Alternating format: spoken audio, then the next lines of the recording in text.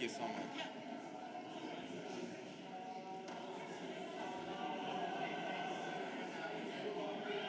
Thank you so much. Have a great day.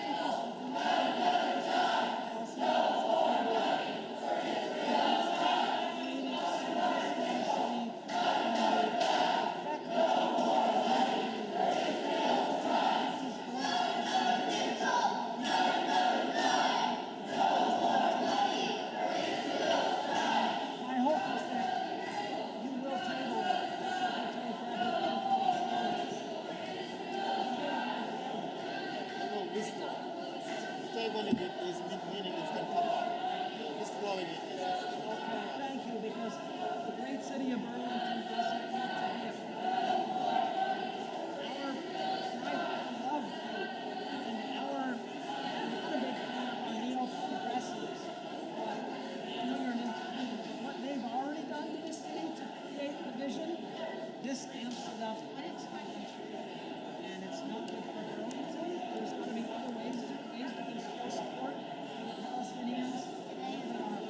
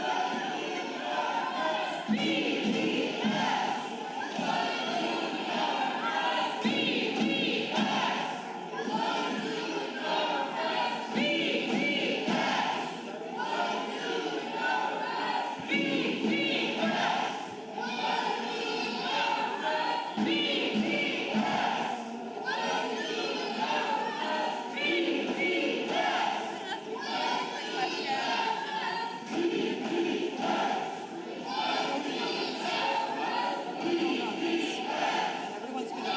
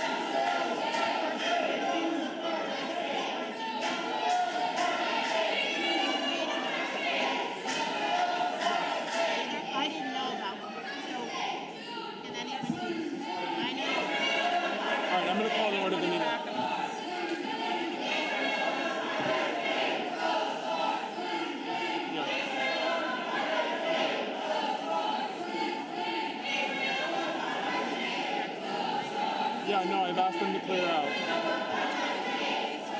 Yeah.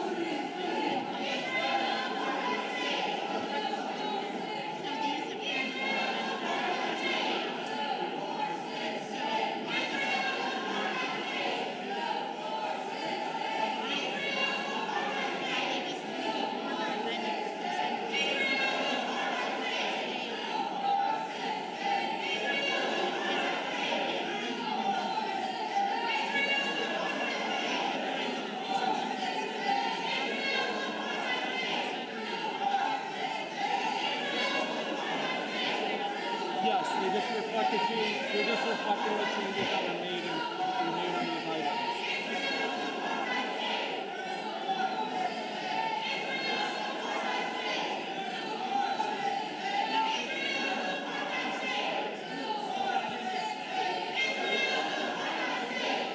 Does that make sense?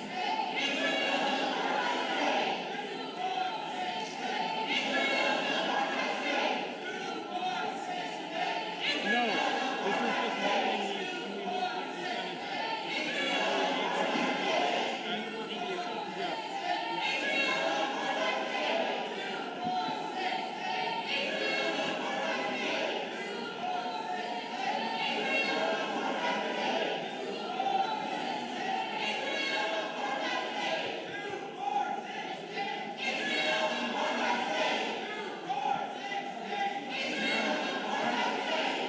That's one of those is Jane. What's that?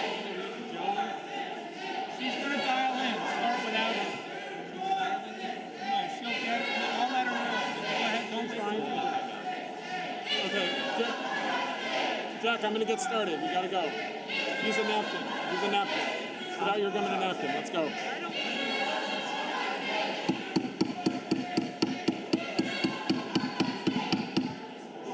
Please be quiet. We're gonna get the meeting underway. comfortable with that. And if folks could please move over to this side. If we could please have folks move to this side. Can we please have members of the public all over on this side? Over here, members of the public on this side, please. Thank you.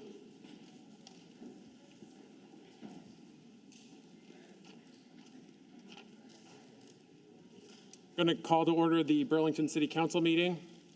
We'll begin with the pledge. Pledge allegiance to the flag of the United States of America, and to the republic for which it stands, one nation, indivisible, with liberty and justice for all. Next item on the agenda is the agenda. Councillor Hanson, may I please have a motion on the agenda? And if people could please be quiet.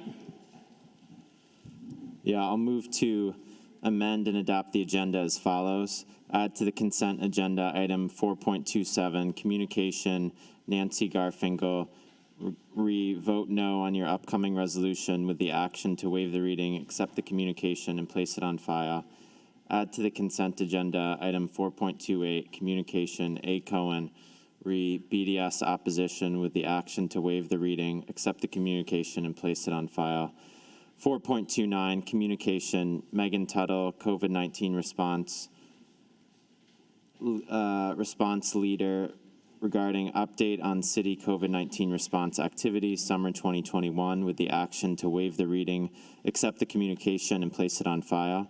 Add to the consent agenda item 4.30, communication, Etan Sobel, regarding BDS resolution with the action to waive the reading, accept the communication, and place it on file.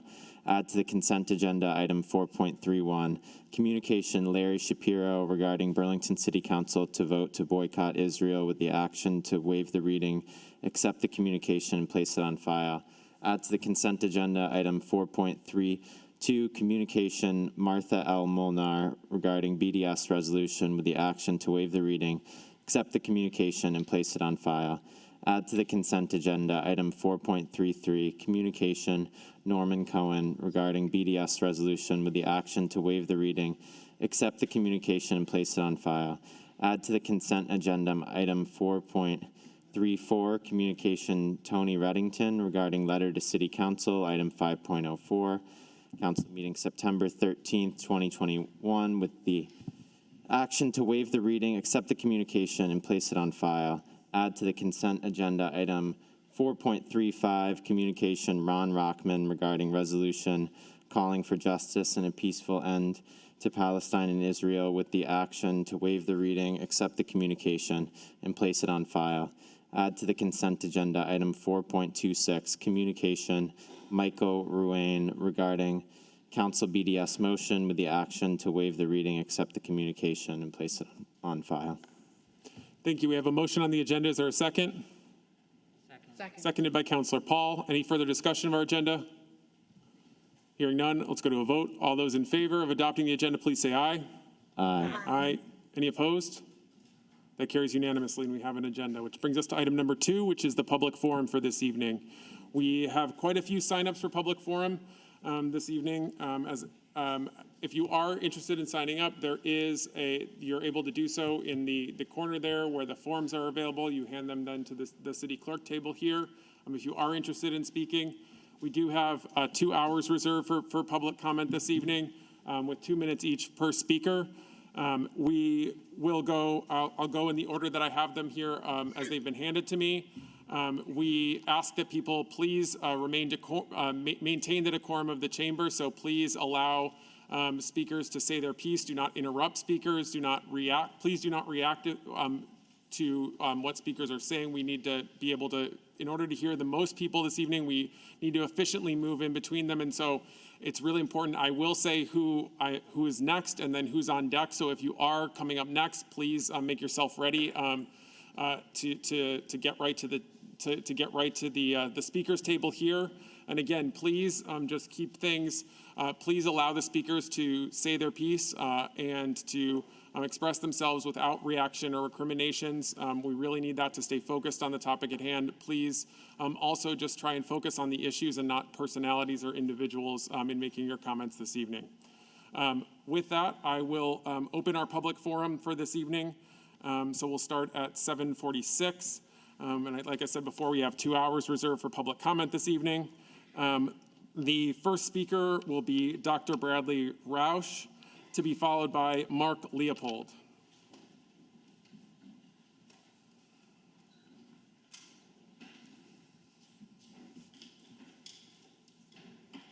I have a question for the Burlington City Council members. Have any of you ever had your life threatened? I have. I'm a physician. I have a company that does healthcare humanitarian mission trips throughout the world. I was in Israel a number of years ago on a mission trip. I was 1 mile from the Gaza Strip. The day I was there in a town called Sderot, we were under rocket attack. I was there with my 17-year-old son, and that morning, a kindergarten was hit by rockets and several children were injured. I'm mentioning that because has Israel made some mistakes here? Yes, they have. Yet it takes two sides for peace. I have to believe that the majority of Palestinians want peace, and I know the majority of Israelis want peace.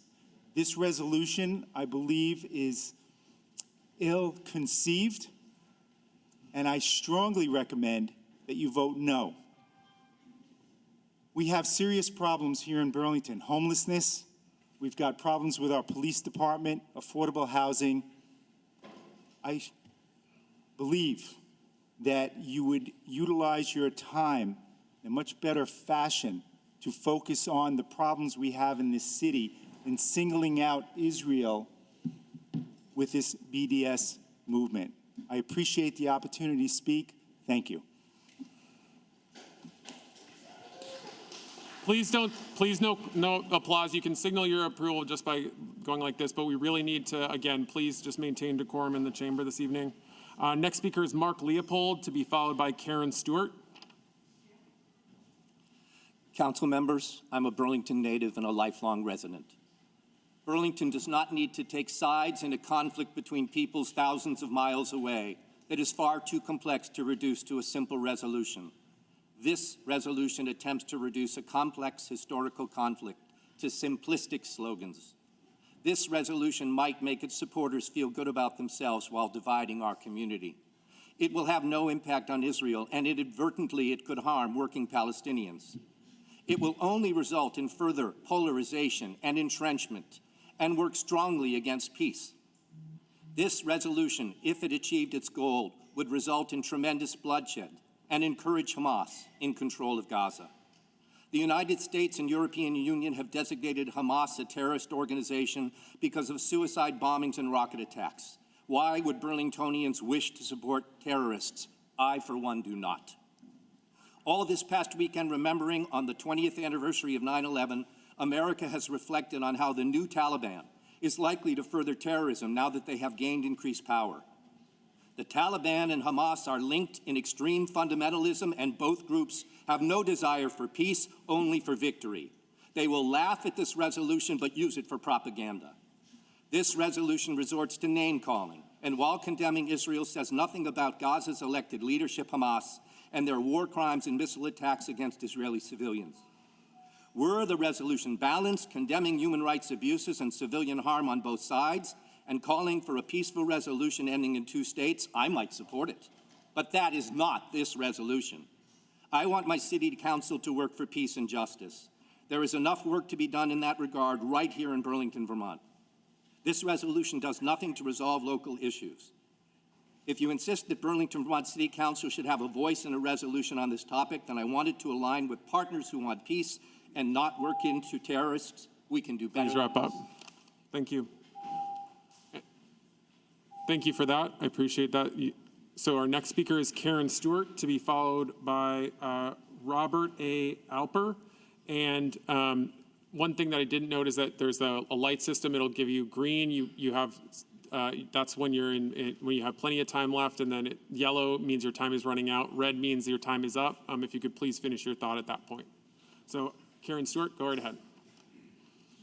Mr. Mayor, councilors, and Mr. Chair. My name is Karen Stewart. I'm a resident of Burlington since 2010. I work for a Burlington-based women-owned business. I'm a wife, mother, and concerned citizen, and I'm here to speak about a local issue. 2 weeks ago, a bullet hole was found in a third-story window of Edmonds Middle School. In July, there was gunfire in the parking lot of the downtown city market. There have been 12 gunfire incidents this year, compared to an average of 2 per year between 2012 and 2019. Those numbers scare me because it seems to be the tip of the iceberg. What is going on in downtown Burlington? Why does Church Street feel unsafe? Why did LL Bean have to leave? That was an anchor store for so many of the small businesses here. If we lose businesses on Church Street because people don't feel safe to shop there anymore, how does that affect the economy of Burlington? The tax revenue from those businesses shifts to homeowners, right? Our property taxes just went up, and they are at unsustainable levels. I feel like I'm being forced to move out of Burlington. A friend runs 2 businesses on Church Street. She has shoplifters in her store and calls the police, but they're so understaffed that she cannot get someone to respond to this crime. Why is that okay? The bullet hole in Edmonds Middle School was found to not be related to the school. However, that is not reassuring to parents, to students, and to teachers. Where will the next stray bullet fly? Why is any of this gunfire okay? I'm concerned for our children in Burlington. I'm concerned that it is okay for public intoxication and substance use to happen in our City Hall Park while my children are at the fountains for the city-sponsored Splash and Dance.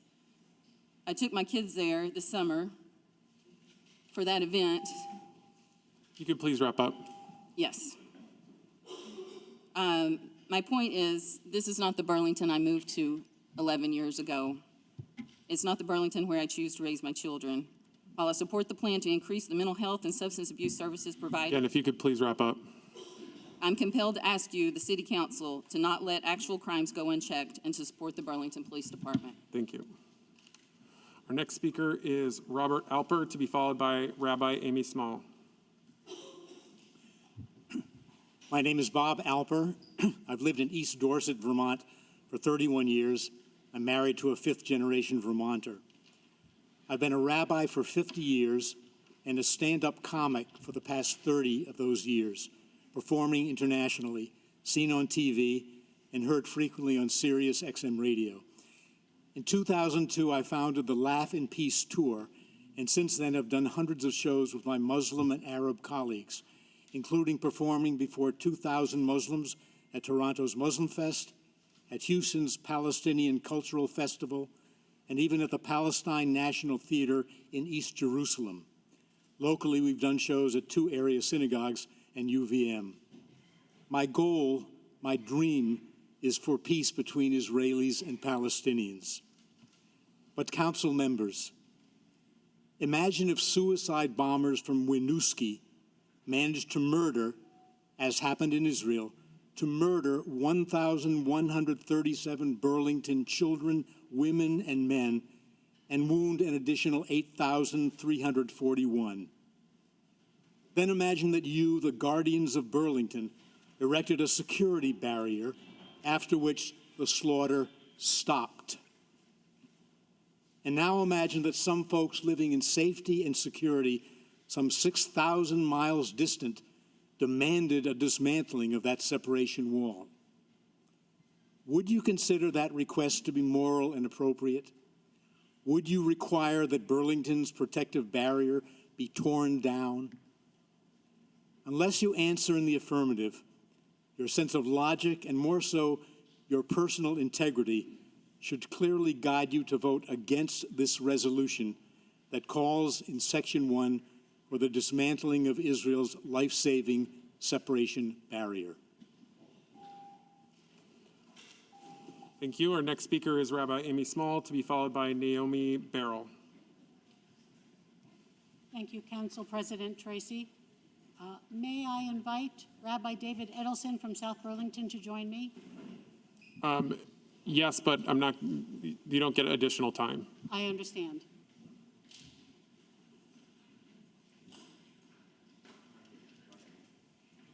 Please reset the clock. Thank you, Council President Tracy, for the opportunity to speak to this very challenging issue. I have been involved nationally, internationally, and locally in interreligious peace initiatives for a 2-state solution with peace between Israel and Palestine for 2 decades. I know from that how diverse and even opposite viewpoints can be shared with mutual concern and respect. It is clear that this resolution lacks an understanding of or an embrace of the complexity of the Israeli-Palestinian conflict, or the history and rights of the Jewish people as secure and sovereign in our ancestral homeland. We all want justice and peace, which can only be negotiated by those who live there. This resolution cannot achieve that, but rather it will further divide our community in painful and dangerous ways. With anti-Semitism on a dramatic rise and many in our community feeling very vulnerable, this resolution lends fuel to an already dangerous fire.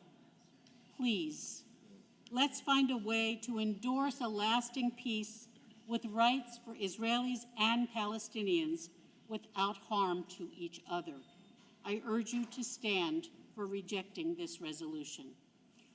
And I'm here in solidarity with Rabbi Small. We represent 2 of the biggest congregations in Vermont and in the Burlington area. Every major Jewish organization finds BDS to be anti-Semitic or rooted in anti-Semitism. And it is somewhat appalling that that is ignored, whereas if every African-American organization or women's organization said something was racist or sexist, it would definitely be listened to. We simply want people to understand. Please wrap up. Find this anti-Semitic. Please wrap up. Thank you. Thank you.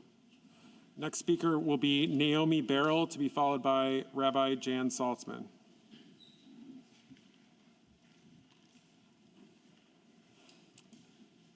My name is Naomi Burrell, and in the interest of full disclosure, I present these to you. And speakers, you may take your masks off if you wish, just while you're speaking. We are encouraging folks to wear masks when not speaking, but if you you may take it off to speak, of course. Go ahead. Can we start the clock? Restart the clock, please. Thank you. So my name is Naomi Burrell, and in the interest of full disclosure, I present these to you, both my American and my Israeli passport. I am proud to be both American and Israeli, but that doesn't mean I support the policies, both past and present, of either government. There are many, many Israelis that also don't support the policies of their leaders, but that is not what is presented necessarily in the media. I am not here to present facts and figures, as they can be manipulated to support any and all sides. I would like to take a moment to read a letter I sent to the Burlington City Council a few days ago. I'm appalled at the City Council feels the need to make any sort of resolution relating to BDS. Why are you singling out this conflict amongst the many all over our globe? The wording in this declaration is so completely one-sided. I am curious as to who composed this document and on what information supplied by whom. You clearly were not bipartisan in your fact-finding. You will achieve nothing by adopting this resolution other than moving so much further leftist that you will start coming around to the other side of it and become rightist. If you pass this resolution, your even more uninformed constituents will equate your anti-Israel stance with anti-Semitism, which will lead to continued acts of disrespect or worse in this Jewish community. I have lived in the greater Burlington area for 25 years and never understood the blatant anti-Israel slant here. This resolution takes your bias to a whole other level. Your ignorance is showing. Ignorance is often confused with stupidity. They are not one and the same. Ignorance is a lack of knowledge or information, and this is where I believe the City Council has fallen down. While I do not know for sure, I doubt that everyone voting on this measure tonight has been to Israel or Palestine. Without this firsthand experience, making a decision regarding any sort of resolution as it pertains to this region is a very short-sighted one. Supporting BDS will not achieve peace. It will only further exacerbate the issue by challenging an economy that supports both peoples directly and indirectly. I would suggest quite the opposite. Invest in the region. Work on projects that will benefit Palestinians and Israelis alike. Thank you. Our next speaker will be Rabbi Jan Saltzman, to be followed by Steve May. Good evening. I'm Rabbi Jan Salzman of Ruach HaMakom, and I want to sort of speak to you from the experience of how this has been as a rabbi. Did anybody check the calendar? Do you understand what is going on right now? I have been trying to... Please. Yeah, don't clap. Let me finish. All right, thanks. Shame on you for scheduling this now. Why couldn't you schedule it later when the organized Jewish community could have the time to actually work with you in ways that could resolve the issue, the many parts of the issues. We are not a monogamous or a homogeneous group. There are many, many views on the Palestine and Israel situation. And this pushing forward at this time has caused such divisiveness in my community that you have caused, not because we're not having conversations about what's going on over there, but because of the one-sided nature of this proposal and the timing. Do you think any of us have the time and the space in this moment while we're preparing for the most holy and high holiday days of our year, that we've had to take hours and hours out of our lives to take care of this? I personally and professionally have a lot to disagree with the activities of the Israeli government. I have family who've spent their entire adult lives fighting the occupation. But the way that this proceeding has unfolded has done exactly what it was possibly intended to do. My father... If you could please wrap up. My father was an attorney on the Skokie Nazi case. We know deeply what happens when things are manipulated for news. Please wrap up. Thank you. Our next speaker will be Steve May, to be followed by David Edelson. Good evening, friends. My name is Steve. Please speak right into the microphone. Good evening, friends. My name is Steve May. I am a former candidate for state senate in Chittenden District. And I've lived here in the Champlain Basin for now 20 years. I got married in Burlington. This is my hometown. And I wanted to speak to a couple of things that I think uniquely I'm suited to share with you as a leftist, a progressive, and a former Democratic candidate for office in this community. The first thing is that BDS has a history as old as the Republic, and that while folks will point to the Boston Tea Party as an expression of political activity, folks often forget that it was preempted by the Stamp Act and a long history of outrages that left colonists with no other action. And I guess that's one of my points. BDS is a blunt instrument. You can't put the toothpaste back in the tube after you act. Today, the Israeli Foreign Minister, Yair Lapid, made an offer to the Palestinians that was the most consequential peace offering since Y River, when Ehud Barak and Yasser Arafat sat a generation ago. Friends, it would be wrong-headed to act on this today.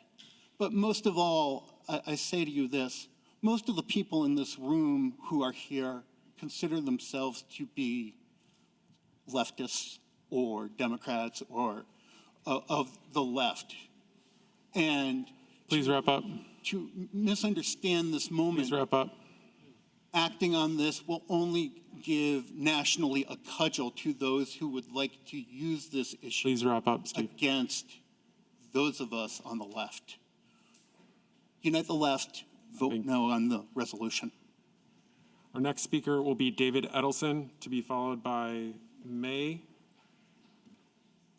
I'm Rabbi David Edelson of Temple Sinai. I won't speak the whole time since I had a chance to make a couple of remarks earlier. Temple Sinai is right next door to the mosque in South Burlington. The imam and I work closely together to create cooperation, to talk about peace, to teach our two communities so that we might be allies.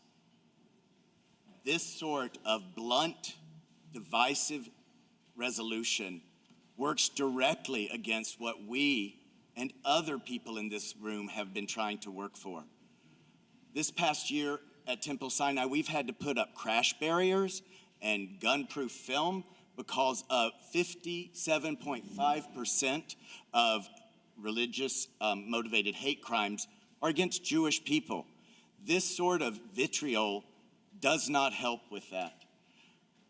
I hope that you will vote against this resolution to recognize that the long history that between the Palestinians and the Jewish Israelis is not something that can be reduced to bumper stickers, to chanted slogans. To do so does disservice to both sides, and it works against peace. Thank you. Our next speaker is May, to be followed by Mitchell Kinsbacher. Hello, my name is Maya Sobel, and I'm a Jewish Israeli-American UVM student. I was shocked to hear the news of this resolution proposal during my Hillel's Rosh Hashanah service. This proposal is pure anti-Semitism, hidden under language of social justice. Now, I can't call out every point in a 2-minute speech, but I will highlight language that I find important.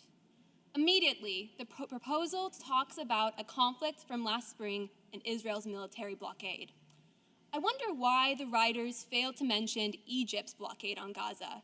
Is there a reason they chose to single out the only Jewish state? Yes, the Palestinians in Gaza suffer. They are ruled by a terrorist organization called Hamas, who does not provide basic needs to their own people and uses their homes, schools, and hospitals as human shields, while simultaneously instigating terror on Israeli civilians. The U.S. foreign aid budget in 2021 was over $60 billion. The proposal is upset about the $3.8 billion that went to Israel. That's not even 7%. Again, is there a reason they chose to single out the world's only Jewish state to only focus on this portion of the budget?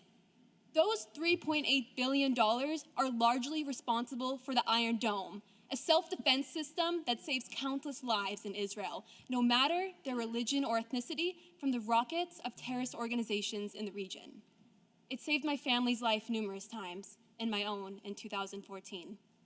Singling out the world's greatest Jewish population and holding their actions to standards different than others. It sounds familiar. BDS is a new version of the same laws Nazis used to prevent Jews from participating in the economics of society. Maybe the city should focus on helping the people of Burlington instead of meddling in complicated international affairs they very clearly do not know anything about. Thank you. Our next speaker will be Mitchell Kinsbacher, to be followed by Asat Maj or Maj. My name is Mitch Kinsbacher. I'm a Burlington businessman for over 35 years. I've founded several different businesses or been a partner in them, including Long Distance North, Riser Management Systems, and 800 Response. I've employed hundreds of people in this city. I've paid hundreds of thousands of dollars in taxes in this city. I've spent and at the same time, I've been the founder of the Israel Center of Vermont, and I've spent several months a year, every year, for the past 40 years in Israel. The BDS movement is not about freedom of speech. It's not about criticism of Israeli policies. The BDS movement is about holding Israel to a higher standard than any other country. The suggestion that there is apartheid in Israel is ludicrous. It is a claim calculated to undermine the legitimacy of the Jewish state. Israel's Arabs enjoy a far higher standard of living than the majority of the Arabs in the 22 Arab League states. They enjoy a far higher standard of living than a majority of the Muslims in the 50 Muslim states around the world. 18% of the undergraduates in Israeli universities are Arab. 14% of the graduate students are Arab. There is an Arab sitting on the Supreme Court as a justice. There are 17 Arabs out of the 120 members of the Israeli Knesset. This is not apartheid. Want to know about true apartheid? There are no Jews living in the territory controlled by the Palestinian Authority. Not a single one. It is a capital offense in the Palestinian Authority to sell land to a Jew. That is apartheid. Holding Israel to a higher standard than any other country in the world is anti-Semitism. It's that simple. That's why the resolution before you needs to be defeated. Thank you. Our next speaker is Asat Maj or Maj, and folks, if I mispronounce your name, please correct me. Our next speaker, the following speaker will be Benjamin Zatz. Okay, so good evening, Council. My name is Asaf Magen. I'm here in my capacity as the activism manager in New England for the Israeli-American Council. There are more than 7,000 Jewish and Israeli American living right here in Vermont. Many of them live and work in Burlington. And looking at the current trends regarding Jew hatred and Israel hatred around the country, it is clear that the order before you today will be yet another step toward making Burlington and Vermont an unwelcoming place for the Jewish and Israeli immigrant community.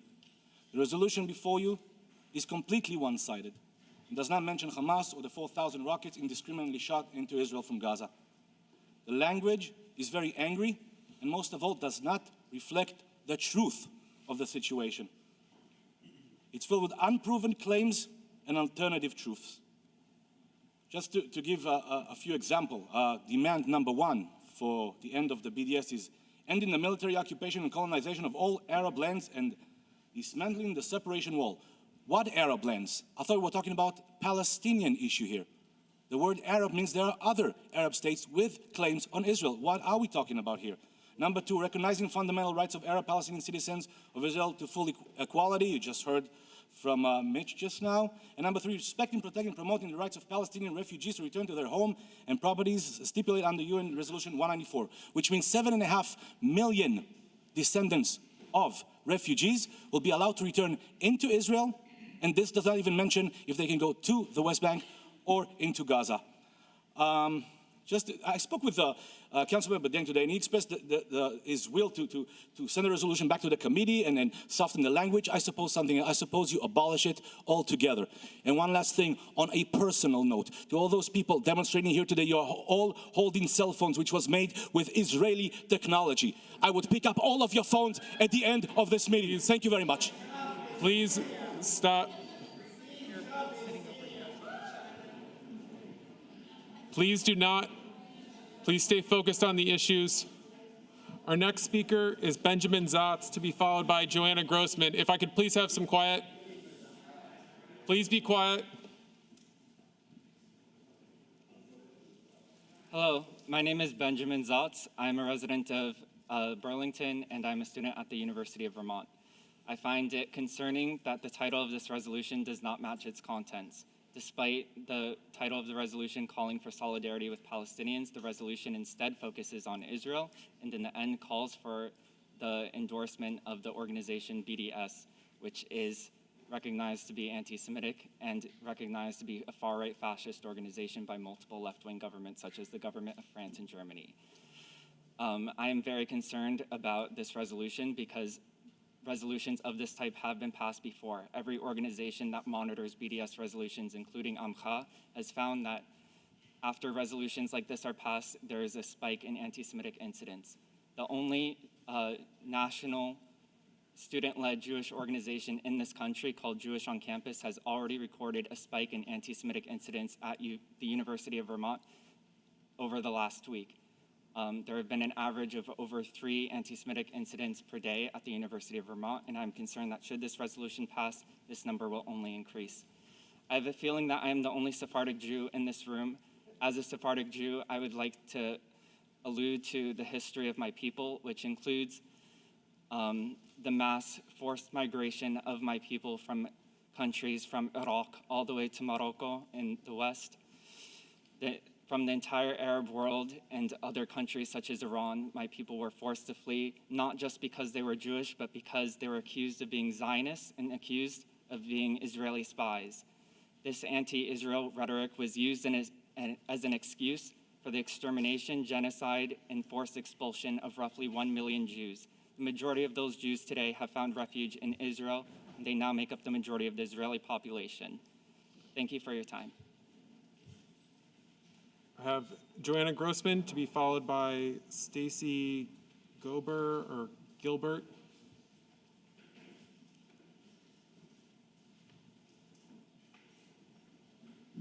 Hi.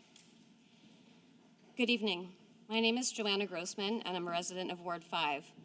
I want to thank you all for your dedication to Burlington. This council is full of good people from both parties. I appreciate your will to help the Palestinians. If the council wishes to pass a resolution to stop the city from transactions connected to human rights abuses, I'd support that. But this bill doesn't say those things. This bill only does harm, and very specifically to Israel. The message to our community could not be clearer. You are choosing not to make a statement about human rights abuses. You are choosing to single out the Jewish state.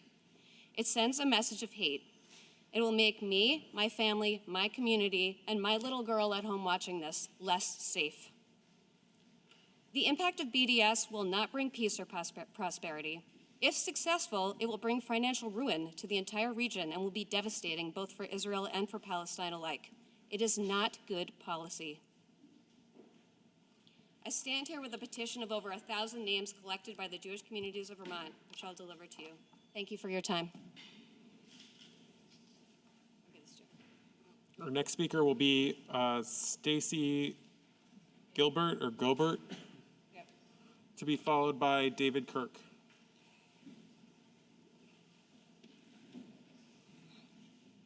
Jew hatred or anti-Semitism. We've heard it and seen it, and I know I'm shocked by it every time. It happened at a work lunch one day when my manager didn't get her guacamole with her taco and screamed out, "They Jewed me." Is BDS Jew hatred? There's a 3D test for differentiating legitimate criticism of Israel from Jew hatred. Demonization, double standards, delegitimization. BDS does all three by questioning Israel's right to exist and by singling out Israel for its treatment of Israelis, Arab citizens, while minorities in other countries suffer far more. BDS is counterproductive to resolving the conflict because it rejects Israel's right to exist in spite of international law, pressures one side into making concessions, and discourages the two-state solution. I am asking you to please vote against this resolution. Thank you. Our next speaker is David Kirk, to be followed by Jeff Schulman. Good evening. I'd like to address the City Council in a way in which you guys can kind of reevaluate yourselves. City of Burlington is becoming an unsafer, more unmanageable place because of the lack of a police force.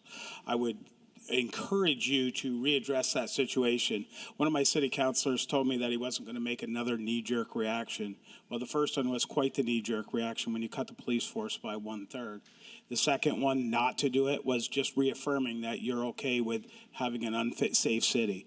The fact that you have a police officer standing there and 2 are out in the hall this evening shows the need for a police force in this city. When 5 police officers are on duty for one shift and half of them are here, covering one building in the city of Burlington, that makes the city a little unsafer.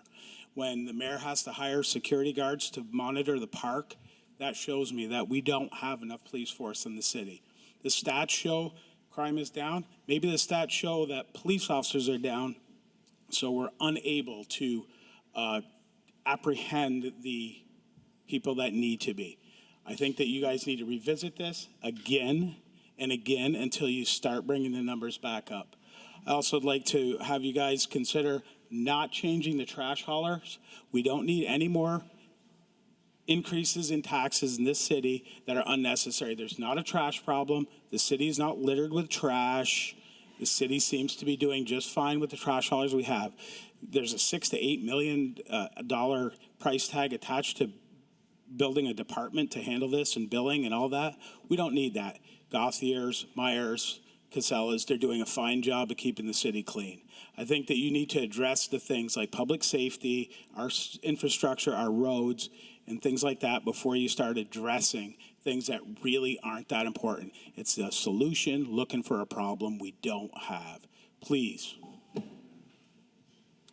Our next speaker is Jeff Schulman, to be followed by Spencer Karatsky. Good evening. My name is Jeff Schulman. I'm a Burlington resident in Ward 5. I count myself among those who are both pro-Israel and pro-Palestinian, and yet I recognize that reducing this immensely complex conflict into a simple equation of one side being right and one side being wrong is counterproductive. Resolutions like this one do nothing to promote peace, coexistence, or self-determination among Israelis or Palestinians. Instead, they serve to polarize, producing hate, anger, and fear, and unnecessarily pitting well-intentioned members of our community against each other. I actually believe there's a fairly broad consensus in our community about what peaceful coexistence among Palestinians and Israelis could look like.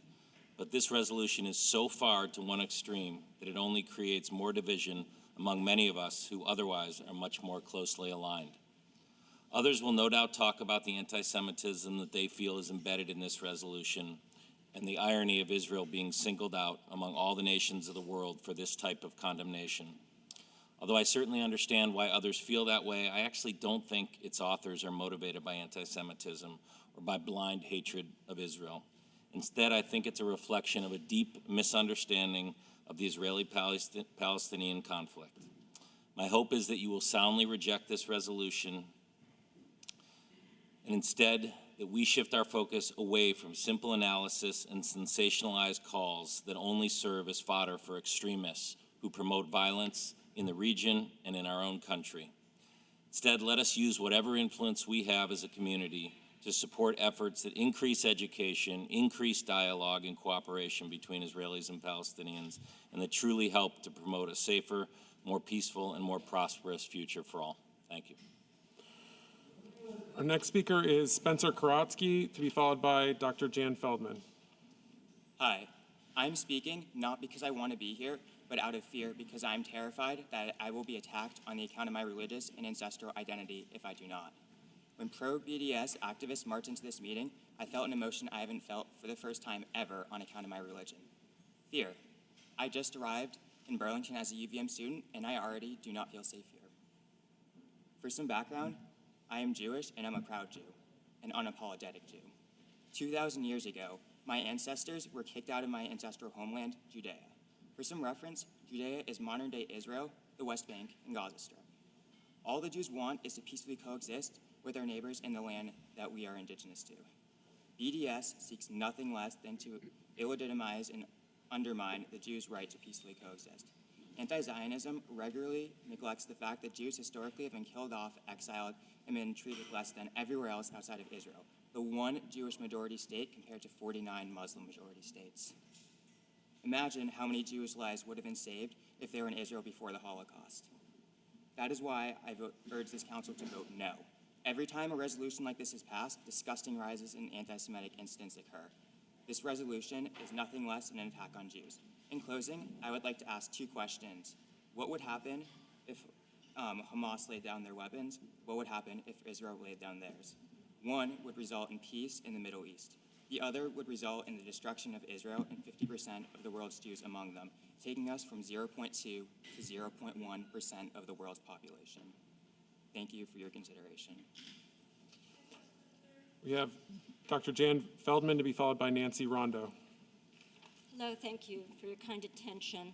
I am a Vermont resident and a professor of political science at the University of Vermont for 40 years. So I have to quote Karl von Clausewitz, who famously said that war is the continuation of politics by different means.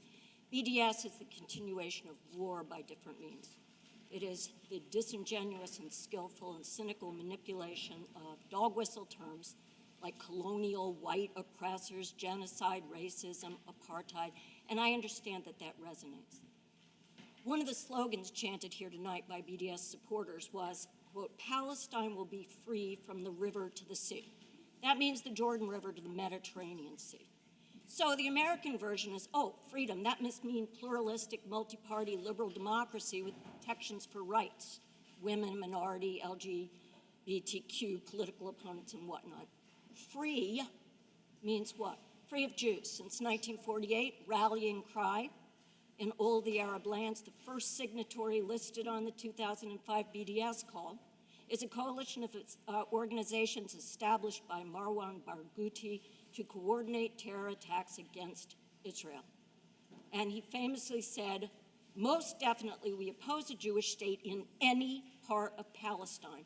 In his 2014 talk to UCLA, he denied that the Jewish people have a right to self-determination. The Hamas Charter uses, without distinction and interchangeably, the words Jew, Zionist, and Israeli. I know Americans like to believe they draw a distinction between anti-Zionist and anti-Semitic. Hamas does not. They also quote extensively, directly, from the protocols of the elders of Zion. Article 13 says so-called peaceful solutions are a contradiction to the principles of Islamic resistance. So that's Please wrap up. Christians. It will be free of Christians. They have already wrap up. depleted Christians from Please wrap up. Bethlehem. I beg you not to use the imprimatur Please of a wrap up. democratic, progressive city. Please wrap up. Back a movement that is If you could please wrap up. Thank you. Our next speaker is Nancy Rondo, to be followed by Jake Sherman. I want to thank all of the members of the Burlington City Council for the privilege of speaking to you this evening. My name is Nancy Rondo. I am a Jew and a longtime resident of Burlington. I am here to speak out against the BDS resolution before you tonight. BDS is a movement that has already started to divide our community and is known to have an anti-Israel and anti-Semitic agenda. The Burlington City Council has many pressing local issues that need to be resolved. This BDS resolution should not be added to the City Council's agenda, and I ask the council members to vote no on it. My voice tonight is just one of many protesting this resolution. My marker vote in this next citywide election for city council members is my power. A no vote from you tonight on this BDS resolution will show your power and where you, as City Council members, stand. According to Asaf Megan, Activism Manager, New England, Israeli American Council, the United States Congress and the UN have recognized BDS as a hateful movement and a contributor to anti-Semitic crime and discrimination. My hope is that you, our City Council, also recognizes the hateful BDS agenda and vote down the resolution before you. Thank you again for allowing me to speak. Our next speaker will be Jake Sherman, to be followed by Nolan Rampy. I'm Jake Sherman, a resident of Rutland, and someone who... Please make sure you're really close into the mic, and all speakers, if you could please make sure you're close to the mic. Thank you. Okay. I'm a resident of Rutland, a member of the Rutland Jewish Center, and a supporter of Israel, and someone who very much enjoys visiting Burlington. This is the first time I've attended something like this, and I must admit I've been taken aback by the tactics of the demonstrators out here. I find it, all the shouting and bullying and stamping of the flagpoles on the floor and the boots, I find it kind of scary, and I hope that this council is not intimidated by these kind of tactics. I wanted to mention, I heard the demonstrators speaking of from the river to the sea. I didn't even have to bring it up. They proudly declared that this is their intention. And I ask you, does this sound like Israel has a peace partner? Does this sound like a nation, a country that wants to live peacefully side by side? No, they want the whole enchilada. And that's just something that has to be recognized, and I don't understand why it isn't clear. A BDS resolution is more than just words. It's something designed to, it's basically a weapon of war. It's designed to weaken Israel and to render it defenseless before its enemies. There's not a word in here about Palestinian terror, about knives and terror tunnels and this kind of thing. Nothing about 4,300 rockets aimed at civilians, at men, women, and children. That's who they're aimed at. They're not aimed at military targets. If you could please. To wrap up, I urge you to reject this resolution, and your time is up. Thank you. Next speaker is Nolan Rampy, to be followed by Wafiq Faur.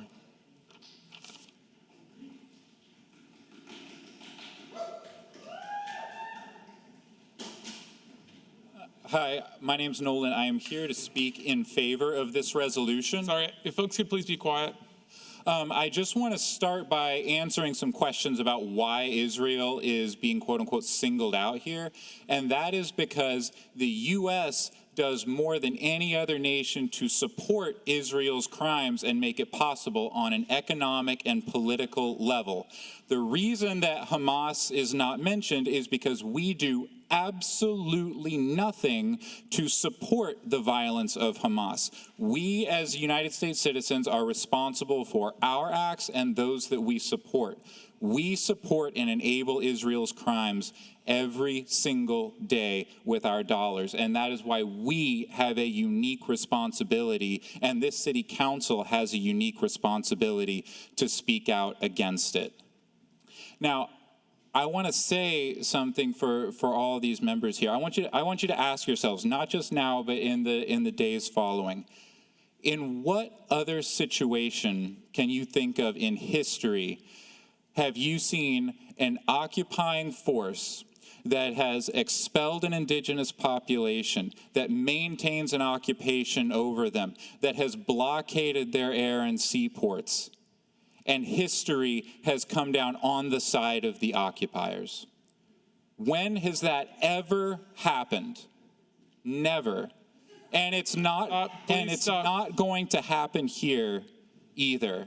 If you vote against this resolution, history will judge you. You will find yourself on the wrong side of history. So I urge you to stand in solidarity with the Palestinian people and vote yes on this resolution, because it will be a vote for justice, and justice is what will come before peace. Thank you.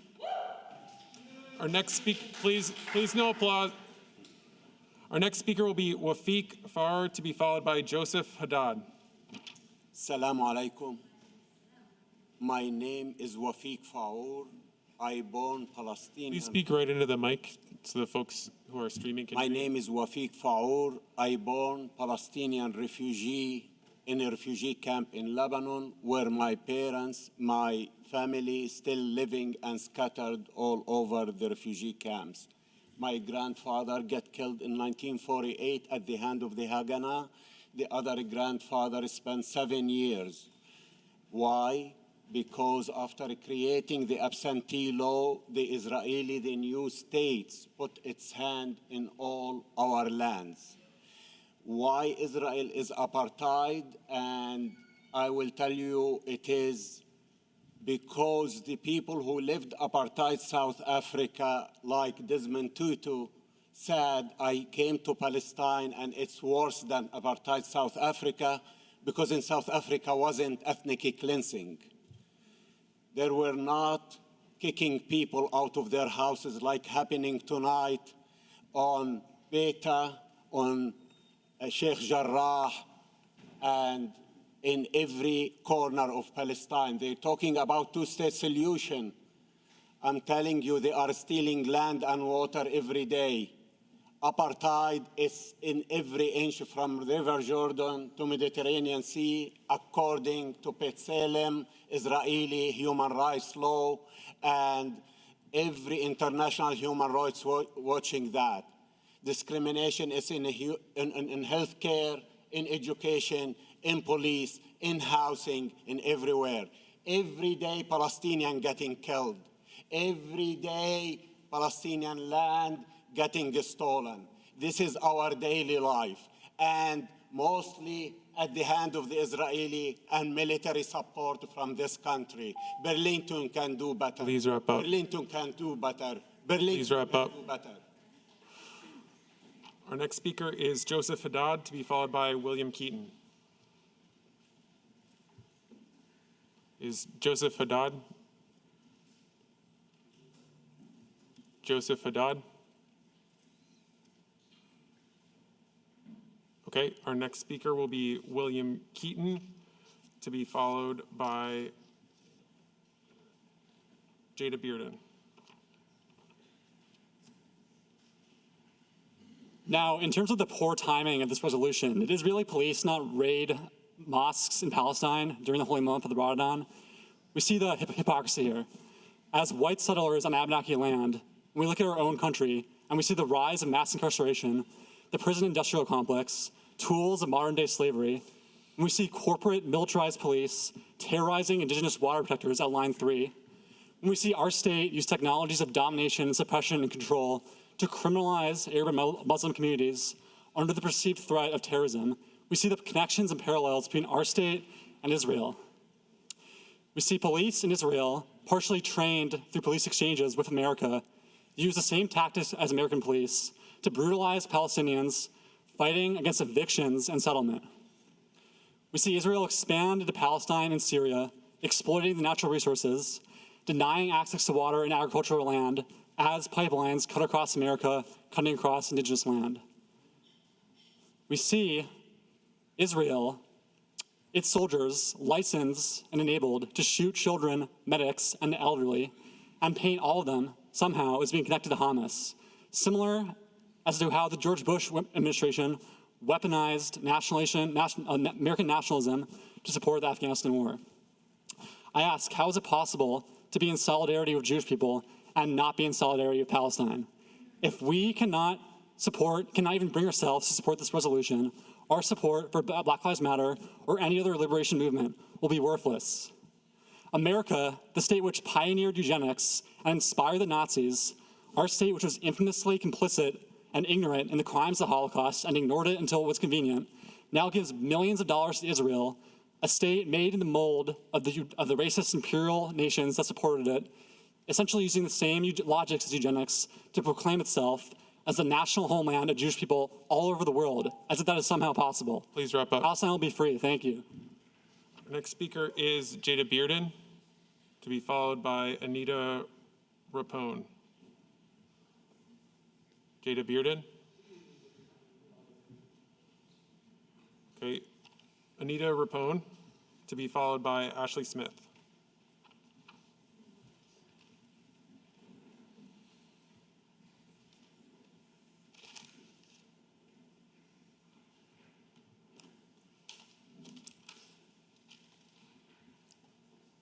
My name is Anita Rapone, and I live in Ward 6. But tonight, I'm here as representing the Burlington Friends Meeting. The Quaker Meeting House is at 173 North Prospect Street.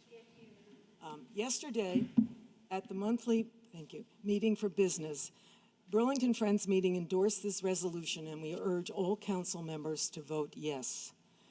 The Burlington Friends Meeting supports this call for the State of Israel to live up to its obligations under international law by ending its military occupation, by extending equal rights to non-Jewish citizens, and to permit all refugees to return home.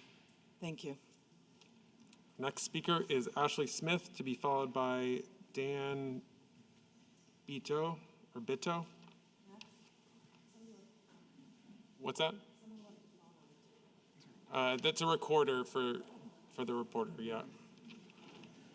Ashley, go ahead. My name's Ashley Smith. I'm a resident of the city of Burlington. I'm speaking today on behalf of the Community Voices for Immigrant Rights. I'm proud to say that we unanimously voted to endorse the resolution before you in solidarity with the Palestinian people. We encourage the city councilors here to vote for this resolution.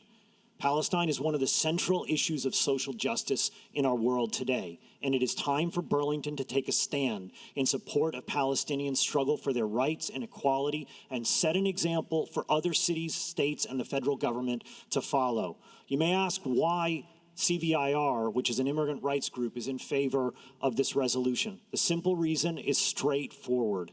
Palestinians are one of the largest migrant and refugee populations in the world. Over 5 million Palestinians are refugees scattered throughout the Middle East and around the world. The Israeli state has driven them from the lands and homes in waves of ethnic cleansing since 1948 right down to today.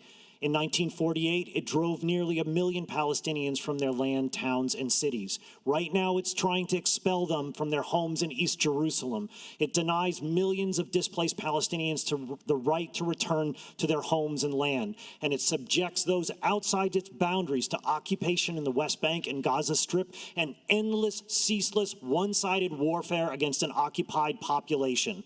Inside Israel proper, it denies Palestinians equal rights with a myriad of laws so racist in nature that the Human Rights Watch describes Israel as an apartheid state. Thus, Palestine and Palestinians are perhaps the most important issue of migrant justice in our world today. That's why Nelson Mandela said of Palestinians, "We know too well that our freedom is incomplete without the freedom of the Palestinian people." It is time for Burlington to take a stand with Mandela against racism, occupation, colonialism, endless warfare, and an apartheid state. It's time to take a stand for justice. Our next speaker will be Dan Bitto, to be followed by Rachel Siegel.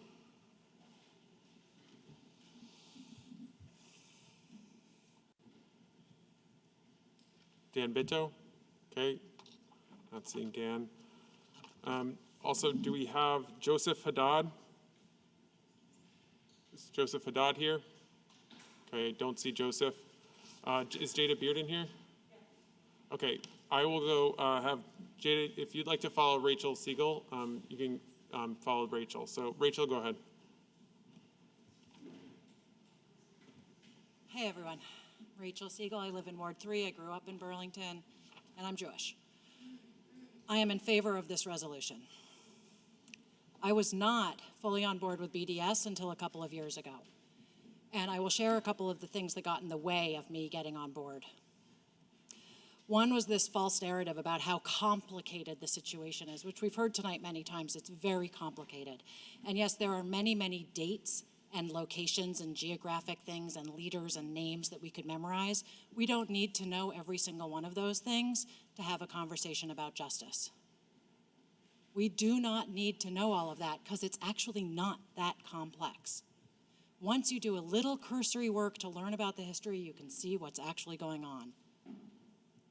I don't even believe the state of Israel is pro-Jewish, which is not going to be a very popular statement here tonight, I'm sure, especially among my brethren.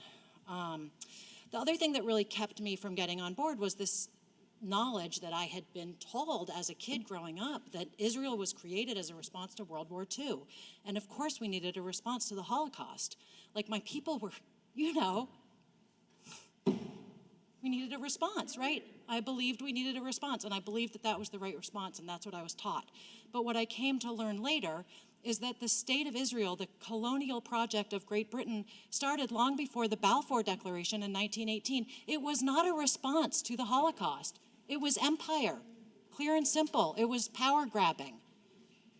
Stealing land is not a solution. Our Jewish tradition's filled with work for justice and liberation. It is sick to use anti-Semitism used as an excuse for oppression. I will not stand for it. I believe deeply in the safety for the Jewish diaspora. That said, the people who are funding the Israeli lobby in DC are far-right Christians who are hoping to create the Jewish state in order to see the second coming, at which point, according to their worldview, all the Jews will go to hell.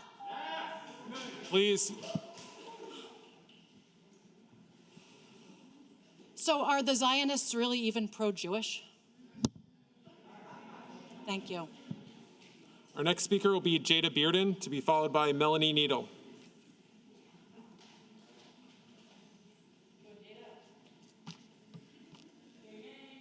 Okay, hello. I'm only here for one thing, and it's to hurt the feelings of Zionists. So if I may, hi there. I'm fresh off of a plane, and that's how important this is to me. I'm in favor of the resolution, period. So I'm going to speak to intersectionality. Dr. Angela Davis wrote a book. It's called From Ferguson to Palestine, Freedom is a Constant Struggle. If you don't have it, please read it. You're welcome. And it just speaks to the Black Lives Matter, what happened in 2014, the riots in Ferguson. We can see how that is parallel to the occupation and the heinous and violent objectification of these Palestinian individuals. And I heard somebody over there saying that this is nonsense. I'm sorry, but you're mistaken. And if you want some book recommendations, I got you. But you need to educate yourself and think broader than your experience. Just because you live a Jewish experience, that doesn't give you the right to allow and be okay with the suffering of millions of people. Anyway, that's all I gotta say. I'm in favor of this resolution, obviously. And counselors, I really appreciate y'all taking time to hear us out, but it's kind of 10 years too late, right? But any time is better than no time. So Zionists, go home. Y'all read the room. What are you doing? Palestine will be free. Free Palestine till that shit is backwards, period. Our next speaker is Melanie Needle, to be followed by Asma El-Huni.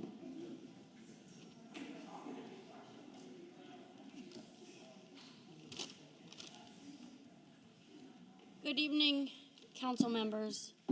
My name is Melanie Needle, and I'm speaking as a Jew and homeowner in Burlington.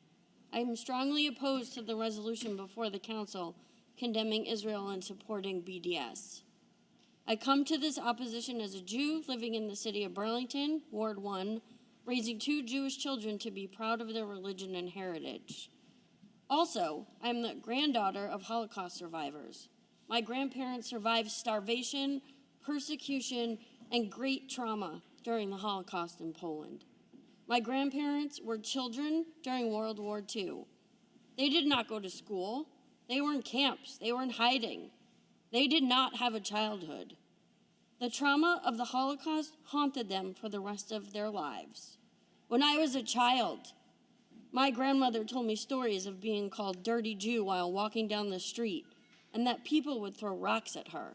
I don't want that happen to my children in Burlington. When the war ended, my grandmother was 14. She went to Israel without her parents. They told her not to go, and she went. She was 14. She went to escape continued persecution and to seek refuge and safety. Israel was her safe place. She met my grandfather, also a Holocaust survivor, and a fighter in the Arab-Israel War. In my grandparents' memories and all they fought for, I strongly oppose this resolution. It is dangerous to the Jewish people, and it codifies hate in the public record. Please do not pass this resolution, and I will leave you with these questions. Why is Israel the only country that the world feels comfortable punishing? What is behind this resolution? Thank you. Our next speaker is Asma El-Khuni, to be followed by Myra Perez. Assalamu alaikum. My name is Asma El-Huni, and I am with Rights and Democracy. We're an organization that supports human rights. And I just want to thank my speaker to the left of me who just spoke, Melanie, because we do acknowledge that the Holocaust was an atrocity. And I do find it interesting that those same people that know the history of their ancestors are now supporting the same kind of atrocity in a land that was stolen from people. So this resolution is a weak resolution. I'm going to be honest. It does nothing, really honestly, it does nothing except to say people need equal rights. That's all it is. It's just saying Palestinians deserve the same equal rights as Israelis, and that's what this is.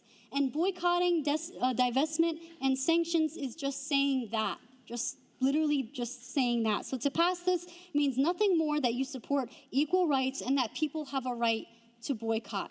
If you support the Black civil rights era, then you support the strategy of boycotting. This is exactly what's happening right now. And those people here that spoke earlier and that said basically that this is violence, I don't understand. How is that violence? And to use my faith to say that I know a Muslim, therefore I can go ahead and hate on, the Palestinians in Israel and support the violence there because look, I'm nice to the Muslims here. That doesn't work. That doesn't work, and we will not tolerate it.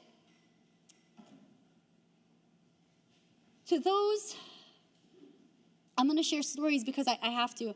I have friends who've lived in Palestine who came to America, and they talk about the bombs that were thrown in Gaza and how they run into their home looking for their family members and then found an uncle dead, right? And then he says he drops to the ground and he screams and he curses Allah and he says, damn Israel, damn America. You could please wrap up. Also, damn the Arab countries for not coming and helping us. Tell me, what do you want people to do when there's violence enacted on them? All they're asking is to be able to boycott. Can you please wrap up? And what this resolution... Please wrap up. Resolution. If you can please wrap up. This resolution. Can you please wrap up? And what this resolution is doing, all it's doing is saying people have a right to boycott. People have a right to boycott. Please wrap up. People have a right to boycott. Please don't clap. Please be quiet.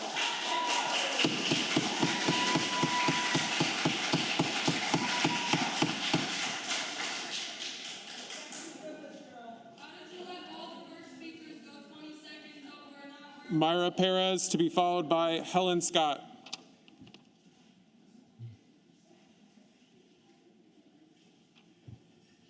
Myra Perez. Oh, Maria Perez. Yeah, I apologize.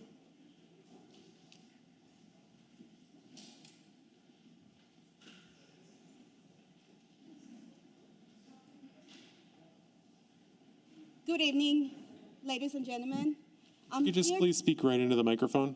Can you hear me now? Yes. Okay. Good evening, ladies and gentlemen. I'm here in support to this resolution.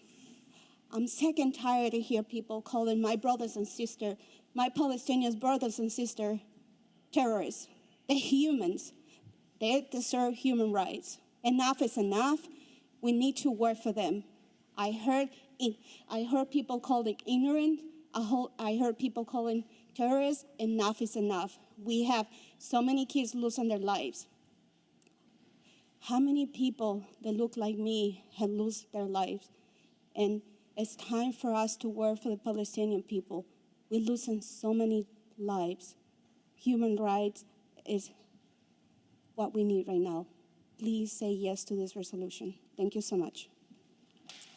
Our next speaker is Helen Scott, to be followed by Violet Bip Chickering. Good evening. My name is Helen Scott. I'm a resident of Burlington. I'm a board member of the Vermont AFL-CIO, which is one of the more than 24 organizations that endorse this resolution. As a labor body committed to internationalism and social justice, we responded to the call this spring from Palestinian unions seeking global solidarity in their struggle for equality. We signed up to the Labor for Palestine statement, which promotes the boycott, divestment, and sanctions movement, a non-violent global justice campaign against Israeli occupation and colonization. I quote from that statement.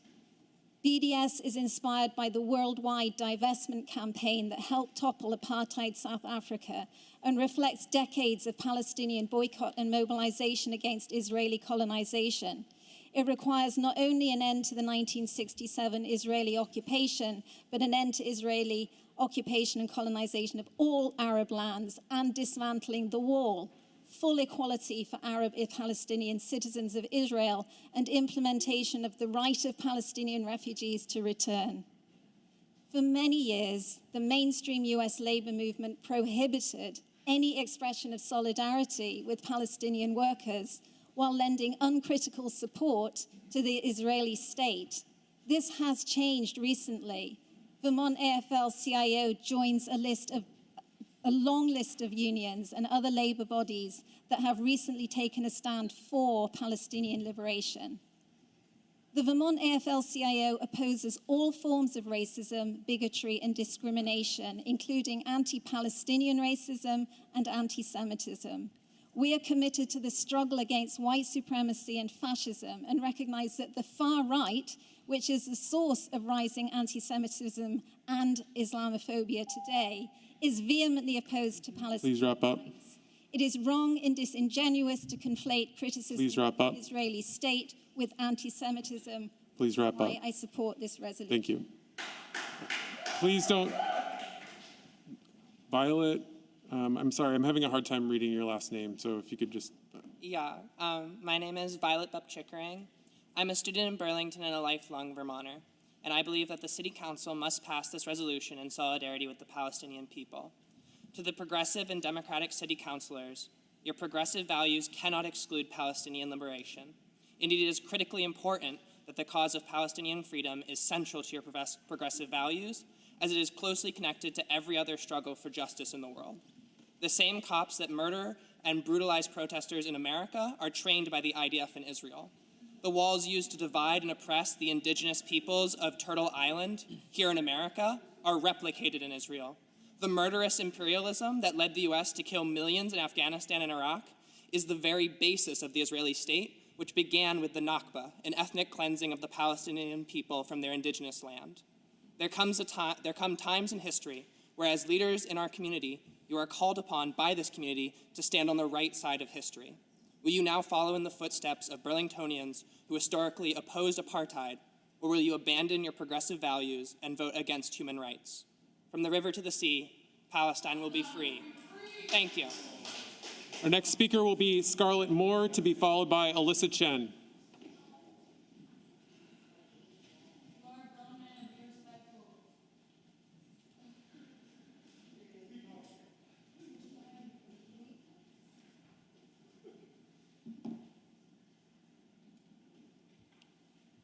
Hi, my name is Scarlett. I'm a resident of the South End, and I've lived in Burlington for the last 5 years. And in those last 5 years, I've seen the the bravery of activists in the community who have had to deal with threats, with constant fear, trying to organize around Palestinian rights. And I also want to say, especially, or not especially, but in particular, friends I've had who have been, had to deal with the fear of being doxxed in the struggle for bringing Palestinian justice issues to the fore at the UVM campus and in the community. And I think that one thing that we've learned from this last success in the movement of getting Ben & Jerry's to pull out at least slightly from profiteering from the occupation or occupied territories in Palestine is that our voices in Burlington can have an outsized impact because we're a small state, because we have this voice at a national stage in the US that we can use with these sorts of movements. And I think that's really important. And I think that, again, we should have this sort of continuous history of organizing around anti-apartheid struggles in Burlington and in Vermont, and using that power that we have.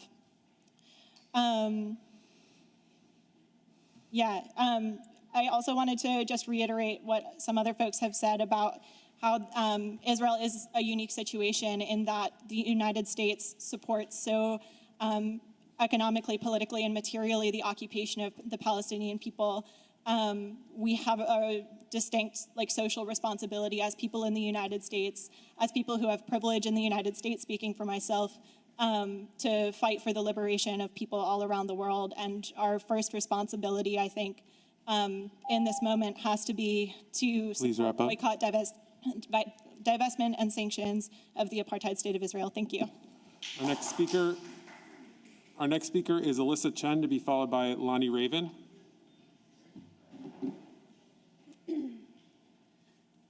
My name is Alyssa Chen. I live in Burlington and identify as Jewish and multiracial. I'm a member of the Education Justice Coalition, which strongly supports this resolution. I was disturbed to read the letter by 4 Burlington rabbis that the solution to the occupation is simply that Jews and Palestinians should work together neighborhood by neighborhood.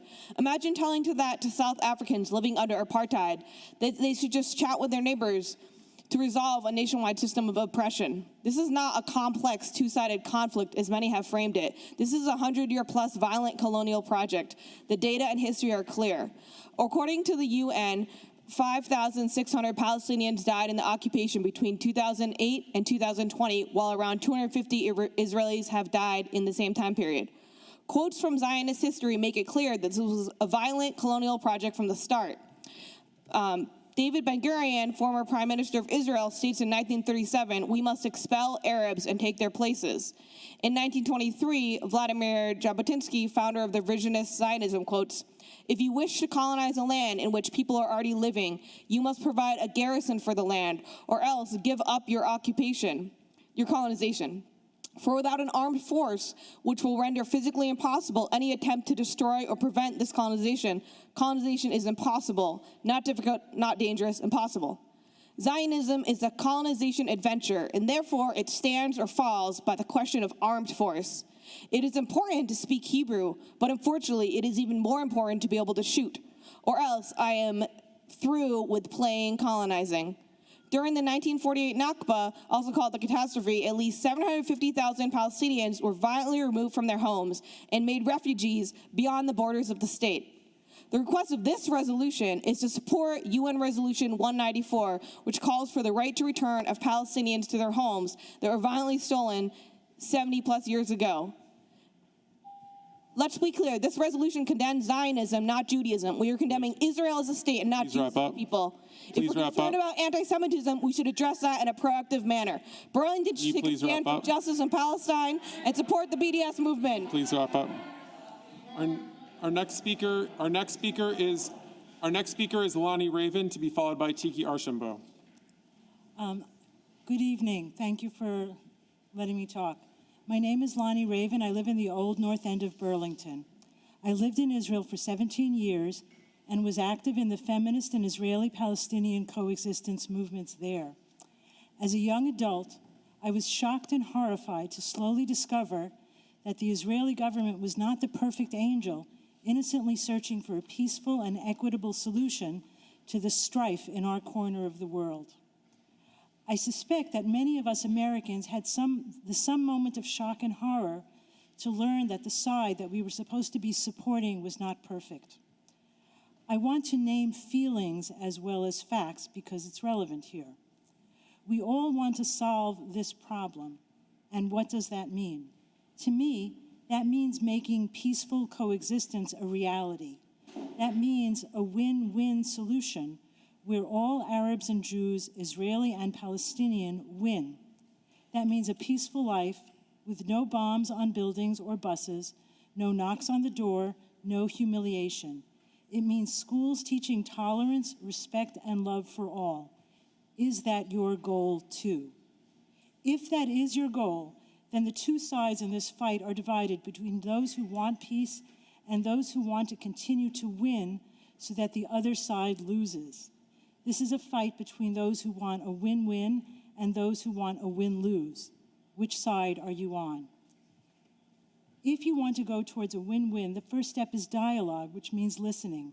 It means listening to people's personal stories with a goal of understanding and feeling their humanity as well as our own. It's not easy, it's not a slogan, it's hard work. If you Burlington City Councilors are interested in this route, let me tell you a secret. You are in luck.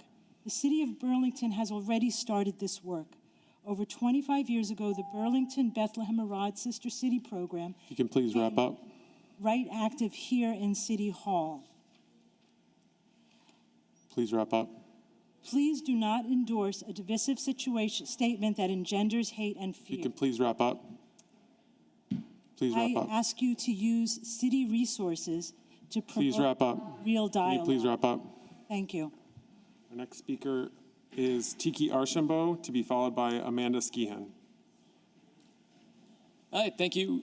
I'm bringing this very local to Burlington here. I'm Tiki Archambault, 21-year resident of the Old North End of Burlington. Just writing here a little statement that I might be a little crazy in my thinking, and if so, so are the city's volunteer commissions tasked with helping the city council to run the city.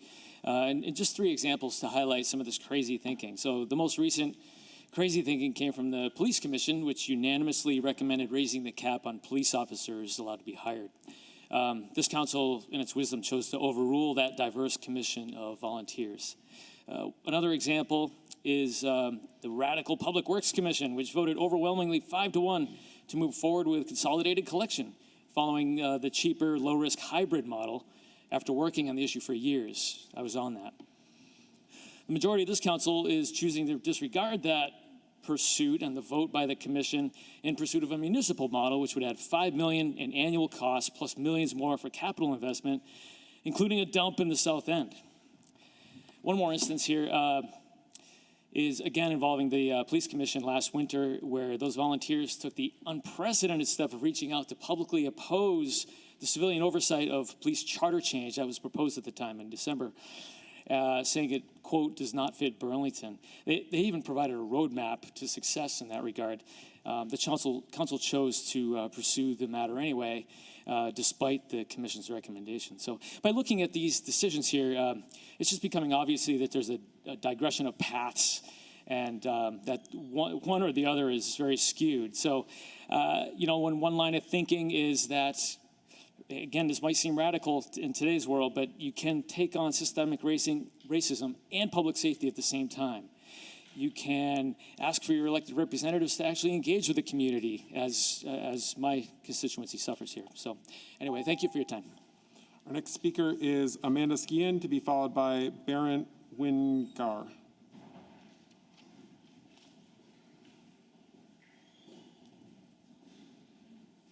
Hi. A few weeks ago, I listened to State's Attorney George talk about the ideal of police officers taking time to divert criminal behavior out of the judicial system wherever possible, using restorative justice, connecting people to resources. What she described is community policing. The 4th value that was listed in the Talitha report, the 4th value of our community, a priority for us. And I'll note that community policing is government at a human scale, a Vermont value.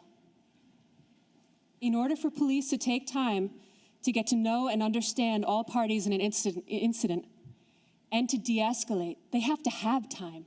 They have to have the staffing to have time. Our priority 1 incidents have stayed steady since 2016.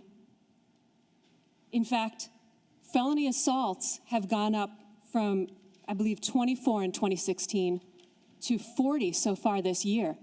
Those are very serious assaults with grave bodily injury. Gunfire incidents are up 6 times the norm in Burlington. If you think police make no difference in preventing crime, and I've heard some of you say that, that's a misunderstanding. There is plenty of research to demonstrate that they do. I'd like you to look at research coming out of NYU's Wagner Graduate School. Morgan Williams there pointed out that, and he's from the South Bronx, I'm from the Bronx too. He pointed out that police staffing correlates with reduced violent crime, and that those benefits are particularly felt for those in marginalized communities. Now, that study has a lot more information to it that's worth looking at, but I just urge you to use more consideration and don't jump onto all of this hype. The ACLU document is not looking at everything that really requires attention. Thank you, guys. Have a good night. Our next speaker is Barrett Winkar, to be followed by Trey Cook.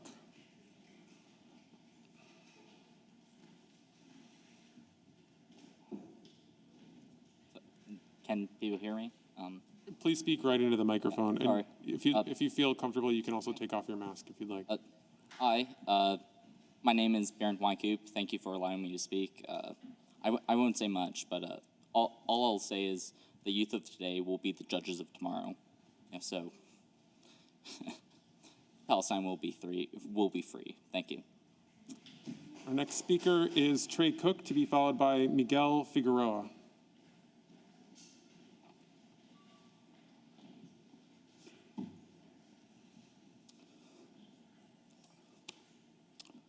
Hello, my name is Trey Cook, and I'm here today as a representative of the Young Democratic Socialists of America. We as an organization unequivocally condemn the ongoing ethnic cleansing of Palestinians everywhere, including the dispossession of Palestinians in Sheikh Jarrah and the ongoing racist violence by the Israeli police and Jewish settlers in occupied territories. We stand in solidarity with the Palestinian struggle against apartheid, colonialism, and military occupation, and for the equality, justice, and self-determination of the Palestinian people. Israel is forcibly expelling Palestinian families in Jerusalem, Sheikh Jarrah, and Silwan neighborhoods to make way for more settlers. The families were ordered to leave their homes by the Israeli Supreme Court by August 1st of this year, but the continued pressure of organizers like us has bought colonized people more time. Israel has no legal jurisdiction over the occupied or eastern part of Jerusalem, according to the international law, but nevertheless continues to illegitimately advance their racist agenda in a continuation of the state's broader settler colonial Zionist project. In 1948, the formation of Israel was achieved through the dispossession of approximately 750,000 Palestinians. This ethnic cleansing has always been a part of Israel's settler colonial project. Over the course of the subsequent decades, it expanded to control over the rest of Jerusalem, the West Bank, Gaza, and Golan Heights. Hundreds of thousands of Palestinians have since been displaced from their homes.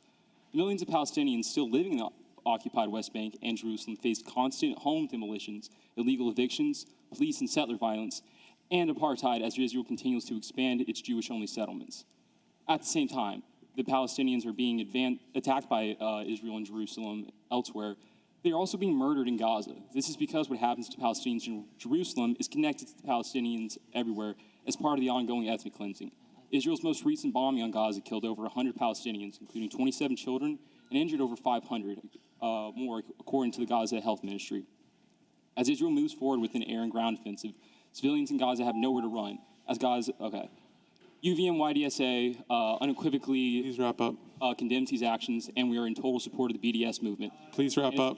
Which are an Please wrap up. Israel's illegal occupation and ongoing colonization. Please wrap up. Equal rights to all Palestinians. Please wrap up. And for all Palestinian refugees to their homes. Please wrap up. Stipulated by UN Resolution 190. Can you please wrap up? I am proud today to see my fellow please wrap up? organizers mobilized around BDS and Palestine. Please wrap up. Please wrap up. Please wrap up.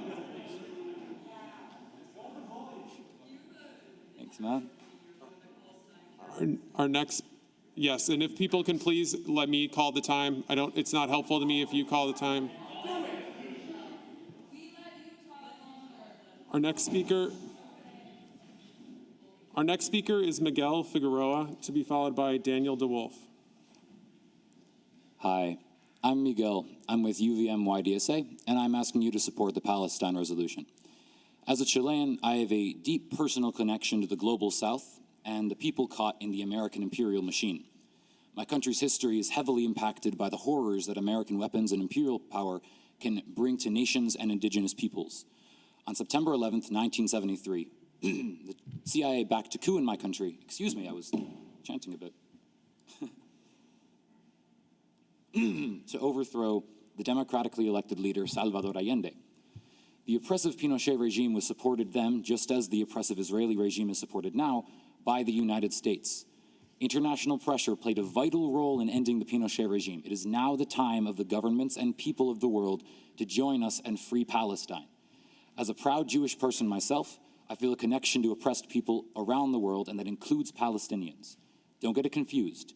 The American military-industrial complex is concerned primarily with exploiting the global South. To those who said this resolution was divisive, including some members of the City Council, I say this. Every worthwhile stand against oppression will be seen by someone as divisive. I promise you, no matter how many people call you divisive or rude, the international fight for human rights is always worth it, from personal experience. Thank you for hearing me, and Viva Palestina. Please hold the applause. Our next speaker is Daniel DeWolf, to be followed by Sam Sundell. Hello, my name is Daniel DeWolf. Please speak right into the microphone. Oh, sorry. My name is Daniel DeWolf. I was born in 2001, a couple of months after the 9/11 tragedy. And throughout my lifetime, I've seen the United States wreak terror across the Middle East. This is something that wasn't talked about often in news, truthfully. And I feel that Israel is oftentimes not talked about in the news similarly. I implore everyone in this council to vote in favor of the resolution. Thank you. Our next speaker is Sam Sundell, to be followed by Gene Bergman. Hello, I'm Sam. Please speak right into the mic. Hello, I'm Sam with YDSA, and I'm here mostly to ask a question to the people who want to vote no on this proposition. Now, I need to ask, why is hundreds of Palestinians getting thrown out of their home not too far? Why is it that the essentially genocide and apartheid system that Israel is implementing against Palestinians not enough? Gaza is often referred to as the largest open-air prison in the world, essentially similar to the Japanese internment camps, or some might even go as far as the concentration camps in Nazi Germany. How is this not too far? But boycott, divest, sanctions, a nonviolent protest of the incredible crimes that Israel has committed, too far. Just admit that you hate Muslims. Admit that you do not care about their lives. You view them as less because you feel that an economic sanction against your team is more offensive than the lives lost on theirs. Next speaker is Gene Bergman, to be followed by Sergey Shapaner, I'm sorry, I can't read it. Sergey, I apologize. Okay. Gene. As a proud Jewish American, I'm here to support the resolution in solidarity with the people of Palestine. I could not live with myself in good conscience if I did not come here and take this stand. This is the Jewish New Year, you heard that, and on our days of awe, we, at least I, am called to reconcile with those we have harmed over the year. Well, my tax dollars, and in my name, with my tax dollars and in my name, Our government has supported the occupation and persecution of the Palestinians by the Israeli state, and I cannot be silent when given a chance to say, no, not in my name. To those who justify the oppression in the name of all Jews, I am here to say tonight, no, not in my name. I know there is a lot of opposition to this resolution. I'm here to respectfully disagree, to say that opposing Israeli occupation through nonviolent action, boycotts, divestments, sanctions, is not anti-Semitic. It uses the nonviolent power we have to do what's right. I've looked at Israel's legal system and found it to be like apartheid. I've looked at the expropriations of Palestinian lands and the expansion of the settlements and found them to be like our own policies towards native nations. I am troubled by what I perceive as an undemocratic state of Israel, an explicitly religious state that discriminates against its non-Jewish citizens. This resolution calls out these wrongs and calls us to support nonviolent action. Nonviolence is powerful, as Gandhi said. We know that when we make civil nonviolent resistance impossible, violence is inevitable. Opponents and supporters raise serious points. A community debate is healthy because our government and our tax dollars are so crucial to maintaining the status quo. If we engage respectfully, honestly, and fairly, we will all be better for it. Please wrap up. I have faith that we can and we will. Please wrap up. Shana Tova. Our next speaker is Sergei Shipiner, to be followed by Adam France. Esteemed members of the council, I came here as a refugee from a country which basically invented the censoring of Israel and the Palestinian liberation movement. Not that helping Palestinians was even remotely part of the true Soviet foreign policy goals, but domestically, the toxic media focus on Israel offered a perfect cover to bully the Soviet Union's own Jews. Unlike the Soviet Union, the city of Burlington does not conduct foreign policy, which glaringly leaves only the second, domestic goal, to malign, isolate, and demean your own Jewish community. It starts with seemingly esoteric official pronouncements, which even some Jews may guilelessly support. It moves on to insidious focus on ostensible Jewish influence, to an assault on Jewish values, like the connection to the Holy Land, to assaults on Jews themselves, to murders, gang rapes, and mutilations of your Jewish neighbors. We've seen this sequence time after time. The powers behind BDS know exactly what they're doing. Even the date of this hearing, just ahead of the key Jewish holiday of Yom Kippur, appears designed to inconvenience, intimidate, or exclude the leaders of the Jewish community. Just like the Proud Boys on the extreme right brandish ersatz patriotism, BDS is cloaked in ersatz compassion, but beneath it lies the same toxic ethnic hate. Yes, I respect the personal right of extremists to free speech. However, a city resolution isn't personal speech. It's an oppressive governmental act, a direct threat against my wife and I, her elderly parents, and our minor children watching us tonight. A prelude to open season on anything and anyone Jewish. The first time we've had to contend with such hostility since emigrating to the US, here in Burlington. Burlington community, if we genuinely seek peace, let's start with ourselves.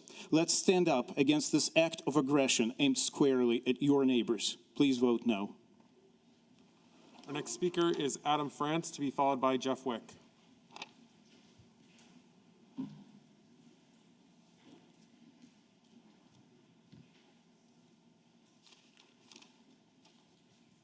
Good evening. I'm here with support from the Young Democratic Socialists of America at UVM. I was apprehensive about attending tonight. As a young Jewish person, it can be risky to speak out about non-support of the State of Israel. There were fears of harassment and even physical attack by right-wing supporters of Israel. In the last decade or so, Israel itself has become an increasingly hostile environment for left-wingers, academics, and human rights defenders, and so have Israel's defenders grown more aggressive. I'm also worried about ostracization from the rest of the Jewish community at the University of Vermont. The more I thought about it, however, the more I came to realize that I had to attend this meeting to voice my solidarity with the people of Palestine and Israel, the West Bank, Gaza, and the diaspora. I cannot stay silent on matters such as these for my own personal relationships and personal safety, which is why I have come here today. I would like to bear the facts of the current occupation in Palestine plainly. In January of this year, the Israeli human rights organization, B'Tselem, put out the following statement. In the entire area between the Mediterranean Sea and the Jordan River, the Israeli regime implements laws, practices, and state violence designated to cement the supremacy of one group, Jews, over another, Palestinians. A key method in pursuing this goal is engineering space differently for each group. Jewish citizens live as though the entire area were a single space. The green line means next to nothing for them. Where Palestinians live, on the other hand, is crucial. The Israeli regime has divided the area into several units that defines and governs it differently, according to Palestinians' different rights. Palestinians who live on land defined in 1948 as... Thank you. Thank you. I Please have wrap heard up. tonight that Can you please wrap up? resolution, yes, is Can you please wrap up? divisive. Yes, just a minute. Please wrap up. You've had. Please wrap up. Can you Last summer, Can you please wrap up? we're told Can you please that wrap up? we're told that we should protest in the right way. This year, we are boycotting, Can you please wrap divesting, up? and sanctioning. If that is Excuse not me, the can right you way to please wrap protest, up? I do not know what is. Will you And I please come wrap here up? and I am reassured that I am on Will the you right side please of wrap up? history, knowing that Desmond Tutu you please and wrap the up? African National Congress are on the Will you same please side. wrap up. I believe that you will do the right thing. Please wrap up. Our next speaker is Jeff Wick, to be followed by Sarah Brooks.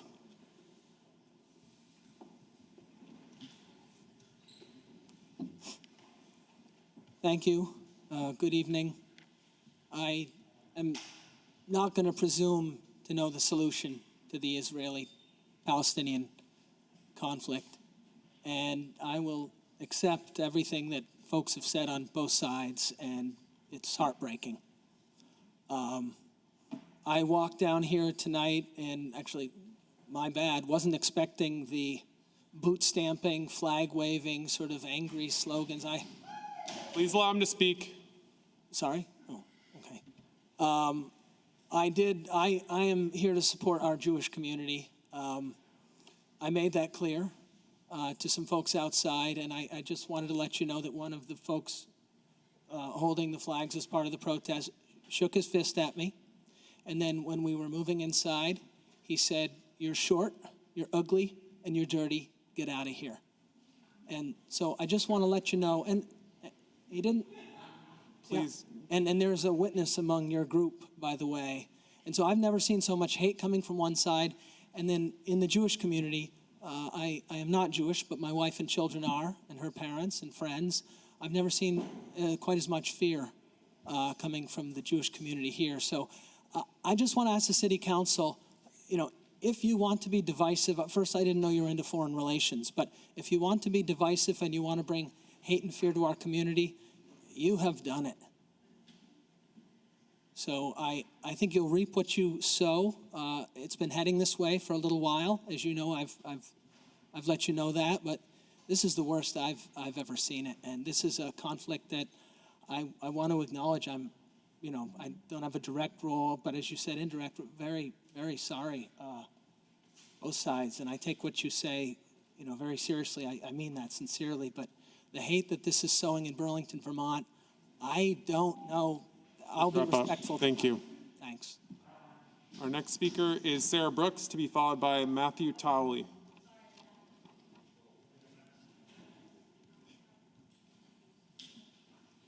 Hello, my name is Sarah Brooks. I'm a member of the Party for Socialism and Liberation, and I am here today to speak in favor of the Palestinian Solidarity Resolution.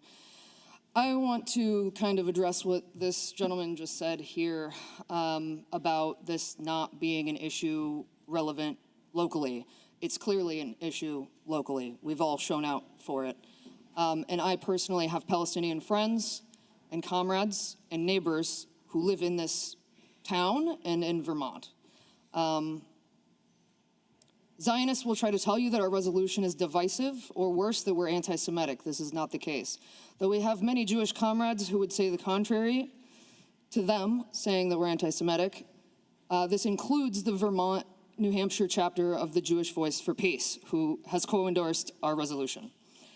I am here, and they wanted to remind Burlington City Council specifically that in 1985, I believe, Burlington City Council voted to basically support the movement against South African apartheid. So we should get with our progressive tradition if we're going to say we're progressive. I'm here to say that Zionism is racism, and that people who cannot accept our resolution are in fundamental disagreement with internationally recognized definitions of genocide, as well as unfamiliar with the concepts of colonialization. Our resolution only calls for a peaceful end to the suffering and murder of Palestinians, and for Burlingtonians to stand in support of our constitutional right to protest, boycott, and to call for divestment and sanctioning of oppression. Ultra-right settlers who are stealing homes from Palestinians are the same people who oppose anti-racist organizers here in the U.S. The Republicans and conservatives are trying to pass anti-BDS laws and bills in states all over the country. This is an attack on the constitutional right to boycott. Boycotting is as American as apple pie. The same people who fight us on defunding the racist police in this town are the same people who want to fearmonger and say that we're anti-Semites. We're not. The Jewish people are on our side. We must be on the right side of history here in Vermont, and we must stand in support of the liberation of all oppressed peoples of the world, and that includes Palestinians. Our next speaker is Matthew Towley or Toole, to be followed by Felicia Kornbluh. Matthew?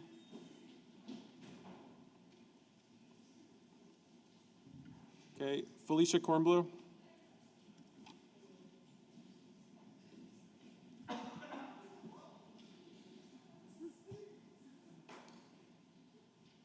Good evening. I'm Felicia Kornbluh.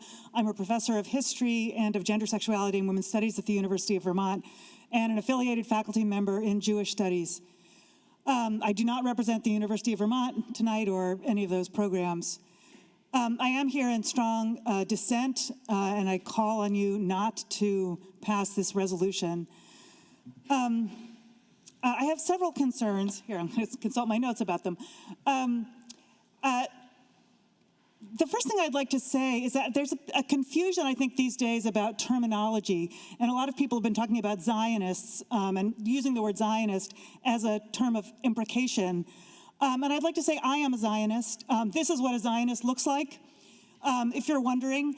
And what that means is that I support the right of the state of Israel to exist, and I support it as a Jewish state. It does not mean at all that I support every public policy of the state of Israel. In fact, I'm an ardent opponent of many of those policies. I'm a financial supporter of an organization called J Street, which calls for a two-state solution in the state of Israel, and which itself has worked very hard, to lobby the United States government, to use some of the levers in its control to moderate some of what are perceived as human rights abuses in Israel and Palestine. Please allow her to speak. Yes. Pardon me? Please allow Felicia to speak. Go ahead. Yes, thank you. It's perfectly consistent with Zionism and with being a Zionist to also oppose some of those policies. The last thing I'll say quickly is that I'm concerned that a BDS resolution will have a negative effect on the University of Vermont. We need to hear from our Israeli colleagues, including those who are fierce opponents of some Israeli public policies. Thanks. Our next speaker is Andrew Chalnick, to be followed by Rabbi Raskin.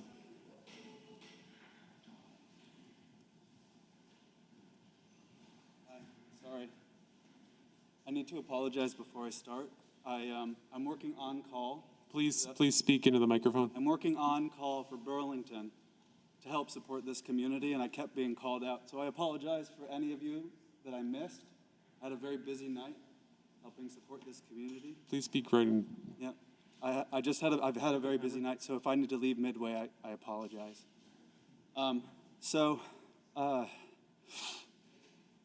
I would say that I got a chance to go to Israel. It was a very interesting experience.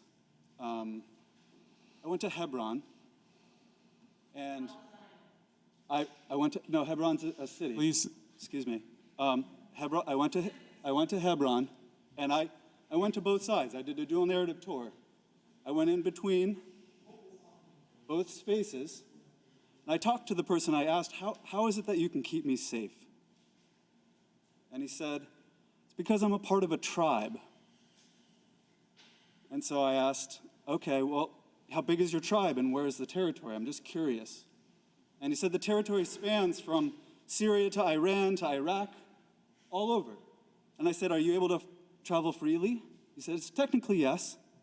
He says that, but then I asked, well, do they give you any support? I said, no. I said, no, but in some ways, yes. So I just want to ask that we really take into consideration the magnitude of the historical landscape that is in that space. I just came supporting this community in Burlington. I work very hard for this community. Many people work hard for both of their communities, but it's extraordinarily complex. The history is rich. The history is deep, and it's painful. But I'm just asking that we consider the way to heal the fractures that have happened between those spaces. That's all. That's all I have to say. Our next speaker is Rabbi Raskin, to be followed by Eliyahu Junik. Hi, my name is Andrew Chelnick. I live in South Burlington. The Israeli-Arab conflict is complex, and there is plenty of blame to go around on all sides for the seemingly intractable problems. But this resolution is so one-sided and unbalanced that it's comical. It should never have been introduced in the first place. It's difficult for me to see how any fair-minded person does not see that.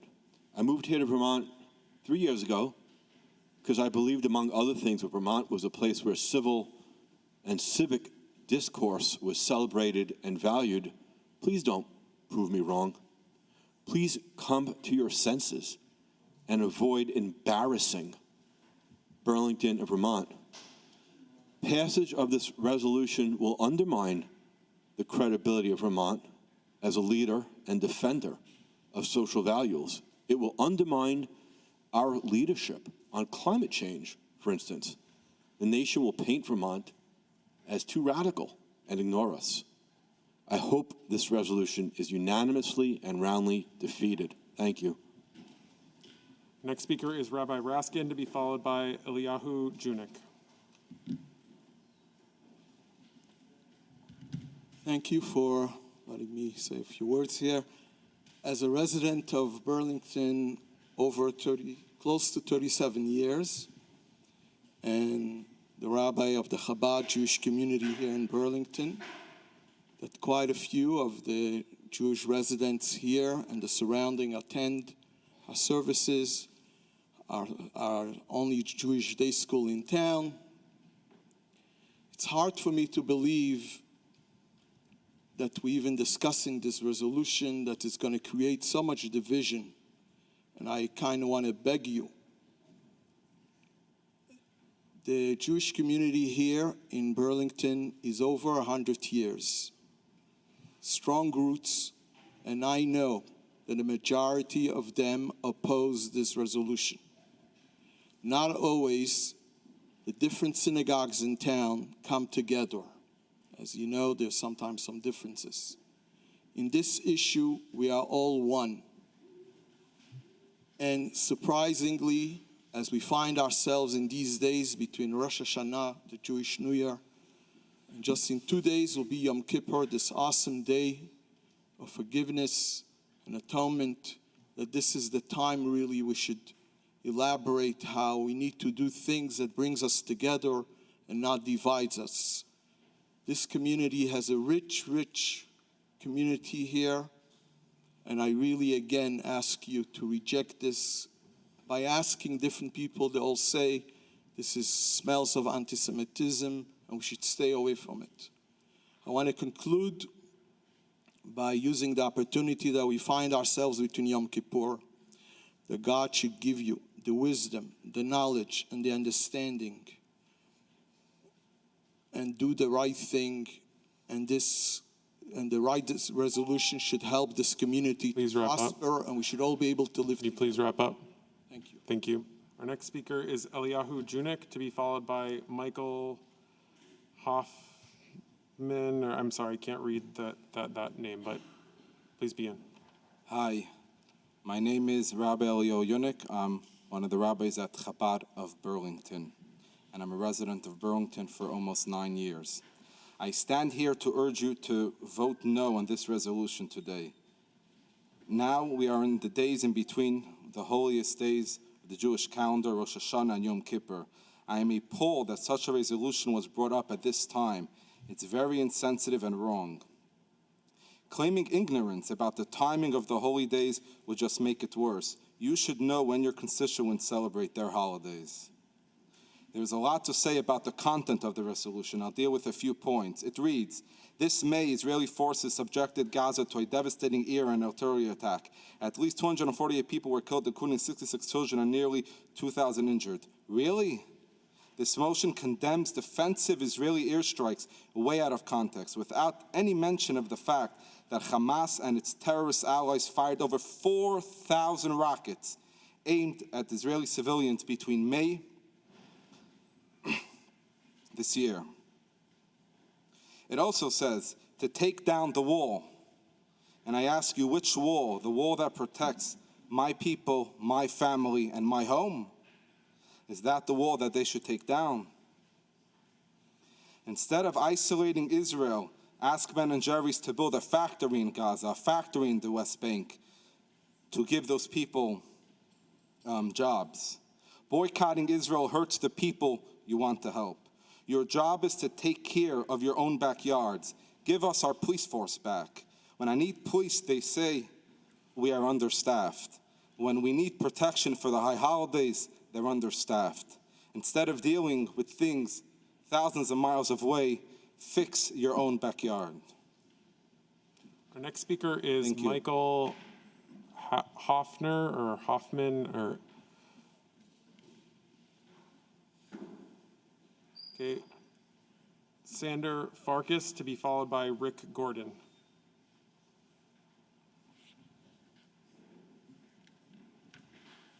Good evening. My name is Chandra Prakash. I live on Charles Street in the Old North End. I wanted to share with you just a short quotation. I think I'm getting it right. I forget who said it. I think it was David Hamelech, King David. He said, "The gods of the valley are not the God of the hills, and you will understand it." Thank you. Our next speaker is Rick Gordon, to be followed by Mark Hughes.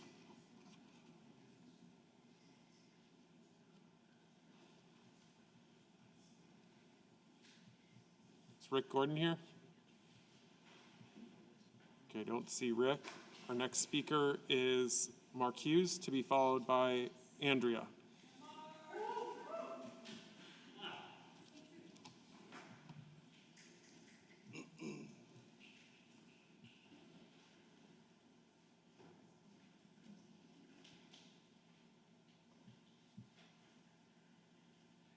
Reverend Mark Hughes,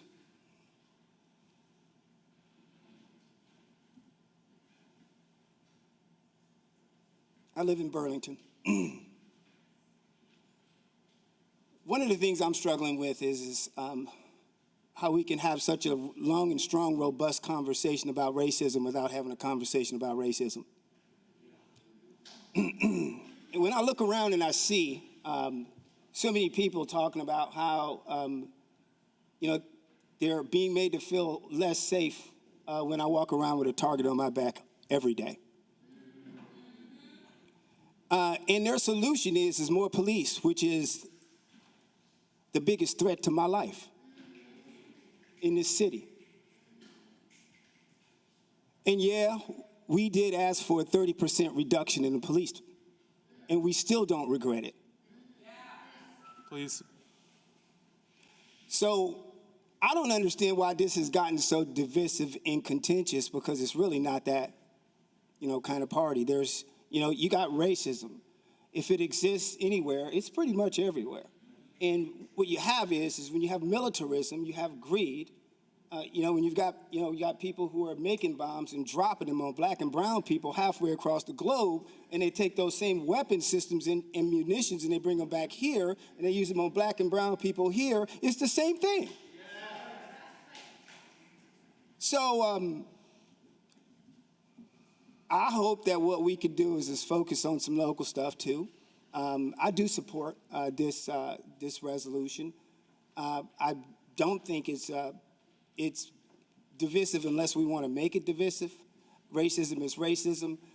We do live in a state, remember, the state that's held slavery constitutional longer than any other state in the United States, 244 years. Vermont, Please wrap the brave up. little state. Please Abolish wrap up. slavery. Our next speaker is Andrea, to be followed by Pete. Actually, Andrea will be our final speaker this evening. Didn't expect that. My name is Andrea. I'm a resident of Burlington. I didn't prepare anything to say tonight. I just feel compelled to be here and wanted to respond to some of the things I've heard. And I'm frankly appalled by the Islamophobia I've been hearing tonight. I think just so many people comparing Hamas, which is not representative of the Palestinian people, to all of Palestine, and referring to them as terrorists and comparing all Palestinians to the Taliban, when just like the Proud Boys are not a whole representation of all Christians, Hamas is not a representation of all Muslims, and Zionists are not a representation of all Jewish people. I think there is extremism in every place, and I personally am just very passionate about human rights and also the idea of listening to other people's sides. So I was also a little bit appalled by the amount of grown adults in this room yelling and speaking over the young people who are talking just about, we care about racial justice, feminist issues, LGBTQ issues, environmental issues, and all of those. How can we have justice how can that be a thing for us but not for Palestinians? What makes them unless you believe they're less human than yourself, I don't understand why it's an issue, frankly. I don't know. I didn't prepare anything to say, but it's just it's equal, I believe in the protection of all people, Jewish lives, Muslim lives, everyone, but the solution, BDS is non-violent, it is the only way forward. We do not want violence. BDS, boycott, divestment, and sanctions is the only way to move forward non-violently, and to be open to conversation about that. If you could please wrap up. Thank you, everyone. Thank you for everyone that spoke tonight. Okay, so the council has allotted 2 hours for public comment this evening. We have 12 remaining speakers. Is there a motion from the council to extend? So moved. There's a motion. Is there a second? Second. Seconded by Councilor Hightower. Is there any discussion?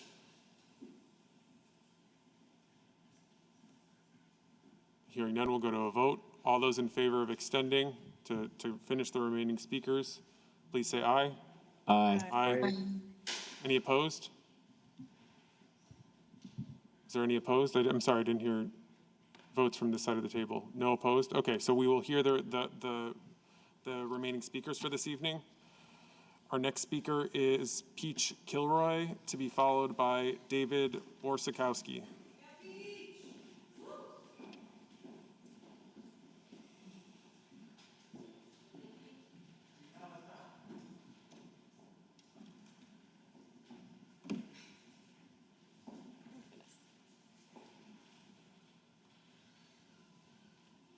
Hi, my name is Peach Kilroy. I'm a resident of Burlington, Vermont. I live in the Old North End. I've lived here for about 3 years now.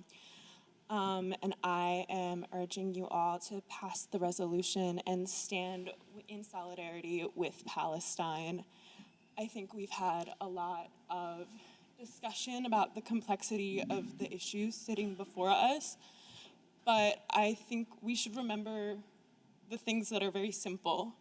Standing against oppression is simple.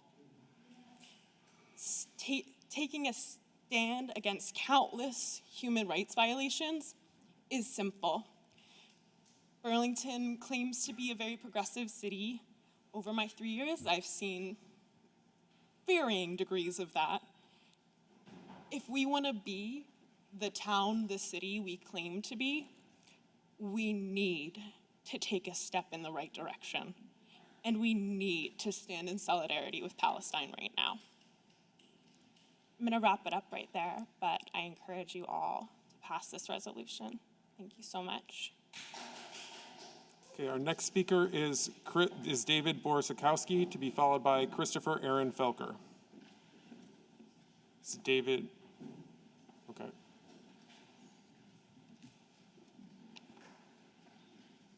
Thank you. My name is David Borisakowski. I'm a resident of the city. I live in the South End. I didn't expect this to be an issue this season, and I'm not glad I'm here. But I am glad to have heard a lot of the voices and a lot of what people have had to say tonight. I think I've learned a lot from both sides. I do oppose, and I hope that the committee, that the council will oppose or not support this particular resolution. I hope you don't fall for a false construct by any side to this very complicated historical issue that the city must take a position and adopt a policy. It is not, the resolution itself does not offer a solution. It does pick a side, and it does essentially condemn the state of Israel. More understanding and understanding the history of it, if this was an issue for the city, might be helpful long before such a resolution is passed. As I said, I don't think that that is itself constructive. What entertaining it and living with the construct that we have to pick a side on this issue is really just to make Burlington polarized on a complicated issue, discomfort and potentially put at risk our small Jewish community, and not move us forward, as I think that the council's essentially responsibility is to help find ways to build trust and to solve the city's issues, including inclusion and racial and diversity inclusion. And I hope that you focus on that for all of us. Thank you. Our next speaker is Christopher Aaron Felker. I have 2 signups for you, Mr. Christopher, so you only get to speak once.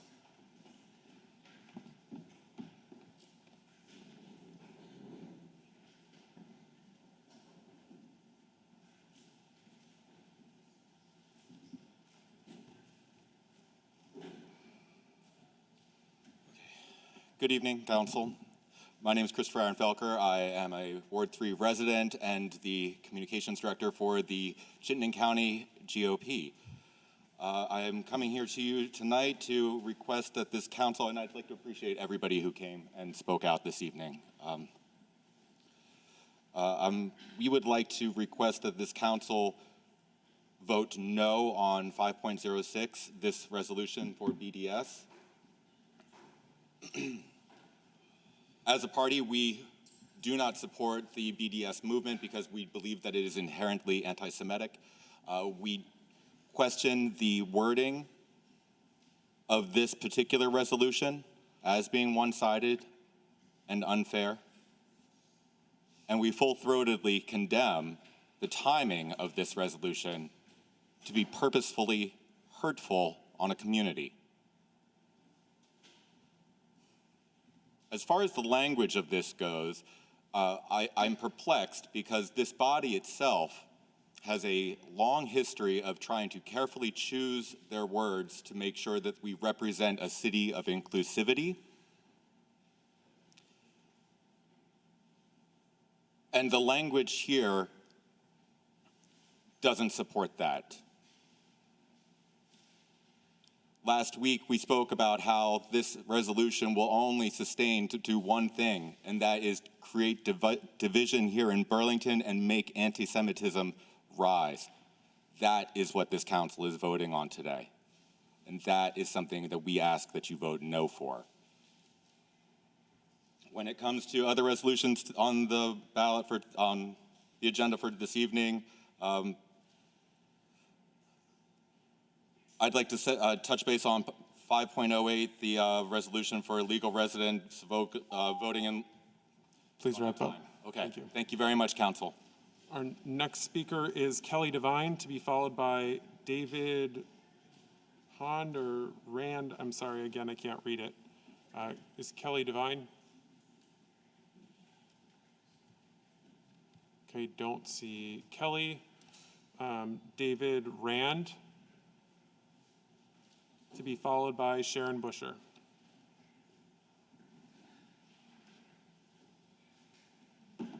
Thank you for extending the comment period. Can you hear me okay? Yes, please speak right into the mic. My name is Dr. David Rand. I live in Burlington. Black Lives Matter. The Palestinian people deserve to live freely and safely. They deserve equal rights.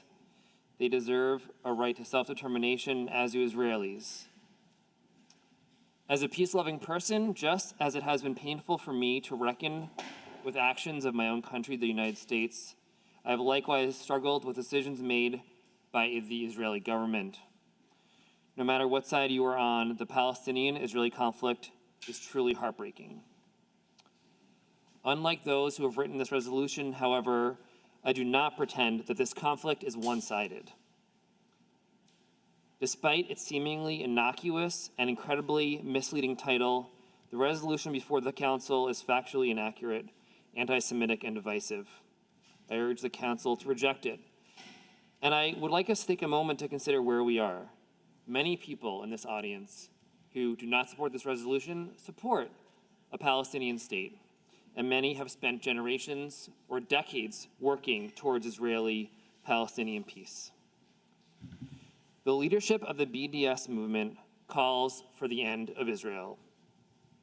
The Burlington City Council cannot ally itself with this group, full stop. People here have been talking about human rights, which I certainly support. Ironically, how is it that Israel, the only true democracy and the only country where homosexuals are not persecuted and sent to their deaths, is singled out here, the only country in the Middle East where that is not the case? How is it that Iraq, Iran, Saudi Arabia, the Palestinian Authority, Hamas, Egypt, Lebanon, or Syria are not singled out? Do they have better humanitarian records than Israel? Thank you for your time. Our next speaker is Sharon Busher, to be followed by Robin Gillian.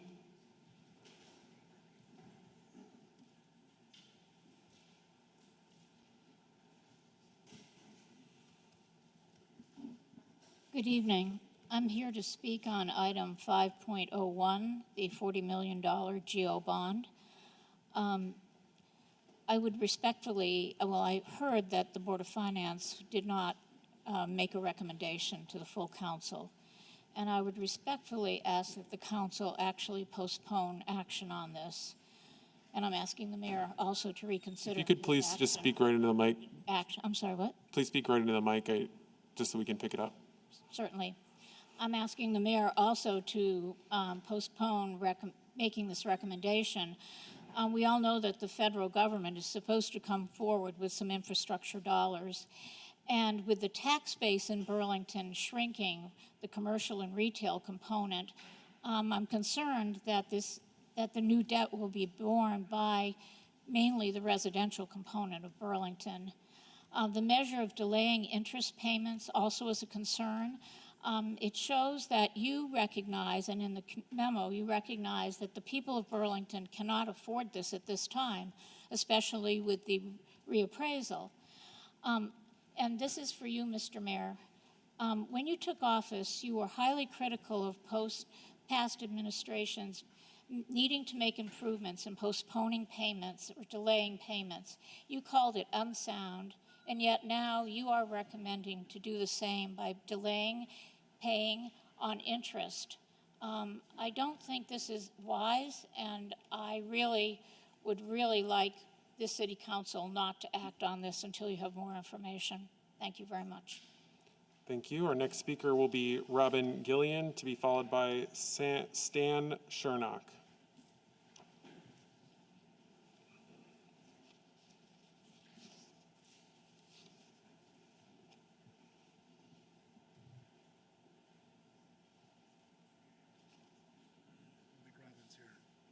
Is Robin Gillian? Okay, I don't see Robin. So Stan Chernock, to be followed by Jason Lorber.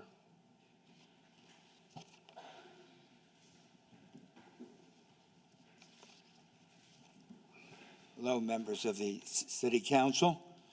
I'm here as a concerned resident of the larger Burlington area, and I oppose the resolution. Let me make a few points. I do not want to relitigate this issue. Instead, I think we need to focus more on the BDS and your responsibility as representatives of Burlington. You, as City Council members, have been elected by your constituents, mainly in terms of your positions on local issues. You did not campaign on this particular type of issue. This particular form doesn't represent a larger referendum or a larger representation of the Burlington community. And Burlington, by the way, is not just Burlington, it's the larger Burlington area that's represented. We do have representatives. Those representatives are our congressional delegation, and all of whom have voted in opposition to this BDS movement. Let me make a few basic points that don't have anything to do necessarily with the conflict suggested by others. First of all, it's important to understand that this resolution is a very expansive resolution. It does not deal with any type of specific actions on the part of Israelis, such as the expulsion of Palestinians from Jerusalem, from East Jerusalem. It does not deal with proposed policies such as the annexation of Israel. Instead, it deals with the very existence of the Israeli state and a state for Jews and Arabs. This is something that should be considered when you're looking at this particular issue. I do believe, and some others have brought it up before, that please wrap up, sir. Okay, let me just make one. Please wrap up. That you are singling out this issue. Please There's wrap other up. cases like the Uyghurs in China. Nobody's dealing with that. Please wrap up. Okay, I do strongly oppose. Please wrap up. Okay. Please wrap up. Okay. So please consider the point. Excuse me. Please wrap up. Jason Lorber, to be followed by Suzanne Sugar. Thank you. I'm Jason Lorber. I live in the Old North End and have for 19 years. Please. So thank you for listening to everyone. It's important. We live in an ever increasingly polarized world, and we need to listen to each other more. All of us do. And BDS calls for an end to Israel. From the river to the sea means an end to Israel. The BDS movement goes beyond protection for Palestinians. It calls for death to Israel. Now, I don't know how you have a conversation with someone when their starting salvo is, you need to die. You need to not be here. There is pain on both sides. There is injustice on both sides. But we need to have that conversation. And to start, we need to recognize each other's right to exist. Please be brave and talk to not just your friends, but to people that you know disagree with you. And do so before bringing forward polarizing resolutions. BDS creates walls.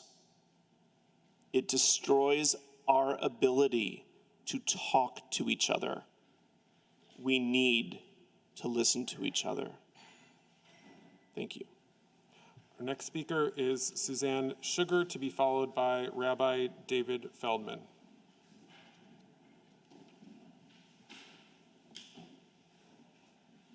Good evening. My name is Suzanne Sugar. I use she, her pronouns.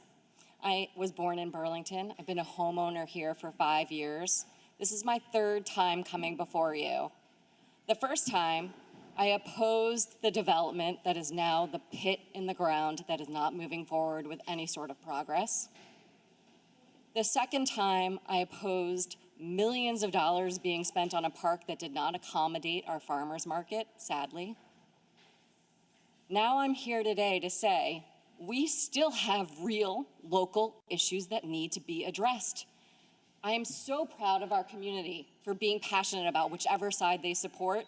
I don't feel this is the proper forum for this discussion. If you look at Front Porch Forum, crime is an issue. Wherever you stand in terms of more or less policing, we have a crime problem. We have a substance abuse problem. We have no high school. We have a speeding problem. It's really scary out there how few traffic stops I've seen and how fast people are driving because there are no police to enforce speeding violations. We have a graffiti problem. The metaphorical broken windows are here, and it's terrifying to see our city go into that state. We have a water problem. We have environmental issues. We have serious financial decisions to make as a community. And now you're adding anti-Semitism to the list. I urge you to vote no on this resolution.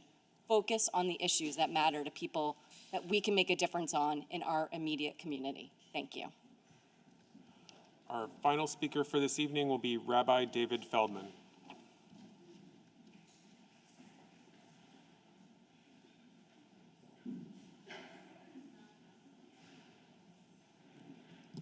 Thank you, council members, for extending the time. My name is Rabbi David Feldman. I'm a descendant of Jewish people who were murdered, tortured in the Holocaust, and very few of them who survived. And therefore, I'm deeply concerned for the well-being of Jewish people in the United States, in the Holy Land, and in the world. But at the same time, it's because I know and understand what suffering is. I am deeply concerned about suffering of any person throughout the world. And in this case tonight is the Palestinian people. And it happens to be that so many Jewish people are embarrassed that unfortunately what is being done to Palestine is being done supposedly in the name of all Jews and in the name of our religion. I have to be very clear that according to Judaism, this occupation is totally wrong. It's totally wrong on moral basis, it's religiously wrong, and in addition to this, it happens to be according to basics of Jewish belief. There is a concept of divine decree exile, which Jewish people are forbidden to create a state of their own or to fight or oppress any people. Now, when we're dealing with the item tonight on the agenda, we need to realize that Jewish people lived in Palestine in peace before all of this, before this philosophy of Zionism. This has changed because of this concept of oppressing another people. And we have to realize that unless the root cause of the problem is going to be addressed, unfortunately, nothing is going to be resolved. In addition, many people tonight have claimed that speaking against Israel is anti-Semitic, and we have to be very clear, and I say this as a Jewish person, conflating Judaism with Zionism, anti-Semitism with anti-Zionism. What happens is that we make a statement that all Jews are responsible for what Israel is doing. Up. That's dangerous for Jews. Thank you. Please wrap up. Thank you. That concludes our public forum for tonight. We'll now move into the city council meeting. The next item on the agenda is if you're going to be having conversations, if you could please just move into the hall. Our next item on the agenda is the climate emergency report. Do any councilors have a climate emergency report to offer this evening?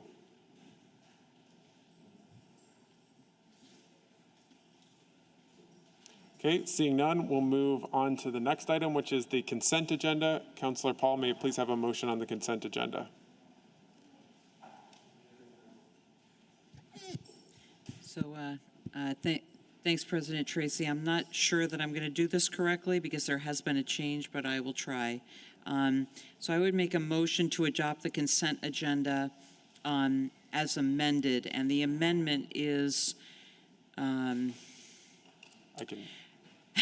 If you'd The want me to amendment do is it. Go ahead. Yeah, so just to be clear for councilors, we delayed on item on the Board of Finance agenda, which was an item having to do with, it's item 4.11, which is a BCA reclassification of two positions. That decision was delayed. And then the, what was the other one? the 4.16 was also changed to reflect that we requested a proposal to scan all land records and have a proposal for the Board of Finance to act on as well. So that was those were the amendments to the consent agenda. Are you making the motion? Sorry, no, I just wanted to make sure. Yeah. All right, I'll make that motion. Thank you. Need a second? Yeah. Sorry. Is there a second? Seconded by Councilor Hanson. Is there any discussion? Mayor?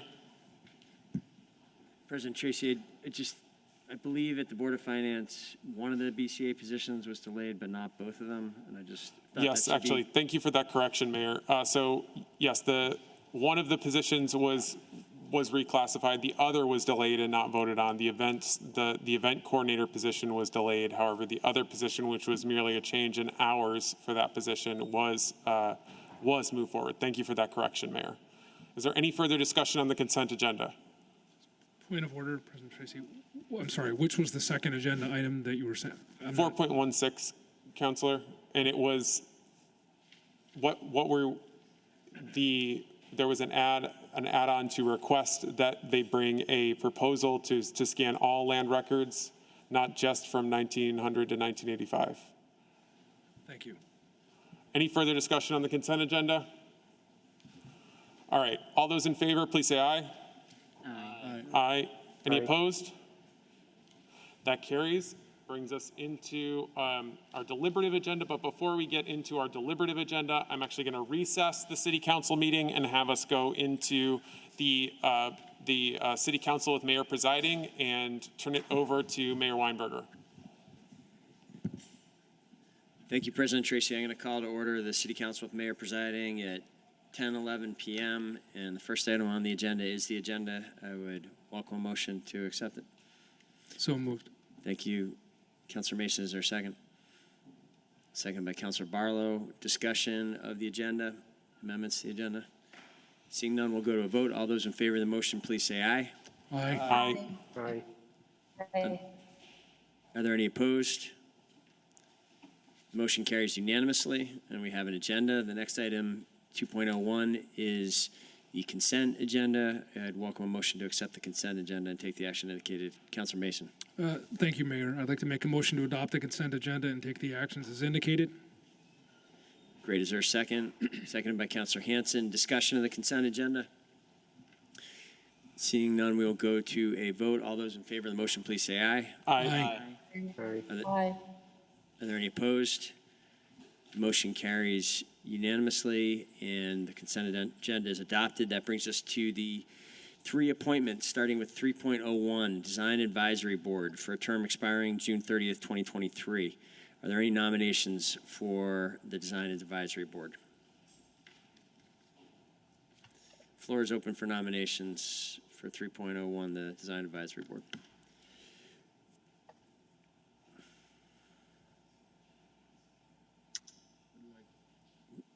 Councilor, Okay. I'm going to recognize Councilor Jang. Go ahead. I'd like to nominate Jay White. Great, thank you. Are there any other nominations for the Design Advisory Board?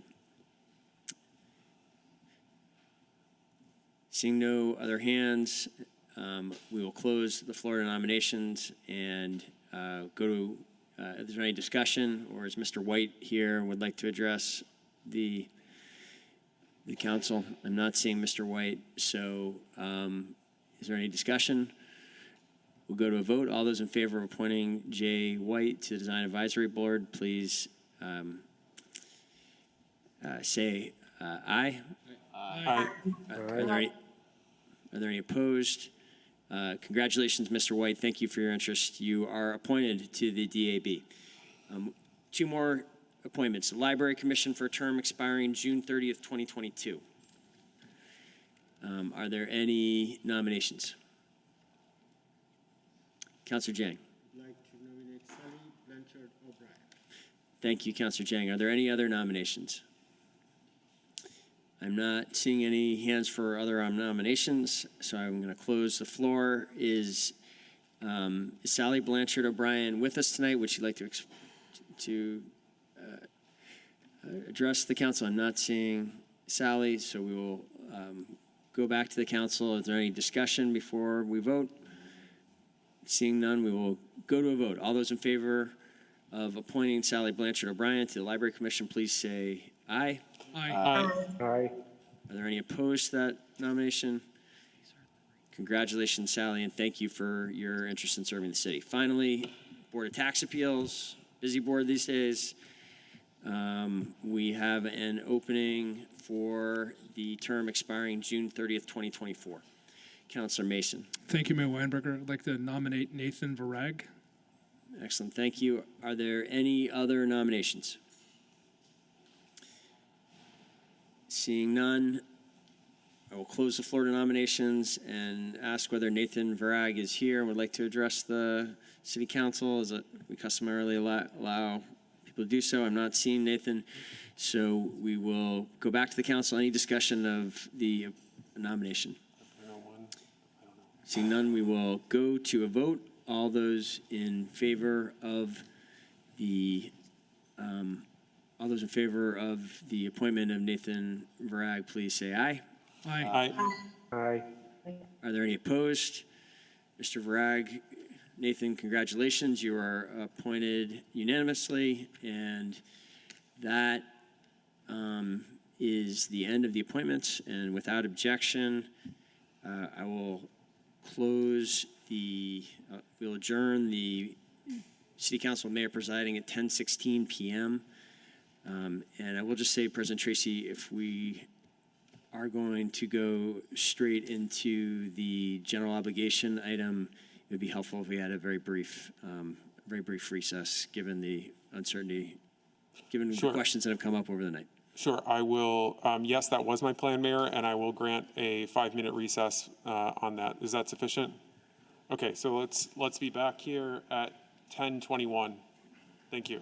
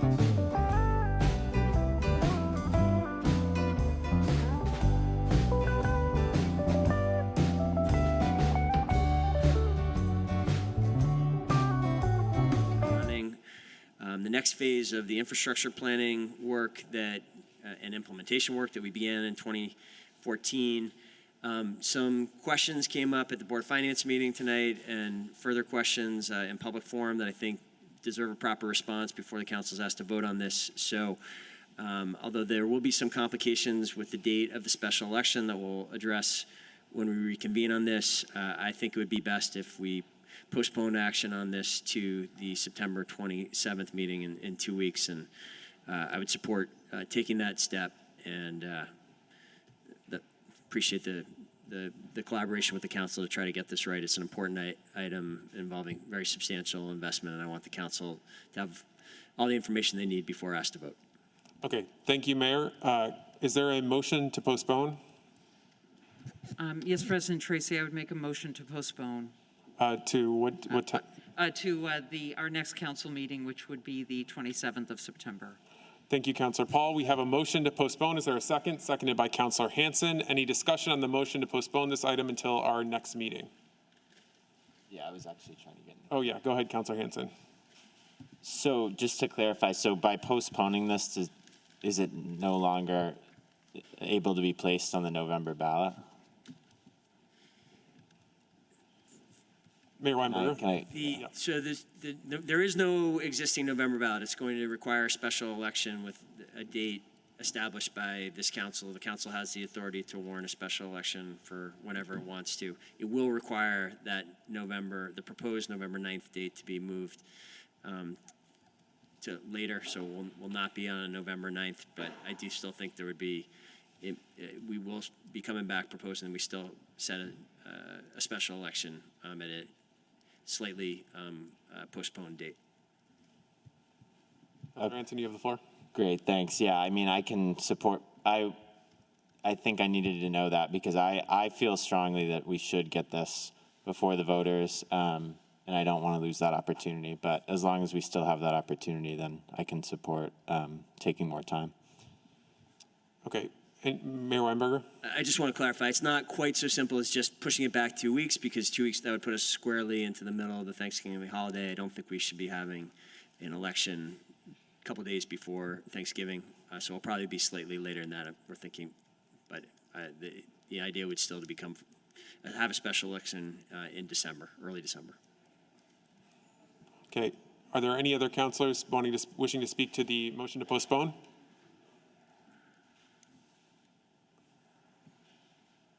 Okay, seeing none, all those in favor of postponing this item to our next meeting, please say aye.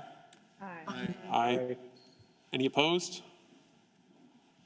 That motion carries, which brings us on to item number 5.02, which is a presentation from Megan Tuttle, City Planner, regarding the 2020 initial census data summary. Thanks for being with us tonight. I'll try to be quick. I think I passed along the slides to CAO Shad, but they're also posted on board docs. So because there are a number of other items for you to go through tonight, I'll give a very quick summary of what's in this presentation. I'll just start by saying that the reason this says an initial summary of the data release is because this is the technical data release for redistricting. This doesn't include a number of the data sets that we typically look to the census to help us evaluate more information about our population, housing, households, economic, and other social characteristics. So if you move on to the next slide, this data release is a very streamlined data release that includes the following data at multiple levels for the city. It includes the total population and population over 18. It includes race and ethnicity data, and it includes total households and then whether they're occupied or vacant. If you move on to the next slide, this just briefly shows an overview of how the city's population has changed over the last two decennial census. We are currently at 44,743 residents in Burlington, which is an increase of just over 5% since the 2010 census. On the next slide, you can see how the city's population identifies in terms of their race and ethnicity. In 2020, approximately 82% of the city's population identified as white, and 17.8% identified as Black, Indigenous, and people of color, as well as of 2 or more races. Additionally, 37% of the population identifies as Hispanic or Latino. On the next slide, you can see how the population within different racial groups has changed since 2010. One thing to note here is that in the 2010 census, nearly 89% of the city's population identified as white alone, compared to 82% in 2020. There's a couple of reasons for this. One is certainly demographic changes over the last 10 years. And another reason for this is a change in how the census asked questions about race and ethnicity in the 2020 census. Using a different question format, participants in the census were given greater flexibility to be able to self-identify their race. And I just wanted to share a quote with you from the census because I think it really helps explain the importance of that change. Is that through these changes, participants were able to more thoroughly and accurately describe their identity. And these changes reveal that the US population is much more multiracial and more diverse than how we've measured it in the past. So both demographic shifts as well as greater recognition of the multiracial identity of residents. On the next slide, this shows how the population in the city's wards has changed from 2010 to 2020. Most wards in the city saw some increase in their population over this time span, with wards 3 and 7 remaining fairly level. Our team has been closely evaluating this data to help us ground truth it based on our understanding of where development and other changes have happened in the city over the last 10 years. But we're definitely looking forward to more of the full census data results to help us understand more about the changing dynamics of households and other population characteristics as it relates to this. But one note that you'll see here is that there is an asterisk next to the data about the wards. In our early analysis of this data, we uncovered what appears to be a repeated misallocation from the 2010 census. A large number of beds on the UVM campus have been misallocated between wards 6 and 8. This is an error that was caught in the 2010 census during the redistricting process in 2015 and does appear to be repeated. So we're working with UVM and the State Data Center to correct that issue. So the data that's presented here assumes that that misallocation is corrected. And then the last two pieces here just help show how the population changes relate to the upcoming work of the Council's Ad Hoc Committee on Redistricting.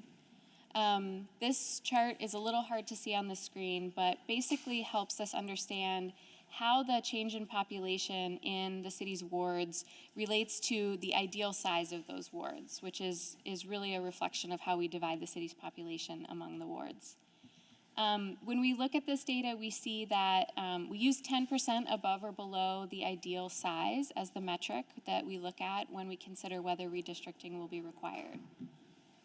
We see that wards 1 and 7 have the greatest deviation from the ideal size, with Ward 1 being 11.7% larger than that ideal size, and Ward 7 being 9.7% smaller than the ideal size. And then if you go to the next slide, you can just see how the deviation from that ideal size is spread among the city's wards. This is ranked from most to least populous in terms of that size. And you see that there's about 21.4% difference between the most and least populated wards in the city. So you may remember from a presentation from Attorney Blackwood back in the spring that the 10% threshold is the metric that you really look at to determine whether or not the wards are roughly proportional. And then finally, just briefly with the data that was provided in the census about housing units, you can see that in 2020, the reported number of housing units in the city was just over 18,000. This is a growth of about 8% from the 2010 census and tracks really closely with the data that we've been reporting from our local building permitting over the past few years as interim updates. So that's all I have to share tonight, a very quick and high-level overview just to make sure that you're all aware of this data, and we'll, I'm sure, provide more reports to you as additional census data becomes available. Thank you very much. You're welcome. Appreciate the presentation. Are there any questions or, oh wait, I'm sorry. Now that you finished that, before we get into questions, it's 10:33 and we do need a motion to suspend the rules to continue our meeting. Councilor Paul. Thanks, President Tracy. I would make a motion to suspend our rules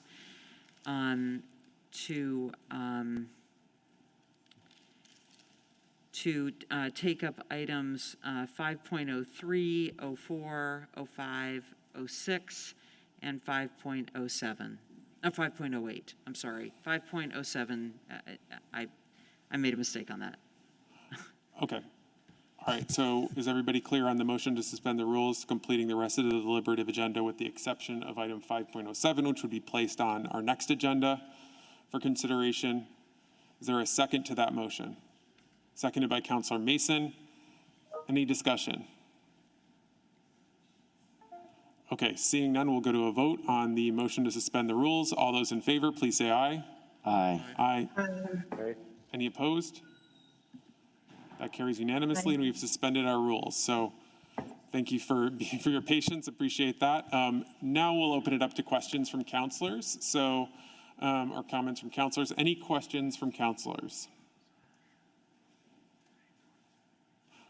Councilor Barlow to be followed by Councilor Hanson. Yes, thank you for that presentation. I'm wondering if you have any more detail on what's driving the increase in Ward 1. Yes, so some of the increase in Ward 1 likely came from developments that occurred in Ward 1. So Bayberry Commons being one of the major ones, which was an addition of a couple of hundred housing units in that part of the city. Okay, thank you. Councilor Hanson. Yeah, I think this is maybe the obvious question, but does that discrepancy in population require redistricting? Yeah, I'll look to the city attorney too to back me up on this, but I believe based on the standards that have been set forth in terms of both the deviation of individual wards from the ideal size, as well as the difference in the largest and smallest wards, it would require redistricting. That's correct. Okay, great. Thank you so much.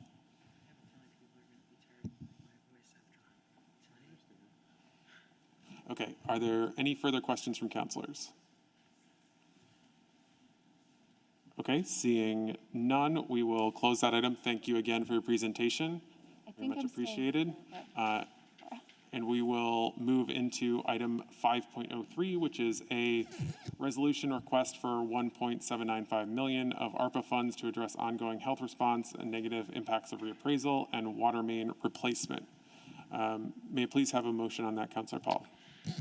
Thanks, President Tracy. I would move to waive the reading and adopt the resolution. Thank you. We have a motion. Is there a second?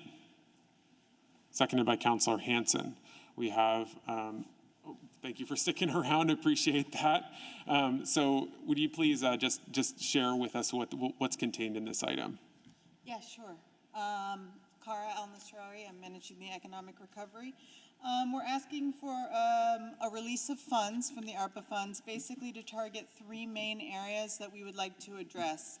I want to be clear that this is, aside from the fact that my team and the internal ARPA task force has been working to create a process for public outreach so that we can manage and have a large public discourse around the investment of the remaining portion of funds.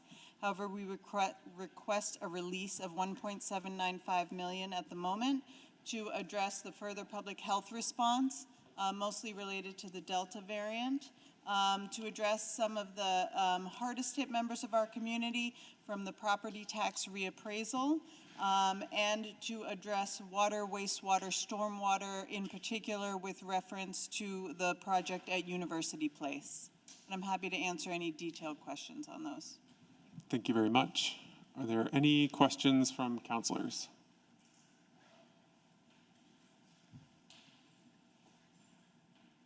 Okay, seeing none, we'll go to a vote.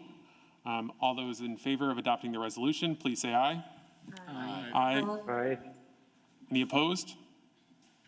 That carries unanimously, which brings us into item 5.04, which is a communication from Director Spencer and Senior Public Works Engineer Mims. Councilor Hanson, may I please have a motion?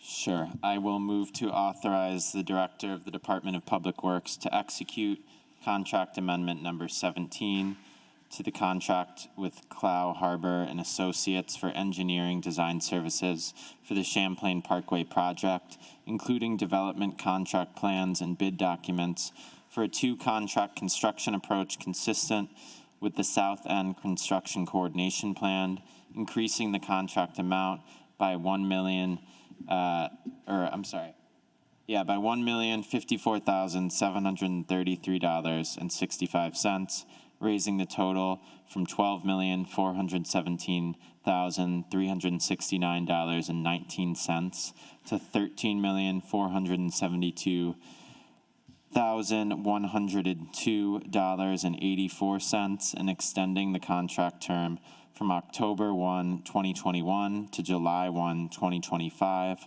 subject to the review and approval by the City Attorney's Office. Okay, we have a motion from Councilor Hanson. Is there a second? Seconded by Councilor Barlow. I'll turn it over to the team from DPW. Great. Thank you so much, City Councilors. We really appreciate the opportunity to be here tonight. Chapin Spencer, Director of Public Works. I'm joined by City Engineer Norm Baldwin to my right and Senior Engineer Corey Mims to my left. We also have our attorney for the project, John Rose, calling in, and the consultant team from CHA here if there are any questions. So we really appreciate the opportunity to be here tonight and present to you a major new approach in how we are proposing to unlock substantial new investment in the South End. Specifically, as Councilor Hanson noted, we are seeking approval for a contract amendment for the Champlain Parkway and its design consultant, but we are, in a larger sense, really reframing how to bring forward these major projects into the South End in a way that can minimizes impact on residents and businesses. We've heard you, councilors, and we've heard the public in concern coming out of COVID and with these multiple large projects in the South End, wanting to figure out how best we can bring them forward in a way that minimizes impacts. And I'm pleased to say we've worked with V-Trans and Federal Highway to make significant strides. Here on the PowerPoint, you are seeing the coordination plan that was in your packet. The salmon-colored lines, rows, are the Champlain Parkway. The first two lines relate to work at the I-189 interchange, which is underway. Next year, the Class 1 repaving will happen on all Class 1 town highways in the city. In yellow, that third line is the Amtrak construction work. The fourth line is the Shelburne Street roundabout that you all have seen is now under construction. And the Champlain Parkway here. And a notable concept that we are bringing forward tonight that we've discussed with Board of Finance is splitting the Champlain Parkway into two construction contracts. An initial construction contract from Home to Kilburn, and we will show this in a map momentarily. With the second phase of the Champlain Parkway, as you'll see all the way at the bottom, being the north end of the project from Kilburn to Main Street, and the south end of the project from Home down to 189. We have a Main Street, Great Streets project, if you can go back there in gray, which is from Battery to Union, a project that we've talked to you all about in past years, but are looking forward to picking up again with you all in the very near future. And the Rail Yard Enterprise project there in gold, which is a project we'll be bringing a preliminary engineering design consultant contract to you all in the next meeting or two. So if you can, this shows from 2022 through 2027, and I'm going to turn it over to Senior Engineer Corey Mims to describe the map in front of you.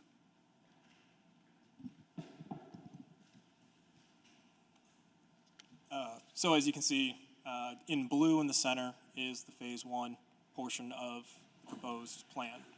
It extends from Home Avenue and up north to Kilbourne. So what we were looking to do is have the contract plans broken into obviously two contracts, first one being this central section, I should note that the first phase would also include the section of shared use path heading from Shelburne and extending west, kind of over near where the 189 connection would be. The 189 connection in red on the left-hand side of the page, as well as the Maple and King neighborhood, would be wrapped into the second contract. That would not be started until I believe it's 2025, 2026, and that also would only proceed with council approval to award the construction contract.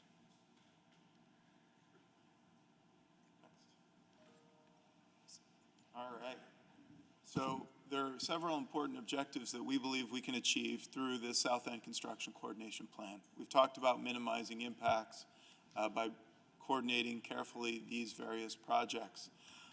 We also believe that we can deliver a number of the parkway benefits more quickly by splitting the project into 2 construction contracts. And we will discuss those momentarily. We also then, as Senior Engineer Mims discussed, really put the control, both with the administration and the council, in a 2-step approval process. You would need to approve both the initial construction project and would have a subsequent ability to approve the final construction contract. And so here, as we point out, the council really, with this 2-step approach, has the ability to authorize construction once the community is ready for that interstate connection at 189. Next. Many of the benefits achieved by this 2-step approach is that initially, in the first phase, we get a new 25-mile-an-hour grid street in the South End, major new improvements to stormwater management, diverting and reducing over 3 tons of sediment from being discharged into the lake, 2 miles of shared use path, including shared use path along Pine Street, new raised intersections with safer crossings, including a new mid-block crosswalk. Pine Street gets a nice overhaul with granite curbs, new pavement, better drainage, new sidewalk on the east side of the road, a lot of utility undergrounding, and water and wastewater upgrades along the corridor, in addition to railroad improvements at the crossings at Home and Flynn. Next. So with that, I'm going to turn it back over to the team. Norm or Corey, are you going to take this slide? Okay. So I'm sure the council's aware there's a limited scope. Please speak right into the microphone. Sorry, I'll probably take the mask off. So as the council's aware, there is a... Pull it right in. The Federal Highway Administration is sought to complete a limited scope supplemental EIS. That work has been completed. And as of today, that was posted on our project website, along with communications to members of the public to express interest in that project itself.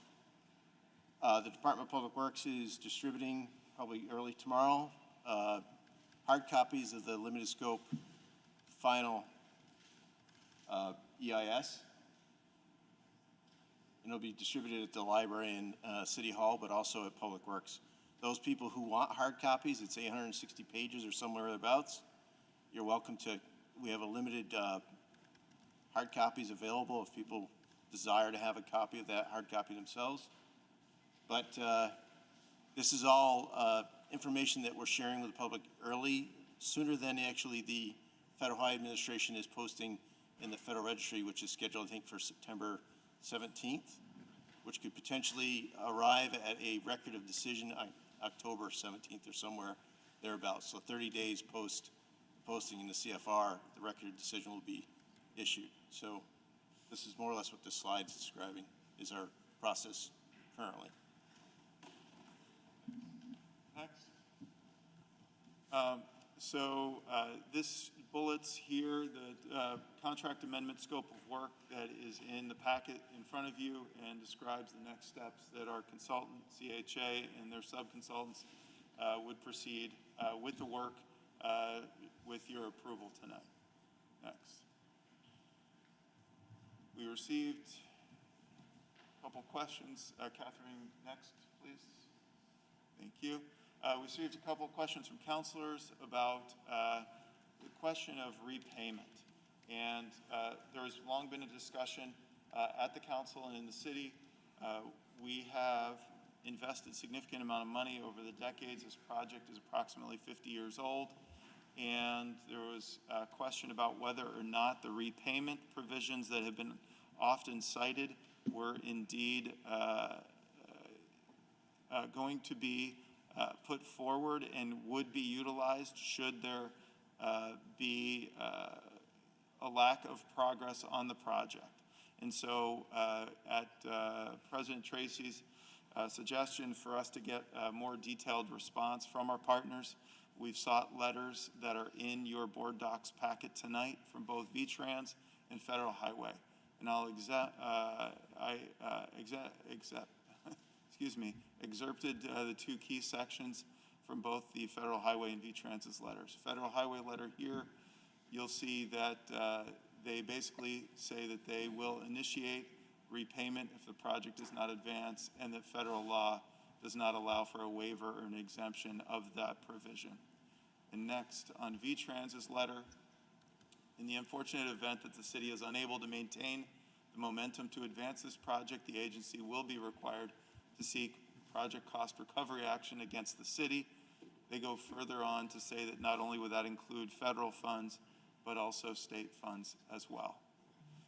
So that is the summary. We are very excited to bring forward the South End Construction Coordination Plan. We've had the opportunity to meet with many community groups, past litigants from the project, Racial Justice Alliance, Local Motion, Champlain Housing Trust, and the REIB department here in the city. We've sought to get input on this and feel like we've found a successful path for minimizing the impact on all these projects, on our community, while transforming the infrastructure of the South End. Happy to answer any questions. Thank you for that presentation. I'll now open the floor to counselors. Any questions? Councilor Mason. Thank you, President Tracy. We're doing this in real time because literally that limited scope FSC just hit our inbox at 4:30 in the midst of 2,000 emails on BDS. So I'm not sure I'm fully understanding the process. I was trying to skim it while you were talking. Maybe someone could give a high-level read of what it says and what happens between now and 30 days when the record of decision is issued. Okay, so we have what they call as a FEIS, and then the state and federal government has suggested under a new federal process, a more extensive federal process, they've acted by asking us to complete a limited scope final supplemental impact statement. So we've completed that work. That work effectively has made a determination. The original draft that was circulated to the public is not seeking any sort of changes to it at all, given that the comments that were received did not warrant any sort of modifications to that FEIS. And as a result, it's been published as a city on our project website, but not published as yet to the federal CFR website itself. So that's the formalized, established date in which the clock starts with the public being aware of the determination. And so 30 days post that, Federal Highway Administration issues a record of decision. And then obviously the public will have some opinions about that, but that is kind of the disposition of the process as it stands. Thank you. So sort of as a follow-up, and this may be for John, once the ROD is issued, is there an appeal period? You know, I'm trying to figure out what this means in terms of the concerns that have been raised as to the King Maple Street neighborhood. Yeah, so there's ongoing litigation related to this project. Correct. John can probably answer this better than me about what that process looks like as it stands today, and what potential next steps could be. So John, if you could take that away from here. Sure, Councilor Mason. I wasn't able to hear Norm very well, but I think I got the gist of of the question. The next step is once the ROD is issued, the case that's pending in federal court is currently being stayed. Once the ROD is issued, Federal Highway will file a report with the court that should lift the stay. Then the parties determine what happens next in that case. Okay. So that's sort of the current status of that litigation. We're hoping that some of the changes in the plan as presented to the council will help us to move forward in that case in a way that helps to resolve it. But I'd be reluctant to get into any more about the next steps in that case in a public session, given the risks of litigation. Yeah, and I'm not asking that. I'm trying to conceptually understand what's going on. So that what we received today, in essence, is the city's response to the public comment and what has been received through the process. My understanding is we then memorialize that in a ROD. There's a right to appeal. If there's no appeal, then that's it. That ends the case. But that would be incumbent on those who have had concerns with the proposal. Okay. Exactly. Thank you. That's correct. That's helpful. Leaving aside, I sort of skipped into the specifics. I want to thank, I know how much work has gone into trying to address some of the concerns and tie these, some of the development that's going on, or the proposed, I would say, projects, the Rail Yards Enterprise Project, the Champlain Parkway. I've already heard, I understand, of course, this does not address all of the concerns that have been raised. If we could wave our wand, we might not exactly do this, but I also understand the time sensitivity of moving forward on some of these projects and appreciate the effort that staff and others have put into making it happen. So thank you for that. I will be supporting this amendment at this time. Thank you. Is there any further discussion? Councilor Hanson. Yes, so thanks for providing those documents, those responses from the federal government and state. Like Councilor Mason, I didn't have the opportunity to see that. So with the 20-year time frame, when is that triggered? When was day one of those 20 years? My understanding is 20 years post any sort of federal obligation of funds. Okay, so is there a year attached to that in this specific situation? Or? I think it's been very gray in those conversations, so we can't pin that down precisely, but we believe if we follow the schedule, we'll stay on track and not be at that risk. All right, great, thanks. And I would just say if we can get any clarity on that, that would be helpful, but I'm glad to hear that you're confident that we're not worried about that right now. Okay, any further discussion, councilors? Okay, seeing none, are we ready to vote? Okay, all right. All those in favor of adopting the motion, the motion, please say aye. Aye. Aye. Any opposed? Aye. That carries unanimously. Brings us to. Thank you very much. Thank you, appreciate it.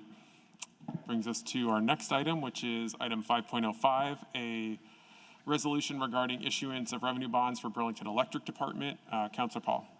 Thanks, President Tracy. I would waive the reading and adopt the resolution. Okay, we have a motion. Is there a second? Seconded by Councilor Carpenter. GM Springer, welcome. Thank you for being here. Turn it over to you. Thank you very much. Good evening, councilors. We have a presentation on the Burlington Electric proposed net zero energy revenue bond, which I'll go through. We're glad to answer questions. I'm joined tonight by colleagues Emily Stebbins-Wheelock, Munir Casti, James Gibbons, and our bond counsel Thomas Maloney, who are all here to help with questions that you may have. Our first slide, many of you have seen, but this is just introduction to BED. As a reminder, we are a public power utility, 100% renewable. And as noted here, we had no rate increase for 12 years, but coming out of the pandemic, as councilors know, we had a 7.5% rate increase that was filed and has taken effect as a surcharge in August on customer bills.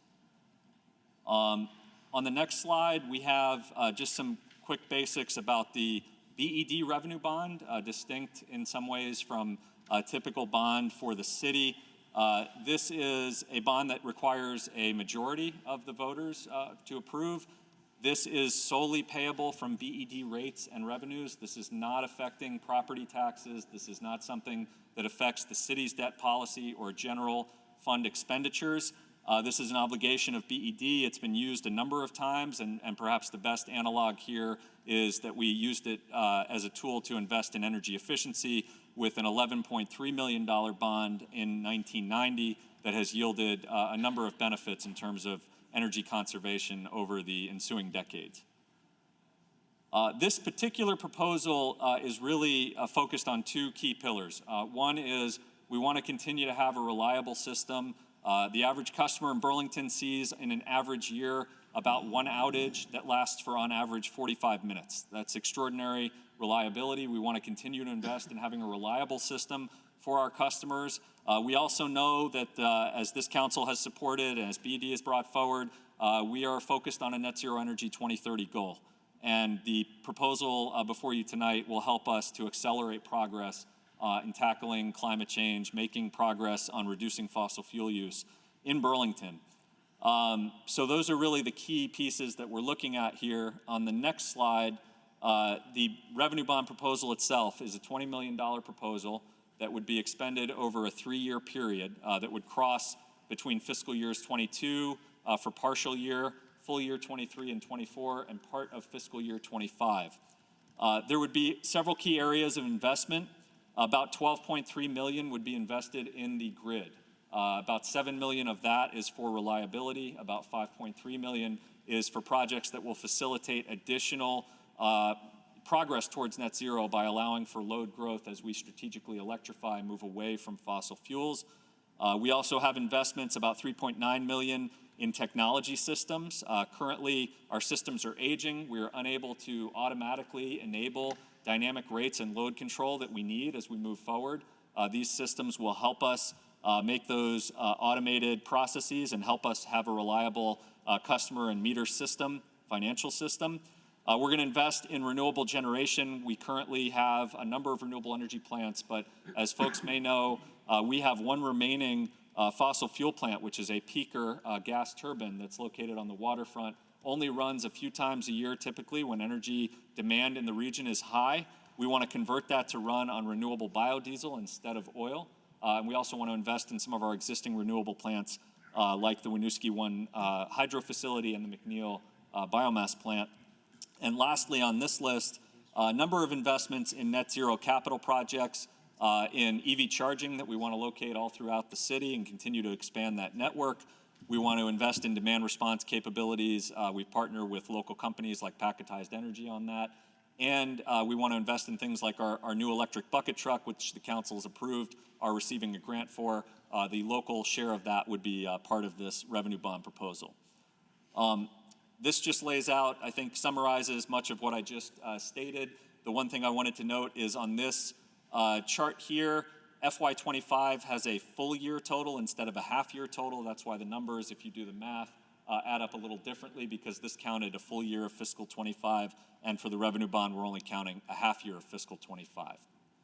On the next slide, this is the other key piece of moving forward in the manner that we've suggested, which we think is a fiscally responsible manner to invest in climate action, is that we will, by pursuing the revenue bond, free up some of our annual $3 million GO bond that we receive at BED to help double our funding between FY23 and 25 for customer incentives that help us move off of fossil fuel and move to clean electric technologies that rely on 100% renewable energy. Heat pumps, EV incentives, electric lawn equipment. Doubling that funding will provide an incremental reduction of 47,000 tons of lifetime greenhouse gas emissions avoided. That's equivalent to about 100,000 barrels of oil that would not be consumed from an energy standpoint. Currently, we launched a number of these programs in 2019. We have over 1,350 customer incentives that we've provided already, and we are going to accelerate that even further through this process. On the next slide, you can see that this represents our program activity relative to our state obligations under Renewable Energy Standard you can see that we are, on the dark blue line, we are already beginning to exceed not only the compliance level, but the level that would be if we doubled funding, which is the dotted line at the top there. If you look at that blue line, the dark blue line, it includes some of our custom projects like our electric transit buses and geothermal projects. The lighter blue line represents just our prescriptive programs like our EVs and heat pumps. But nonetheless, the point of this graph is to demonstrate we are seeing customer demand that's going above and beyond what the state is requiring and what our current funding supports, and we want to support our customers by doubling that funding and being able to invest in more climate action through this proposal. Key point here, and I want to mention that as we announced just a few weeks ago, Burlington Electric just had our A3 rating by Moody's affirmed on our outstanding revenue bonds with a stable outlook. That's welcome news as we pursue this development with the new revenue bond proposal. Coming out of the pandemic and having the A3 rating affirmed is good news. We are projecting in FY23 that we want to reach 110 days cash on hand for our Moody's metrics. If we were to try to do all of the projects that I've mentioned tonight and do so without the revenue bond, it would put over 23% of upward rate pressure on our system for our customers, which is a number that nobody here wants to see. We don't want to see. That's an extraordinary number. On the other hand, with the revenue bond, we can make all of the investments mentioned, and we would see about 4.9% of upward rate pressure. That's not a rate case. There are a lot of factors that go into whether we file for a rate case. That just gives you a sense of the upward pressure on our budget that we would be facing with and without the revenue bond. And obviously 4.9% is less than what we saw this year with the 7.5%. And actually with the revenue bond, we see that rate pressure moderating further over the coming years, lowering as we go out. So we are on a more sustainable, fiscally responsible trajectory with the revenue bond than we would be without it. On the next slide, you can see that we think about the revenue bond and we think about the debt service. One of the things that we have here is we have existing revenue bond debt service where we're going to have a maturity in 2025, so that starting in 2026, there's about $684,000 of capacity that's more or less freed up to go towards paying this new revenue bond. So that's one key component of how we can provide some additional capacity for debt service. On the next slide, you can see that we can structure, this is just a pro forma, this is not exactly what we would do or not do, but this gives you a sense that we could structure the repayment such that we have deferred principal until that maturity comes in, and that way we can take advantage of that additional capacity from the existing revenue bond maturity as helping to pay for some of the debt service on the new revenue bond. On the next slide, there's another piece here, which is by pursuing all these customer incentives and strategic electrification projects, there is revenue return that comes into the utility.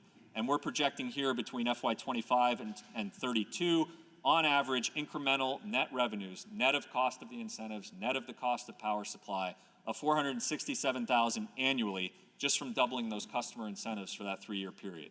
So the big point I would want to make is that between the maturity savings and the additional net revenues, the incremental net revenues, we're looking at a substantial portion of the debt service being covered already. And that means this will put much less rate pressure on our system over the coming years because we have revenue return and we have maturity savings.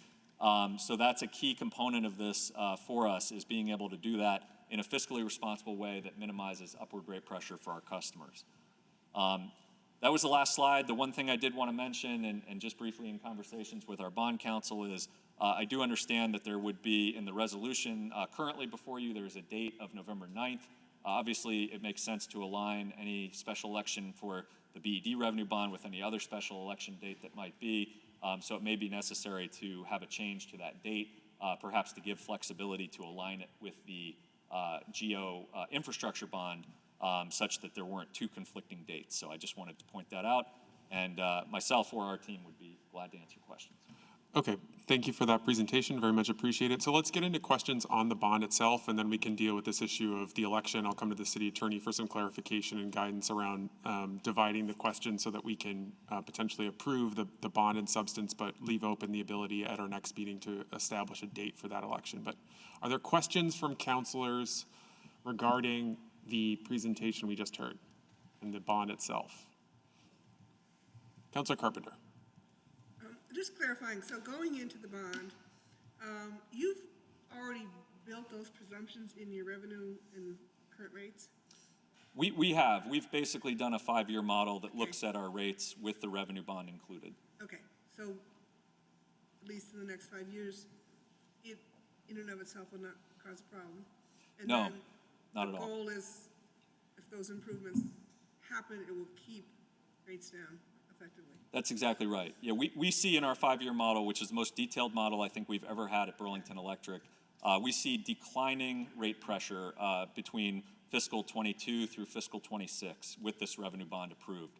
So even if we do have more frequent rate adjustments, we're not going to go 12 years again without having a rate adjustment. We see them being more moderate than what we just did with the 7.5% and declining in pressure over time based on all the known things that we have in the forecast now.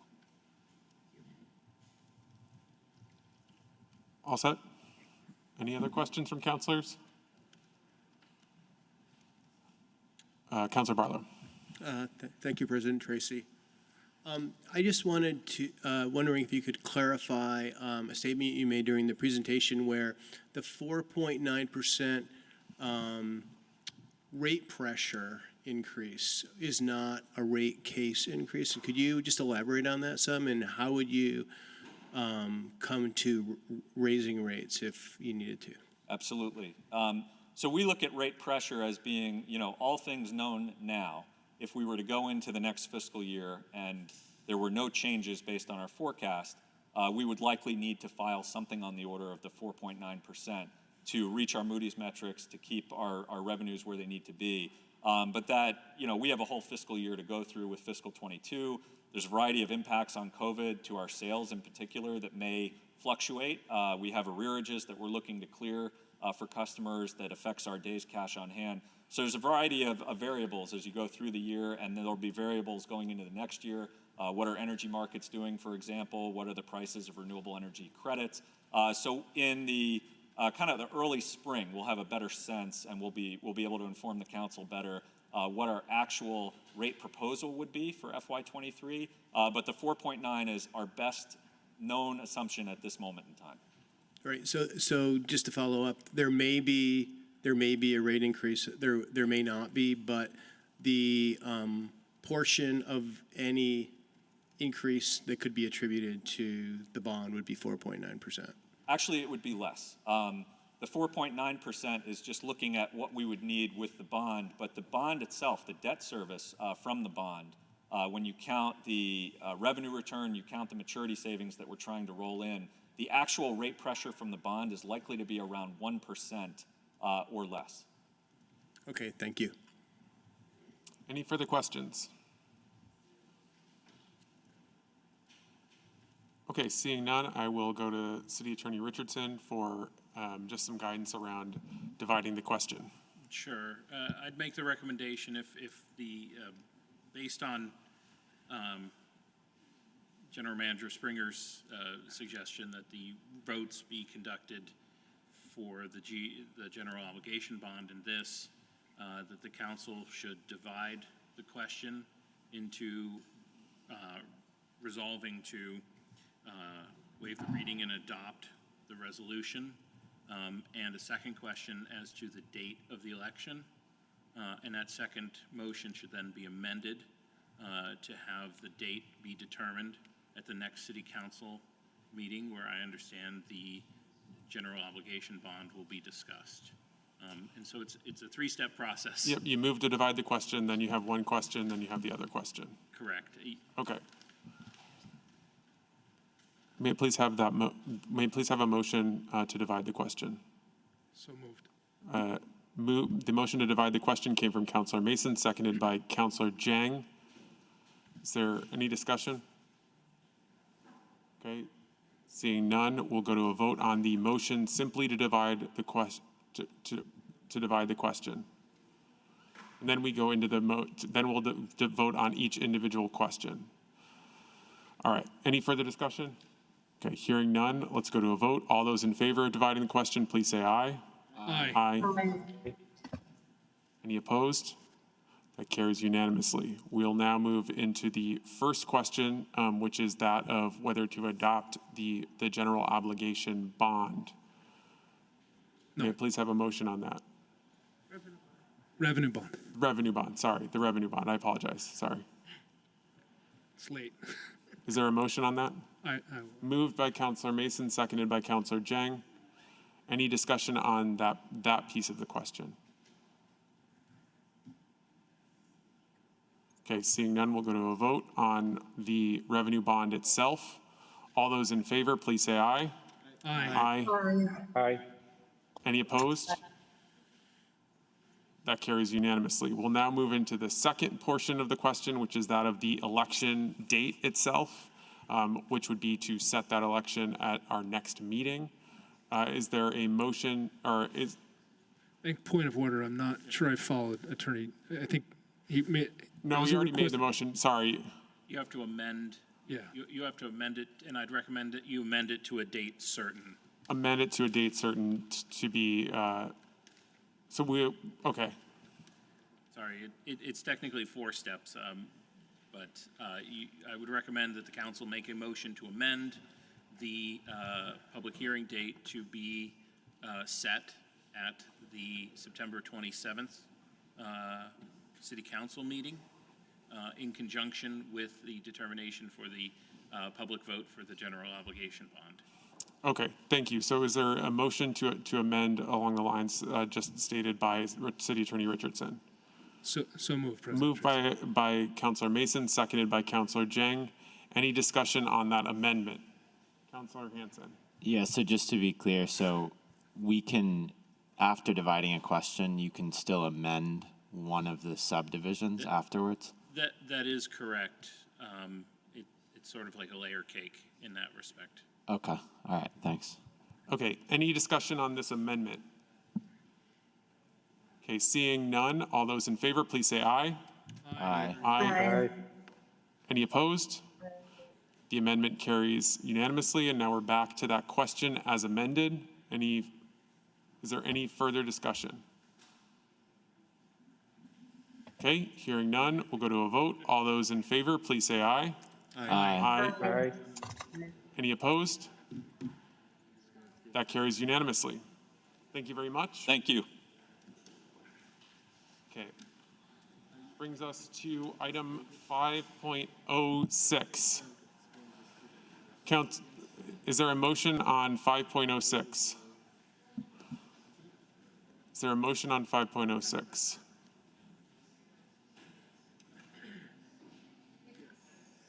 Councilor Jing.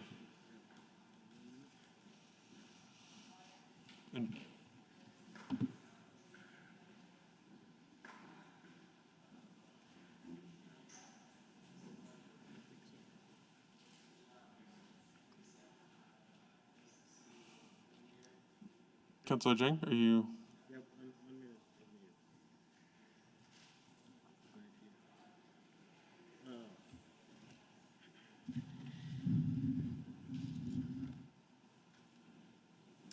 Thank you, President If you could just please just be close with your mic. Yep. Thank you, President Tracy, and also thank you, everyone, for being here today. I think we've been having... I'm sorry, is there a motion? Yes, I would like to move the agenda item 5.06 to be withdrawn from the agenda right here today. Okay, we have a motion to withdraw from the agenda. Is there a second? Seconded by Councilor Hanson. Councilor Jang, would you like the floor back? Yes, I would like the floor back, President Tracy. Yes, go ahead. Okay. Thank you, everyone, for being here again. Let me do this. So as you know, this is a resolution, and the title was targeted for some reason, because people think that it is anti-Semitic, and it does not really align with the resolution, the language itself. I think this has brought so many controversy in this community, right? And it is important also for people to understand that this resolution has gone through a process, through a racial equity, inclusion, and belonging committee of the city of Burlington, a standing committee that the city council has created. And please note that this resolution was supported also by so many different local organizations. There are at least 27 of them. Many community members, including Jews, those who are not Jews, showed up to speak in support in 2 different occasions about this specific resolution, in support. So when we were done with that, then I think the next step, what I did is to send it to the mayor of Burlington, his office, and also chief of staff, letting them know, and it was specifically on August 20th, following exactly all the processes. Councillor Shannon? What is your point of order? Is a motion to withdraw debatable? Is a motion to withdraw debatable? City Attorney Richardson? Yes. Councillor Shannon, City Attorney Richardson, I don't know if you were able to hear, said yes. Councillor Jang, please continue. Thank you. Thank you. President Tracy. Yes, and we sent it to the mayor in order to receive feedback. So some of the sentiments here that we brought this resolution during a holiday of Jewish people, I think it was unfounded, because we definitely made sure that this resolution went to the mayor in order to receive feedback, but we have not received any communication back. Not acknowledgement, no feedback, no concerns, and then we kept on going. This resolution went through the submission through the city attorney's office to be vetted and also transformed into a formal resolution of the Burlington City Council. It is important to bring the process into this. The racial justice, racial equity, inclusion, and belonging then voted to refer this resolution to the Burlington City Council. Context matter, especially when we are being targeted, that we are dividing the community. Exactly any other resolution in the city of Burlington went through the same exact process. Jews showed up, community members showed up, and even before that, people demonstrated many marches here in the city where at least 400 people showed up. In the past 2 weeks, we have received a substantial amount of pre-written emails, most of them. Emails from all over the nation, and in some cases, in so many different formats. Twitter, we're being tagged, we're being called from all over the place. We received also all the elements that were missing about this resolution. We heard the perspective of people who are from the Jewish descent, making it clear that this resolution is only one-sided. It is speaking against the state of Israel. This resolution does not recognize the contribution of Jewish community members in this community, their well-being, and also the anti-Semitism that they have been encountering in this exact community. So we listen, we act. Throughout this process, personally, I have grown. I have listened to both of those that support the resolution and those against it. But what strikes me the most is how I learned about anti-Semitism and how it affects members of our society. As a black man, I know how it feels to live in agony under the radar where nobody pays attention. But when I hear members of our community have been living that, it struck me the most about this whole process. It didn't make me stop. It just made me open my eyes, listen to the people, and also continue to strive for what's right. Because of this resolution, I was also able to connect with Jewish-led organizations throughout the nation. I'm just going to give you a couple of examples. The Israel-American Civic Action Network, Israel-American Coalition for Action, and so many other organizations.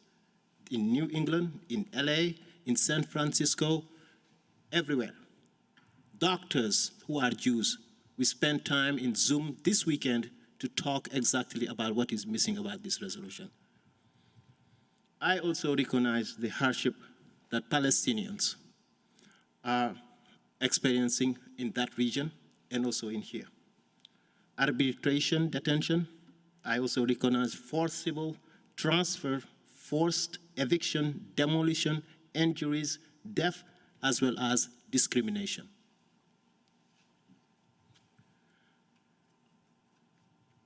What can we do from our municipal standpoint to promote peace and justice? That's a question we all need to be asked instead of targeting each other. So much suffering around the world. Many people are suffering every single day.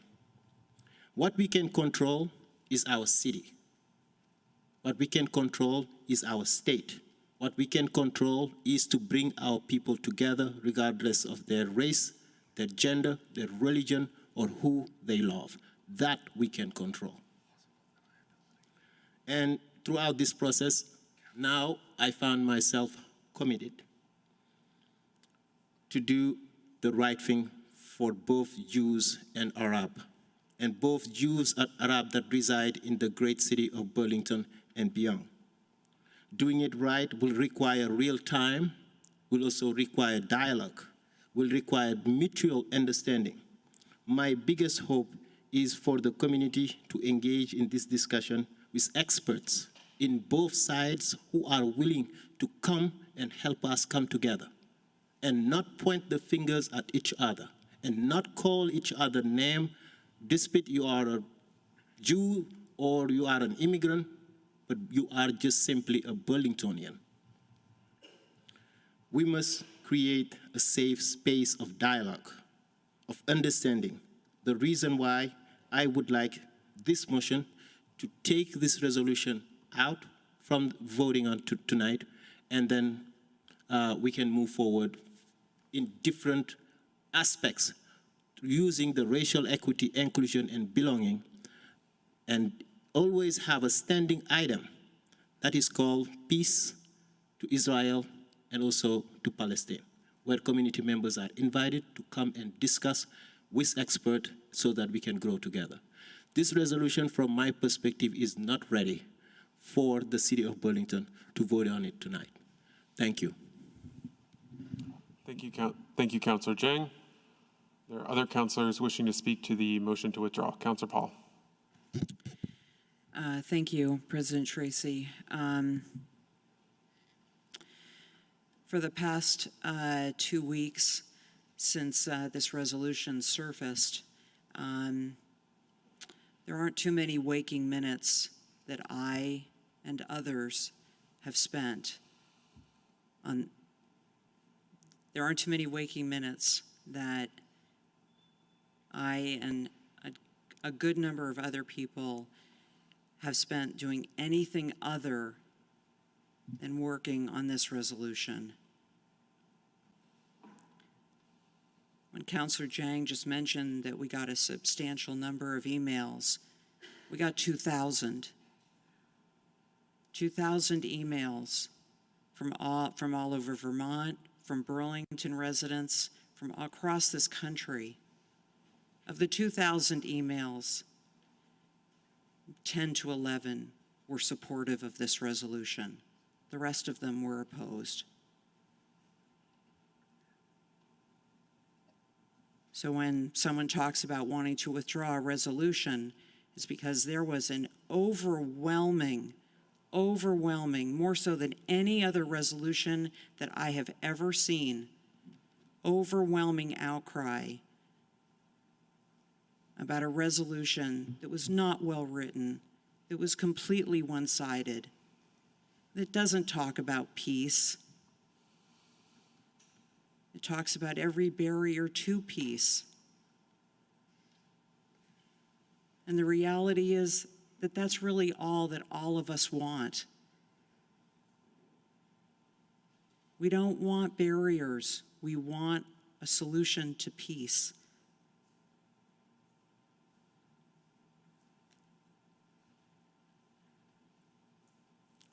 I've spent, I can't even tell you how many hours writing up what I was going to say this evening.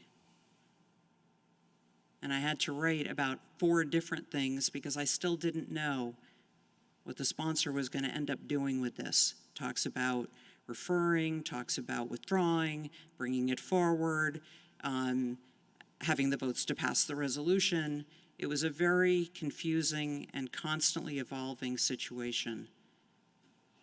So I'm not speaking from anything. I'm just sort of speaking from where I am, from who I am.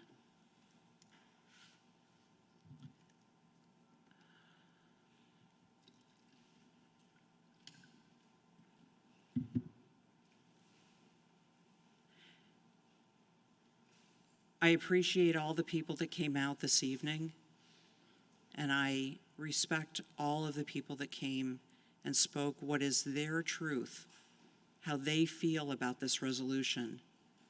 Somewhere in the middle, we've got to be able to find common ground. BDS is not about finding common ground. It just isn't. That's the reason why President Biden, President Obama, 50 governors, our own delegation are opposed to this. You know, I found it interesting that in a room full of so many progressives, that no one quoted perhaps the most influential progressive that we have in this country. He's right down the street. And he has spoken about the fact that he is opposed to BDS and has said that it is a mistake. I'll quote it if I need to, but he has said it is a mistake for us to think that BDS is not anti-Semitic. It just is. But that doesn't mean that we can't solve this problem. But we can't solve it.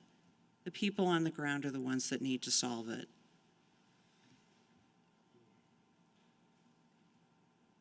I am concerned tonight because a motion to withdraw doesn't really mean anything. What it means is that tonight, we're not going to talk about this resolution. But what it also means is that at any time, make no mistake, at any time, that resolution in its current form can come back.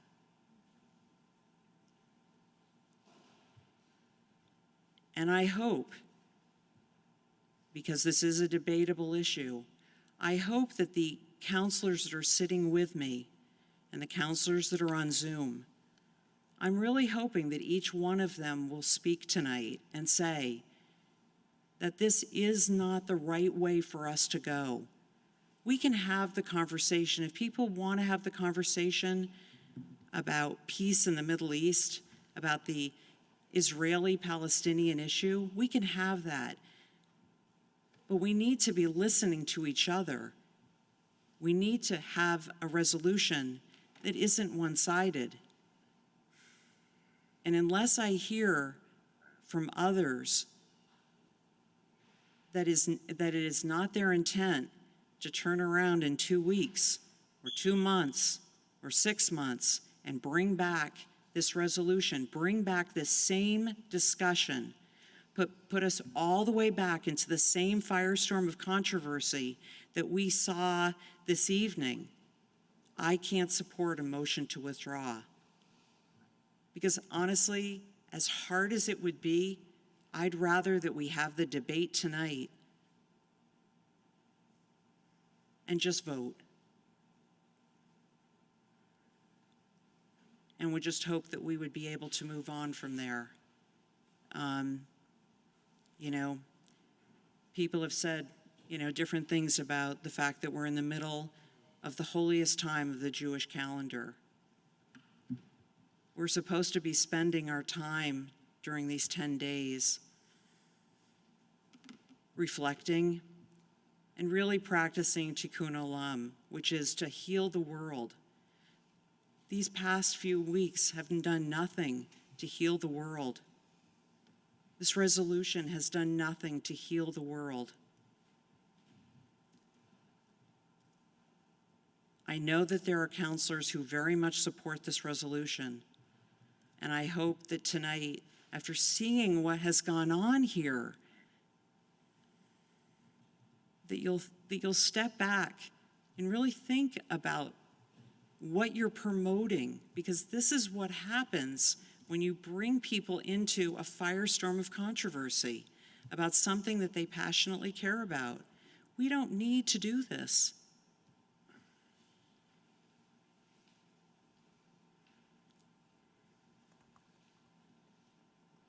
So I will reluctantly vote against the motion to withdraw because I just don't want to see us. I want to see us move forward. I don't want to see us be back here in another 2 weeks or 2 months having this conversation again. We need to move forward. Thank you. Thank you, Councilor Paul. Councilor Mason. Thank you. Councilor Point Shannon. of order. Councilor Shannon, what is your point of order? President Tracy, I will challenge again that a motion to withdraw is not debatable. A motion to withdraw is typically withdrawing a motion. No motion has been made on this, and I'm wondering if the intent is to amend the agenda, perhaps, that has already been adopted. I just don't understand the debate that we're currently having. Sure, Councilor Shannon. So the motion that was on the table, the city attorney has ruled, has let us know that it is debatable. Attorney Richardson, do you still stand by that with the further point of order by Councilor Shannon? I do, in part because of the city council rules that compare a motion to withdraw to a motion to amend, which does allow for debate. Thank you. Okay, I have. What is being withdrawn? There was no motion. There was no motion, so what on? Well, City Attorney. Sorry, if I may. Yes. Technically, because it was included in the agenda, and it is a written resolution, as opposed to a motion that has not been stated, such as the prior motions this evening. Some, looking at Robert's Rules of Order, consider that to be a motion made on which then the motion to withdraw, similar to a motion to amend, can be made. As opposed to if it hadn't been made, there would be a motion to withdraw, only could be made by the specific sponsor of it, and it would be a simple question in which, before it's been made, a sponsor may withdraw it, and there's no vote. It's a unilateral right. But the fact that it was printed, added to the agenda, and included means that it has in fact been made because of the written nature of the resolution. Therefore, I look to the council rules that treat a motion to withdraw similar to a motion to amend, and my interpretation is that would allow the debate. So there is a resolution in that respect on the table that has been submitted in writing. Thank you. Councilor Shannon, are you clear? President Tracy, did Attorney Richardson just say that the motion is to amend the agenda? Attorney Richardson? Sure. No, Councilor Shannon, I said that it was akin to a motion to amend, and the interpretation and researching this in preparation for tonight's meeting, looking at Robert's Rules of Order, particularly about written motions, resolutions, which are different than proposed motions that you get in your packet. In this case, there was a fully written resolution. Some who have interpreted Robert's Rules of Order, in which I happen to concur, treat a written resolution as if a motion has already been made once it's adopted and added to the agenda. So at the beginning of the meeting tonight, the council adopted the agenda, and that included the written resolution. So in that respect, there is essentially a motion on the table that belongs to the meeting. And the distinction that's drawn is a distinction I think that you're getting at, which is when a motion has not been made and has not been submitted in writing, it still belongs to the the sponsoring council person. But once it's essentially on the table, it belongs to the meeting. Excuse me, Councilor Shannon, allow the city attorney to answer your question. Just once it's on the table, it essentially belongs to the meeting. So the sponsoring council member no longer retains the ability to unilaterally withdraw it. It can be withdrawn by a motion and a second. And again, the section Robert's Rules of Order was not clear in the research that I did. So I looked to the council rules, and I believe it's under section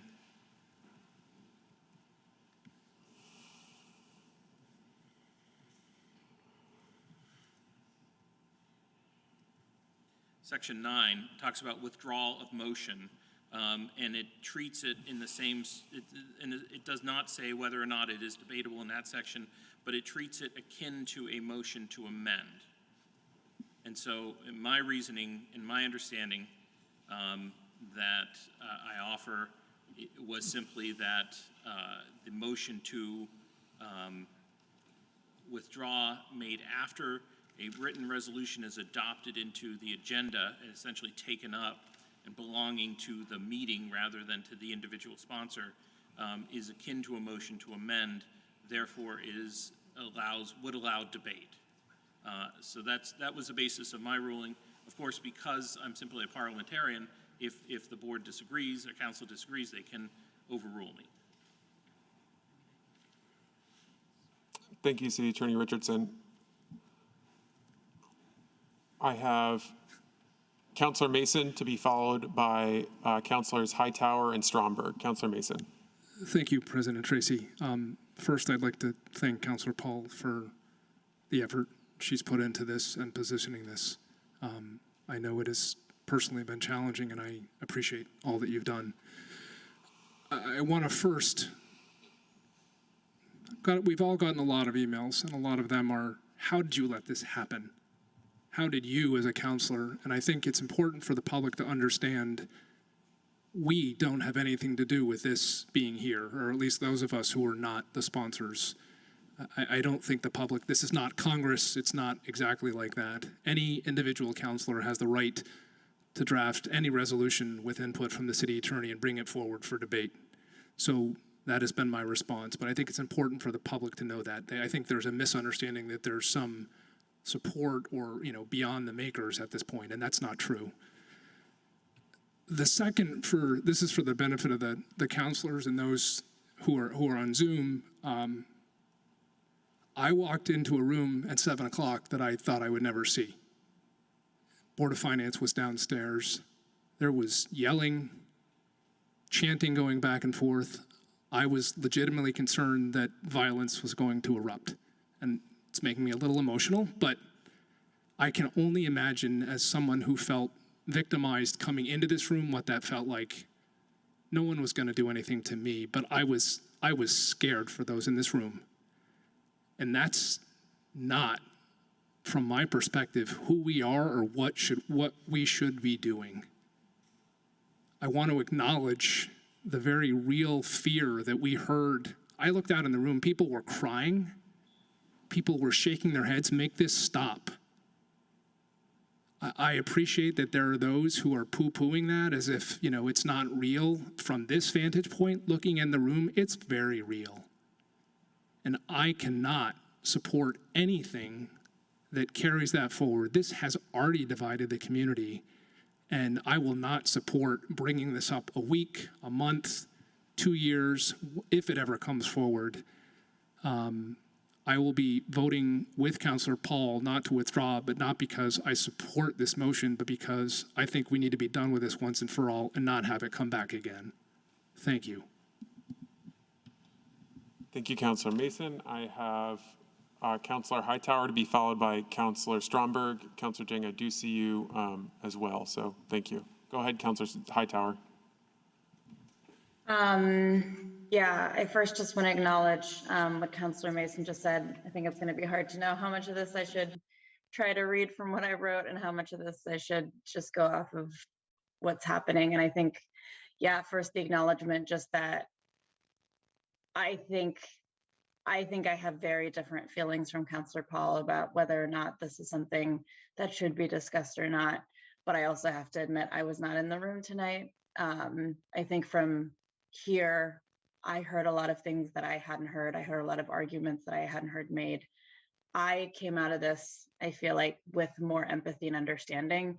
I'm not sure that other people did, but I think that's an individual choice, and I hope people choose that over other things. And I think the other thing that I have to say is I feel like there were 3 types of arguments that were made against this resolution. The first I would put into a bucket of things that we shouldn't talk about this. And also, I should say I'm speaking partially to honor, I'm hoping at least Councillor Paul's request that we spend some time at least discussing this and how we feel about this. The first is, so the first set of arguments, what I heard is that we shouldn't be discussing this, that Israel is being singled out unfairly, that kind of argument. And I don't know that I agree with that. Actually, I know that I don't agree with that. I think the council has addressed a lot of international issues, including during my tenure. And then there is the thing of we are all resident citizens of a democracy that sends money to Israel. And I think it is our duty to understand and debate and discuss. And ultimately, its human rights violations become our human rights violations. And I think that it's not out of the purview of us to discuss that and acknowledge that. I'll skip over the second kind of argument that I heard because I want to go to the third argument, which was that there has been a rise of anti-Semitism around the country, that the language in the resolution would spark more of this, that the claims are oversimplified, sensationalized, and the solution ineffective. And I think it's important to acknowledge that there's a lot of fact in there. There is a rise of anti-Semitism across the country. I feel like Councillor Mason, I didn't see the people, but just from the emails, from the voicemails, I have to acknowledge that there is a real fear. And as a Black woman who has felt a lot of those fears, I think I have to believe people who say that they are scared and that they're afraid that, you know, my actions might hurt them. And I think the third thing is that it's also, I think we're all still, and I think this is for me at least part of the learning piece, is trying to understand what is oversimplified, what is sensationalized, what is ineffective. And I think that is, at least for me, the hardest part.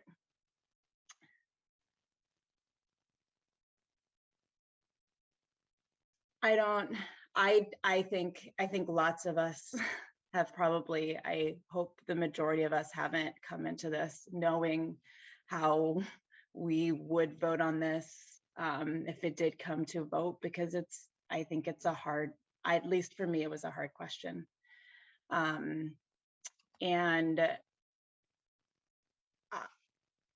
I would hope that we don't just throw our hands and say that things are too complicated to discuss, too politically charged, too emotionally charged, even if they're difficult to discuss, because I think too many of us know that the status quo tends to preserve violence. I also, as someone who is not Jewish, don't think that I can just ignore the voices who say that this resolution would make them feel less safe. So I guess the last thing is I did appreciate something that Gene Bergman said, which I think is just, I would ask us all to consider what is being done with our tax dollars and in our name, and who is being made unsafe by our inaction and our plea. I will support a motion to withdraw, with the understanding that I hope that this debate has, I maybe doubt that this is true, but I hope that this debate has brought at least some good in addition to a lot of the hurt.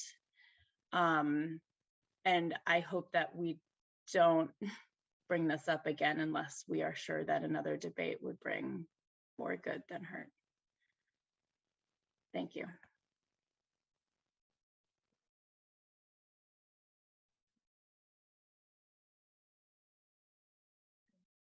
Thanks, President Tracy. First of all, thank you to everyone that spoke tonight. I know that this is a really personal and very sensitive topic. I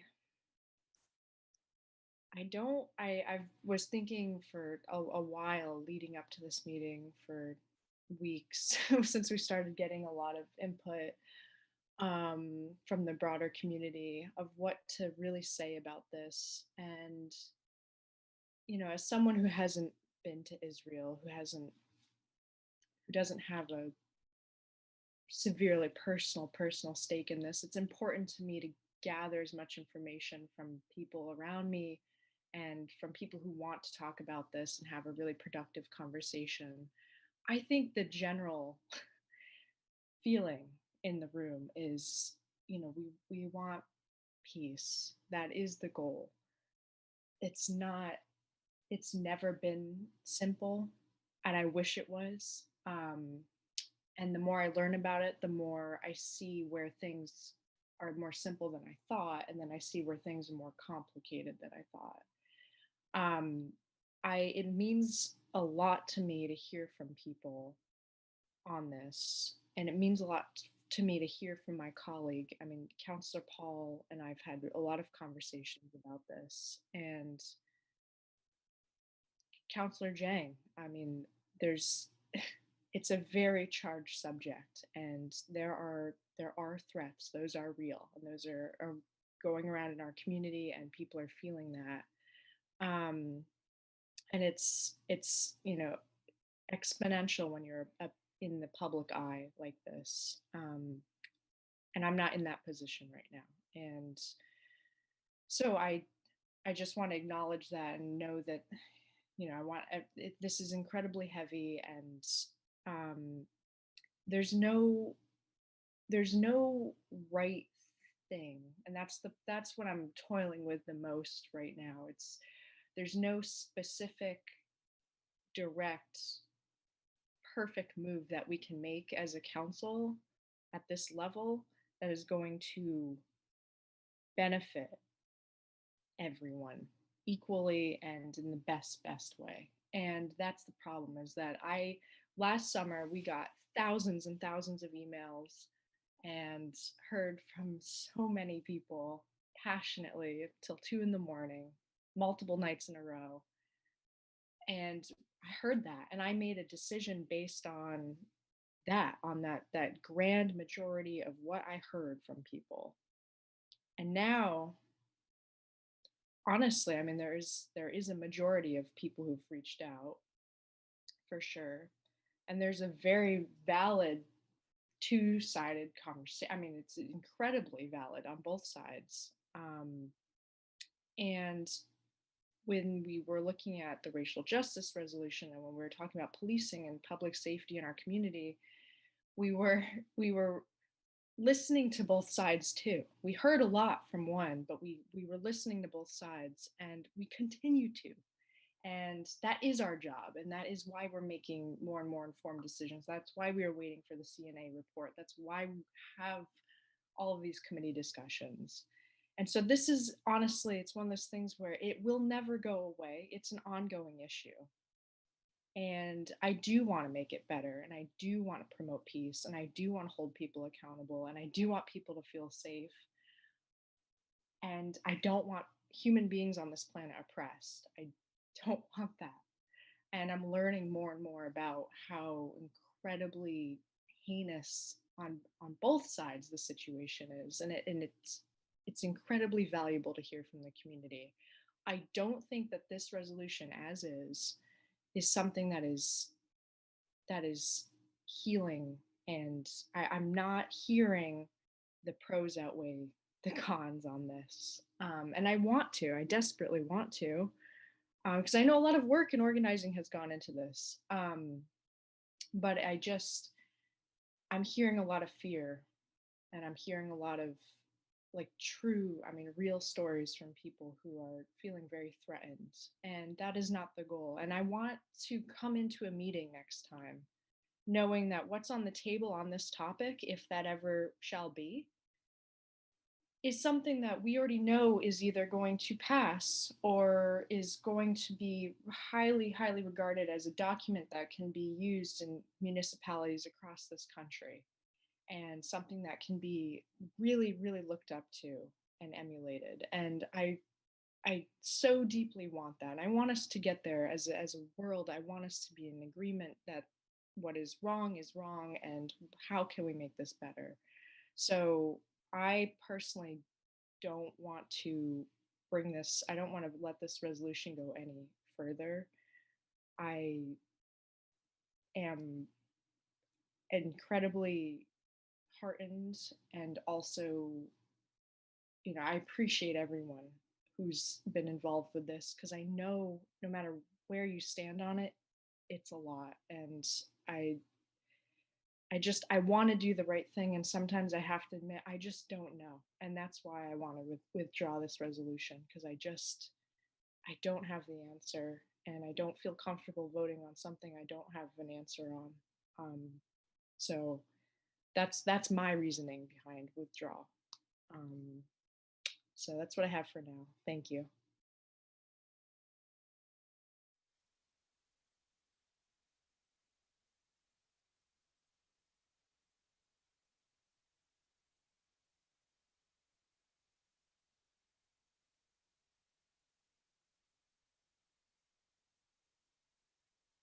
Around the world.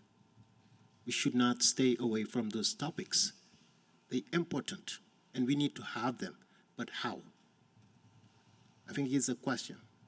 The pain and suffering, of the people here and beyond. What's wrong with the fear of being uncomfortable? From my perspective, maybe as a person of color, I don't see anything. Maybe I experience it every day. It's okay to be uncomfortable. It just helps you grow. But I'm a little bit confused with these sentiments that this resolution will be coming back in 2 weeks, 3 weeks, or 4 weeks. I think we all know that's what I wanted, to bring it back to the Racial Equity, Inclusion, and Belonging Committee for more dialogue and conversation, hear from both sides, and bring it back.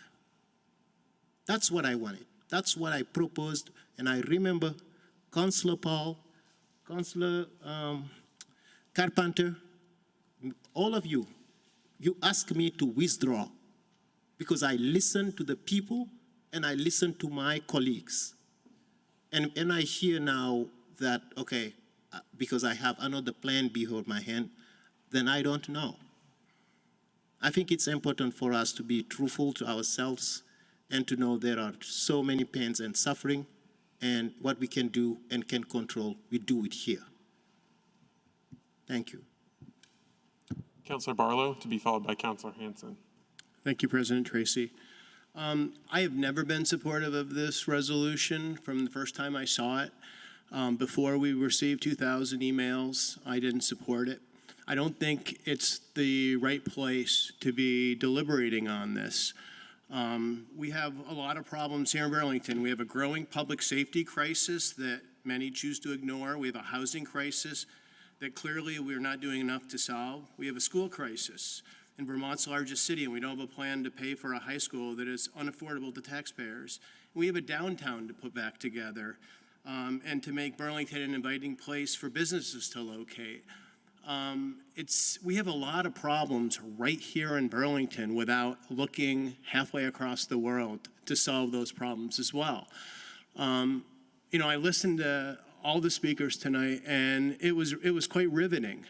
But it doesn't change my belief that these are not the things that we're elected as city councilors to deliberate on. I know that I'm not a foreign policy expert. I watch a lot of news channels and things, but I'm not somebody to make a policy decision around military aid to Israel because an advocacy group says that I ought to, and because, as Councilor Mason said, people are in here, making a lot of noise tonight, and it was a little bit intimidating to have that sort of environment.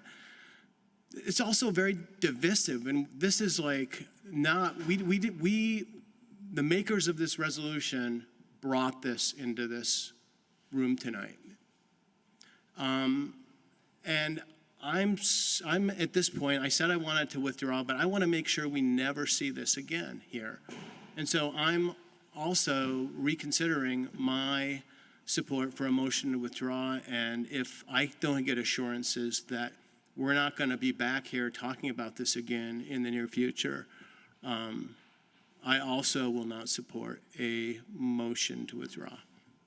Thank you. I have Councilor Hanson to be followed by Councilor McGee. Thanks, and thanks for everyone for sharing their thoughts. I guess to try to jump to, the motion to withdraw and that consideration. I really do believe, I think what's really hard about this issue is that there's people on both sides, and when I say both sides, I think that's a loaded term, but when I say both sides, what I mean is specifically this resolution and boycott, divestment, and sanctions, the BDS movement. What I mean is people who support that and people oppose that. That's what I mean by both sides. And I think there's people on both sides of that who are working really sincerely for justice, peace, for self-determination, for all. And I think there are also people on both sides of that issue who are working towards more problematic ends as well, and people who are motivated by religious discrimination, or by racism, or by other forms of oppression. And as some speakers alluded to, I think there are folks who are comfortable with a scenario or even advocating for a scenario that one group of people's freedom is coming at the expense of another group of people's freedom. So I think that's what's hard about this issue, but I think everyone at this table and this council, and I believe, everyone in this room falls into that first category of people sincerely wanting to work towards justice, peace, towards self-determination for all, and wanting to stand against the oppression of Palestinians around the world, and as well as the oppression of Jewish people around the world as well. I believe that that's where we are all at, and our goal on this.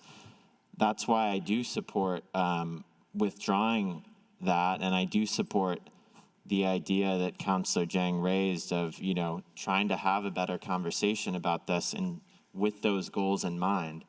And so it's a question of trust that we're talking about. Do we trust that our colleagues are interested in that conversation and will work sincerely towards that and try to have a dialogue that promotes that in Burlington and that promotes the broader global discussion around these issues? I do trust that is our goal, and that we can do a lot better.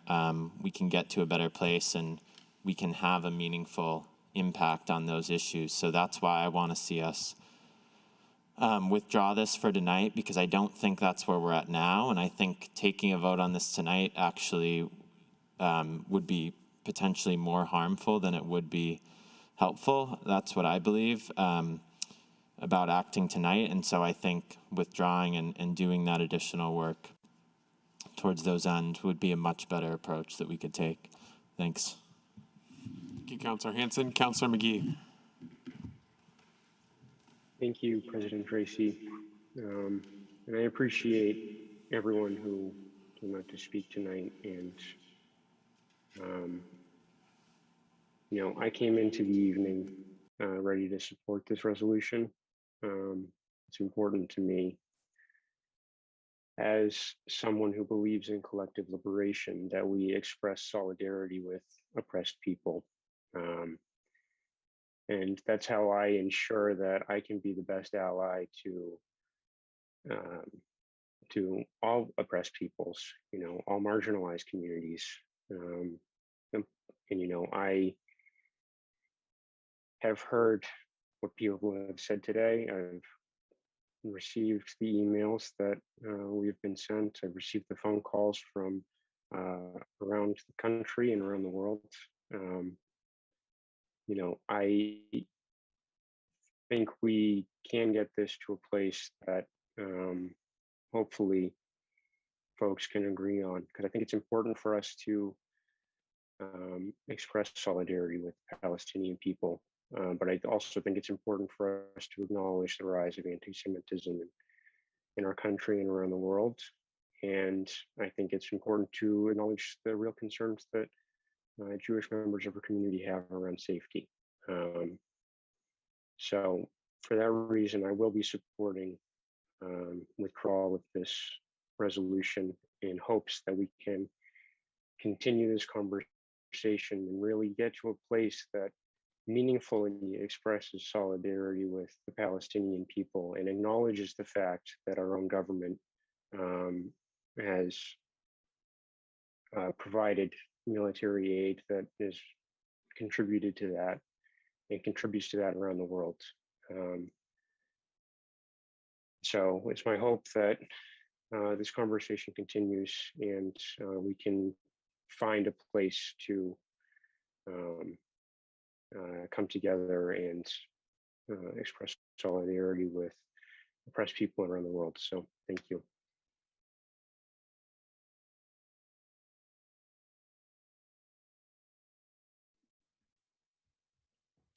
Thank you, President Tracy. I apologize for not being with you tonight. I am on vacation, a vacation that was postponed a year, and I wish I could be in the room with all of you. And I thank you all who are there. Councillor Jang told us in his motion to withdraw that this resolution is not ready. Councillor Hanson just told us we need to do more work on this. Councillor Hightower noted that we have spent time on other international issues, and she supports the discussion. Councillor McGee just told us he wants to continue the conversation. This sounds to me like a motion to refer. This does not sound to me like the intent is to end this discussion tonight. We have spent time on international issues. We have passed feel-good resolutions.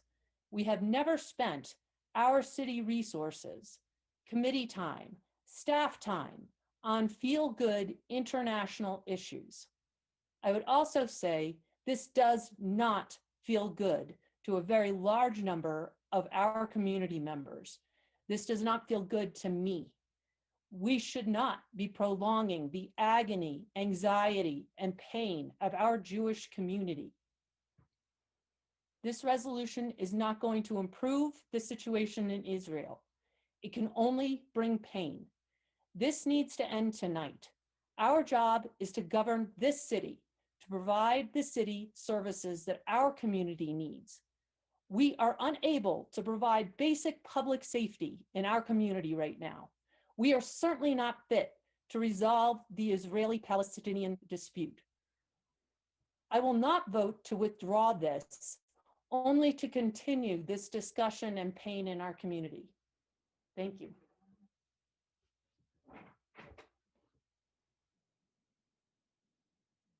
Thank you. I too am struggling with this along with my colleagues.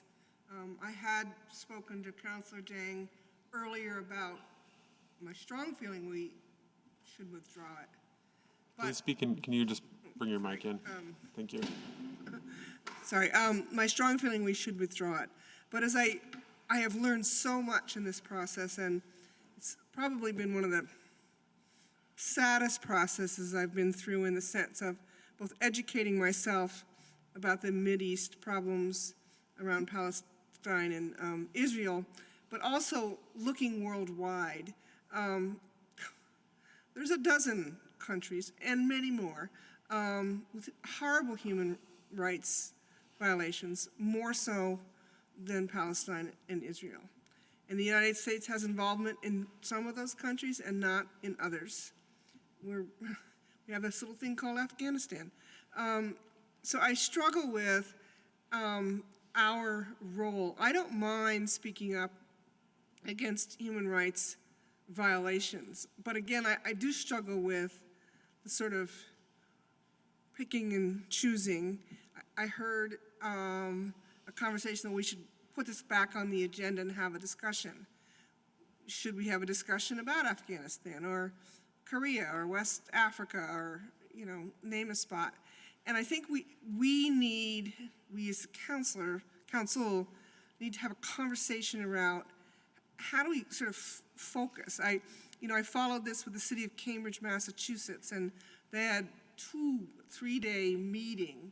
And where they landed was that their best opportunity to be effective was to really localize it, look at their own city purchasing, their own city investments with a human rights lens, big lens, not little lens. Right, so we have one more resolution on the table for this evening, which is item 5.08. Councilor Shannon just let me know that she has signed off for the evening. I'm going to go to Councilor Hanson for a motion on this item. I'll move to waive the reading and adopt the resolution and ask the floor back after a second, please. We have a motion from Councilor Hanson. Is there a second? Second. Seconded by Councilor Stromberg. Councilor Hanson, did you want the floor back? Yes, please. Go ahead. Great, thank you. So this is a charter change that the Burlington City Council has advanced multiple times in the past, but something that the voters haven't gotten to weigh in on since March of 2015. A lot has changed since March of 2015, and I hope that we can give the voters in 2022 another chance to consider this. This is really about making sure that our local democracy works. For democracy to work properly, I think it's critical that everyone in the community has ability for their voice to be heard and to be able to have a say in what happens in their community and how their lives are impacted by that. And I think the ability to vote on who represents you on this council and in the mayor's office, on the school board, and to vote directly on ballot items, to me, is a really fundamental and critical part of that participation in our local democracy. So this measure would allow all legal residents over 18 to vote in local elections. Tonight would just be the first step. The resolution lays out that there would be public engagement on this issue before it would come back to the council to consider putting it to the voters. Specifically, the resolution names, and this was from input from Councilor Jang, is naming to get input from the Association of Africans Living in Vermont, AALV, the U.S. Committee for Refugees and Immigrants Vermont, USCRI Vermont, and the New American Advisory Council, NAAC. So yeah, I wanted to thank Councilor Jang for your collaboration, and thanks to others who've reached out with questions or to offer support. And I hope that we can move this forward without too much controversy. Thank you. Thank you, Councilor Hanson. Any other councilors in the queue? Councilor Barlow. To be followed by Councilor Stromberg. Oh, we have a second. I'm sorry, it's late. I'm losing track of things. I'm just going to read. I've considered this. This is one that when I first saw it on our agenda, I wasn't sure what I thought, but I just got clarity on it today. It is definitely one that